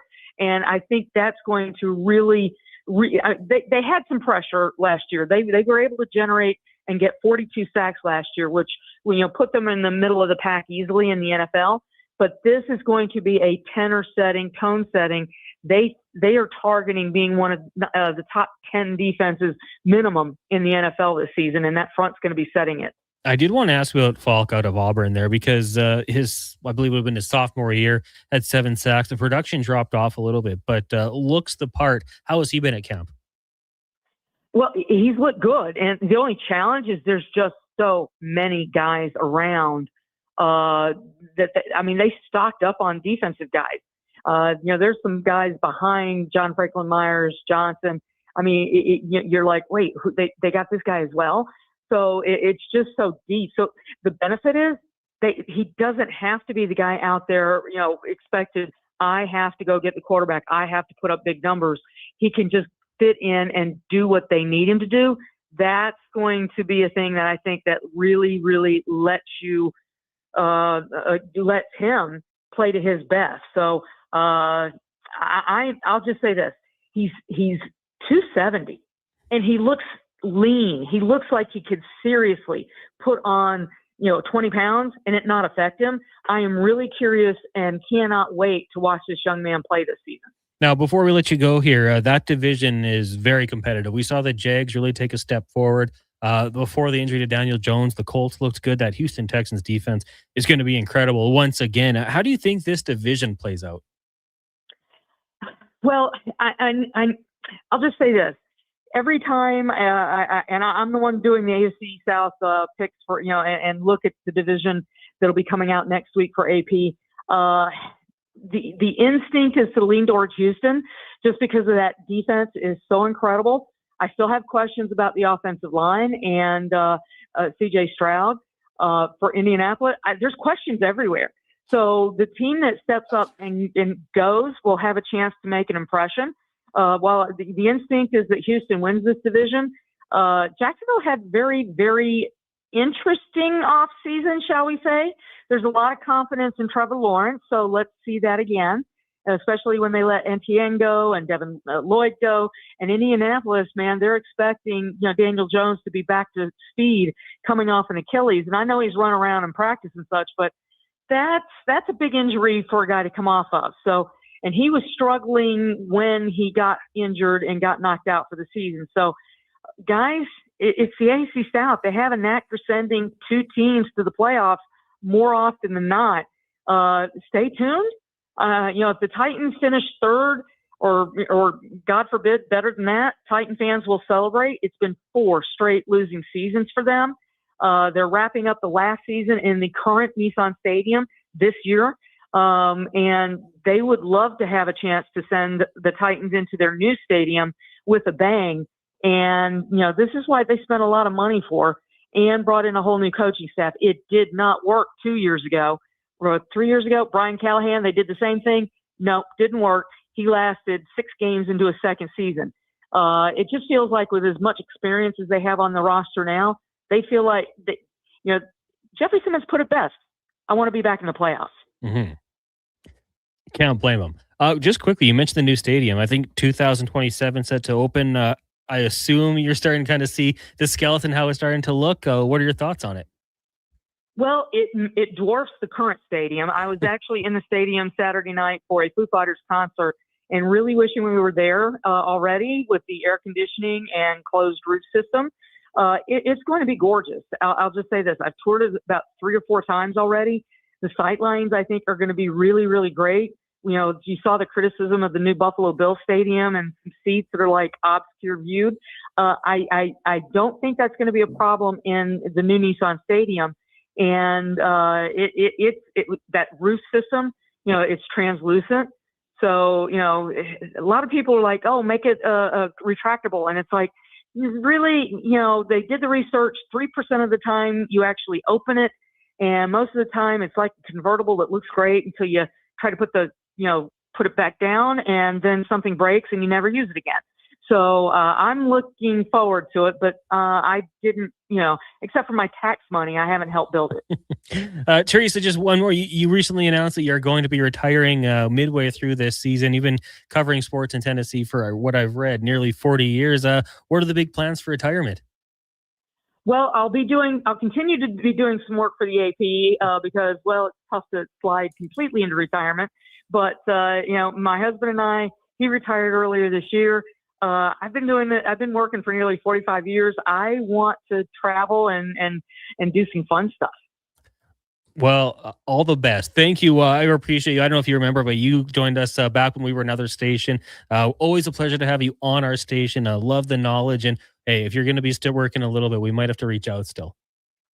Well, I shared my upcoming personal number with Connor, so please reach out because I will be helping out AP for months to come. Awesome. Teresa, thanks so much for this, and enjoy the start of the regular season. It'll be here in no time. Yes, it will, and I cannot wait. There you go. Teresa Walker covers the Tennessee Titans for the Associated Press, and we're very thankful to have her join us as she has the last couple of years here to preview the Titans' upcoming seasons. And I think there's reasons to be excited. I like that team. I like what they've been doing. I love the head coaching hire. I thought Sal kind of got the raw end of the deal in New York. He built up a good defense. That wasn't really the problem. But when you are the head coach, of course, it does kind of fall on you. We'll take a break. When we come back, Cam Tate's 2-minute warning, and we'll wrap up the show. It is the Jason Gregor Show, brought to you by PlayAlberta.ca. Scott McGilvery here, HGTV host and renovation expert. The one upgrade I know homeowners will love: better, fresher Culligan water straight from the tap. Culligan's AquaCentral reverse osmosis filtration system takes your water to the next level. With up to 7 stages of filtration and 14 filter options, they're certified to reduce over 90 contaminants. Your tap water is about to get a major upgrade. Safer water that tastes great. Get started with a free in-home water test at Culligan.com. Culligan, water you love. Come for Canada's largest trade shows, the biggest names in entertainment, exhilarating sporting events, and more. And stay for the experience at the Edmonton Expo Centre. Looking for the perfect place to host your next big event? From trade shows to galas, meetings, and concerts, the Edmonton Expo Centre has the space, event expertise, and service to make your next event unforgettable. With over 522,000 square feet of flexible event space, in-house catering, and operational expertise, they bring your biggest vision to life. Learn more at EdmontonExpoCenter.com today. Now's the time to shop the Brick 0% event. Get what you need today with absolutely $0 down. Pay nothing with no interest until 2028. Or choose 36 equal monthly payments on qualifying purchases. Plus, save up to 25% on living room furniture, up to 20% on dining and bedroom furniture, and up to 40% on select mattresses. Hurry into the Brick today. These incredible offers are only on until August 19th. The Brick, saving you more. You don't just need property services, you need problems handled. HireGood provides cleanup, debris removal, site monitoring, and safety attendance across Edmonton. We reduce issues on your property, keep spaces safe, and take pressure off your team. We resolve real problems for businesses while creating real impact because our team is built on second chances and they show up every day ready to prove it. Visit hiregood.ca or call and mention Jason Gregor for a first-time discount. Hire Good. Stable jobs create stable lives. Crispy, caramelized edges, a pillowy, airy center. Meet the new Papa John's Pan Pizza. Made with Parmesan and Romano cheeses, Papa John's special garlic sauce, and Italian seasoning, all baked directly into the bottom of the crust for a signature golden finish and crispy, savory crunch. Grab a medium pan pizza for just $16.99 today at your local Papa John's. Order now in the app or at papajohns.ca. Better ingredients, better pizza, Papa John's. Hi, Edmonton. If the Subaru Outback is on your wish list, now's the time to act. With only limited inventory available, these award-winning SUVs won't be here for long. The Outback has earned an IIHS top safety pick or higher for 17 consecutive years, combining legendary Subaru capability, confidence in every season, and the versatility to take you almost anywhere. Reserve yours today before they're gone. Visit your local Subaru dealership today. Welcome to Uncommon. He came home, and right away I saw that look in his eyes. I knew what was coming. Before I could even speak, he raised his hand and just kept texting me, asking where I was, demanding I respond immediately or I'd regret it. It hurt. More than you can imagine. Tech abuse is real abuse. If you or someone you know is using technology to harm or control, change is possible. Learn how to end the violence at alberta.ca/endgbv. A message from the Government of Alberta.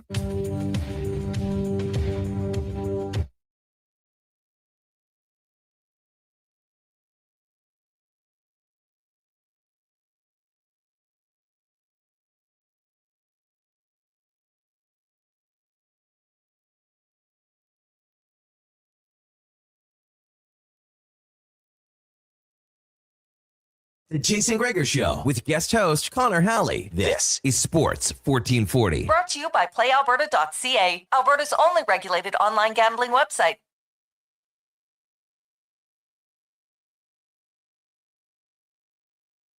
Gregor Show, Connor Halley, Declan Kruger, Mackenzie McLennan with you here from the Sports 1440 studios. The show brought to you by PlayAlberta.ca. And go to the Gregor Show specials.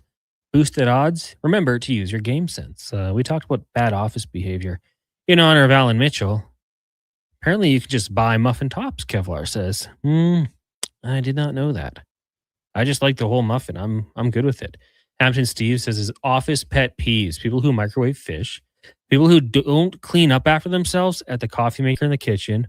Or people who have conversations at a volume where everyone in the building knows what they're talking about. Yeah, kind of mind your business. Like, just go into a side area and talk quieter. I get that.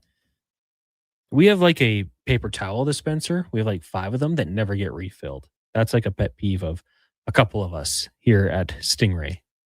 It's getting better, though. People are kind of figuring it out. Right now, let's get to Cam Tate's 2-minute warning. Tater was on vacation, mingling with a lot of celebrities. He's back, though, for the 2-minute warning, brought to you by Legacy Heating and Cooling, where their rates never change. No OT charges, furnace repair, and maintenance. You can do it now with legacyheating.ca. And, of course, every day we do it. Deck, we ready? Let's do it. Cam Tate's 2-minute warning. For more than 28 years, Kelly Rudy has stood in the crease of the broadcast booth, reading the play before it develops. The same instinct that made him one of the best goaltenders of his generation. So when he sat at home one night, glass of red wine in hand, phone propped up instead of a camera worth thousands, you'd figure he'd stop it clean. Easy save. Not this one. This one got through. Last week, Kelly posted a video online. Same steady presence we've known for years. Square to the shooter, never rattled. But the words carried more weight than usual. He told us he wouldn't be back Saturday nights. Not on the broadcast that's worn the name Hockey Night in Canada like a crest on the sweater. Sportsnet had pulled him from the lineup, his contract not renewed, the news landing just 5 days after Carolina hoisted the cup. I debated whether to post anything at all, he said, but my wife Donna and I decided the night before to use my platform to inform everyone about my situation. I've known Kelly a long time. We first met in a Los Angeles dressing room, 1991, I think. Pads off, mask on the bench beside him. Turned out he grew up in Elmwood, one shift over from my own West Edmonton neighborhood. My sister sat in his high school class. 3 summers straight, Kelly drove his pickup from Calgary to Edmonton just to golf with the top bidder in a charity auction I ran for the Christmas Bureau. After sinking his putt on 18, he'd stay 2 more hours just to visit. That's a goalie who stays late to sign every last stick. Sportsnet's decision pulled a steady glove hand and one of the kindest guys in the business right out of the crease. I'll miss having him between the pipes on Saturday nights. But Kelly, 65, isn't hanging up the pads. Offers are already coming over the boards. We're feeling great, he told me. Looking forward to Act 3. 3 words, right through the 5-hole. I'm very content. This isn't the final buzzer. It's just intermission before the next period starts. Declan still work here or what? Sports, 1440. Declan very much works here. Crucial part of Sports 1440. And yeah, that was it was a nice video, Kelly Rudy. And I don't know, like I guess I've kind of been through it. I'm not as big time as Kelly Rudy, but it is kind of an awkward spot. You want to like thank all your supporters and people that were there for you. And honestly, when that happens, you get a lot of support. Like when it happened with us at 1260, it sucked. And, you know, we had a lot of uncertainty what was going to happen. But just hearing the kind words and the messages from people on social media or those we called, like it goes a long way. So I'm sure he felt that. And good on him to speak out. And, you know, we've had Kelly on the Jason Gregor Show a few times. During Bell Let's Talk, he was very candid about, you know, his struggles with mental health and what he'd gone through and things that, you know, had helped him. And I think he's helped so many people with that. So intrigued to see what happens next for Kelly Rudy. And man, he was cool during his playing days with the orange towel, little bandana thing. Bring some swag to the goaltender position. We talked about it earlier today on Deck Selects, PlayAlberta.ca. WNBA, Paige Becker's over 19.5 points, and just asking them to cover the spread, 6.5 points. You do that, you could pick up some money. Do so responsibly. PlayAlberta.ca. We'll go back into the text line. Someone that said we had might have lost contact there with Bob just saying it's Southgate. I'm not exactly sure what that is, but we did have a power outage earlier today. We are back and ready to go. Some more text also about the comments from Elks ownership back in the day about the older Caucasians being fans. Same for those to claim or some petty BS. Yeah, I don't know. I mean, hey, they've built it back up. That's kind of the positive, I would say. From all the negatives, like the name change, the comments that were made, COVID, a bad football team, the organization was kind of in a bad spot. And it took a while to get things going here. But the new ownership, the Thompson family, I mean, I think they kind of realized it, like it starts there. If you're looking for someone who knows the winning culture of this city, who has experience building up a football program, Chris Morris, in hindsight, was kind of the obvious answer. He played for the team when they were at their best. He went to the University of Alberta, had, you know, kind of management skills there. I believe a principal as well. He knows, at Hervey knows how to build a football team. Bring him in. And only 2 years into the regime, you're already seeing the depth that they've done. And like the comments that they made about building that winning culture and guys who want to be here, who want to hang around in the offseason and not firing someone or cutting someone immediately. Like, let's have these things. Let's learn from their mistakes and grow. I think the growth you've seen from Mark Killam has been absolutely massive as a head coach, and he deservedly got that job after being in this league for a long time. The staff that he's bringing together, I think JC Sherritt has grown a lot as a defensive coordinator, and not a surprise. Like, we know he's a very smart mind. He went down and was coaching for a long time. We saw him on the field. The guy could dissect as good as anyone. It was just about growing into it and learning from the situations. Jordan Maksimic, I think we're seeing some growth there and what he's able to do. Elks fans might want to see a little more aggressiveness at times, maybe less runs up the gut, but geez, just go back to that second half. The run game wasn't necessarily working for Justin Rankin. Well, let's split him outside. Let's get him involved in the passing game down the seam. The catch he had, we talked about it with Rick Walters earlier today, like hanging on to the football was incredible. So I think there's a lot of positives, and you're starting to see it now.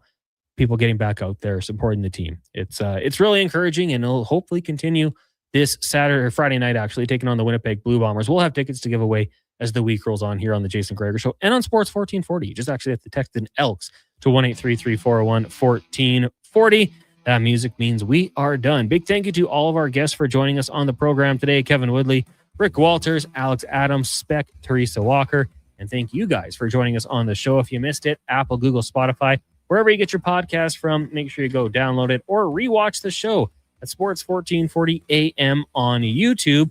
Make sure you hit that thumbs up as well. Coming up next, Fox Sports Radio. We'll be back live tomorrow morning with the Tom Gazzola Show. Brandon Douglas sitting in at 7 a.m. But right now, before we hand things over to the fine folks at Fox, we're going to get to one final Sports 1440 update with Declan Kruger, brought to you by Sean Cunningham of Remax Real Estate. Get the home team advantage for your next move in the Edmonton area. If you're thinking about buying or selling, call or text Sean directly at 780-265-0165. Good night.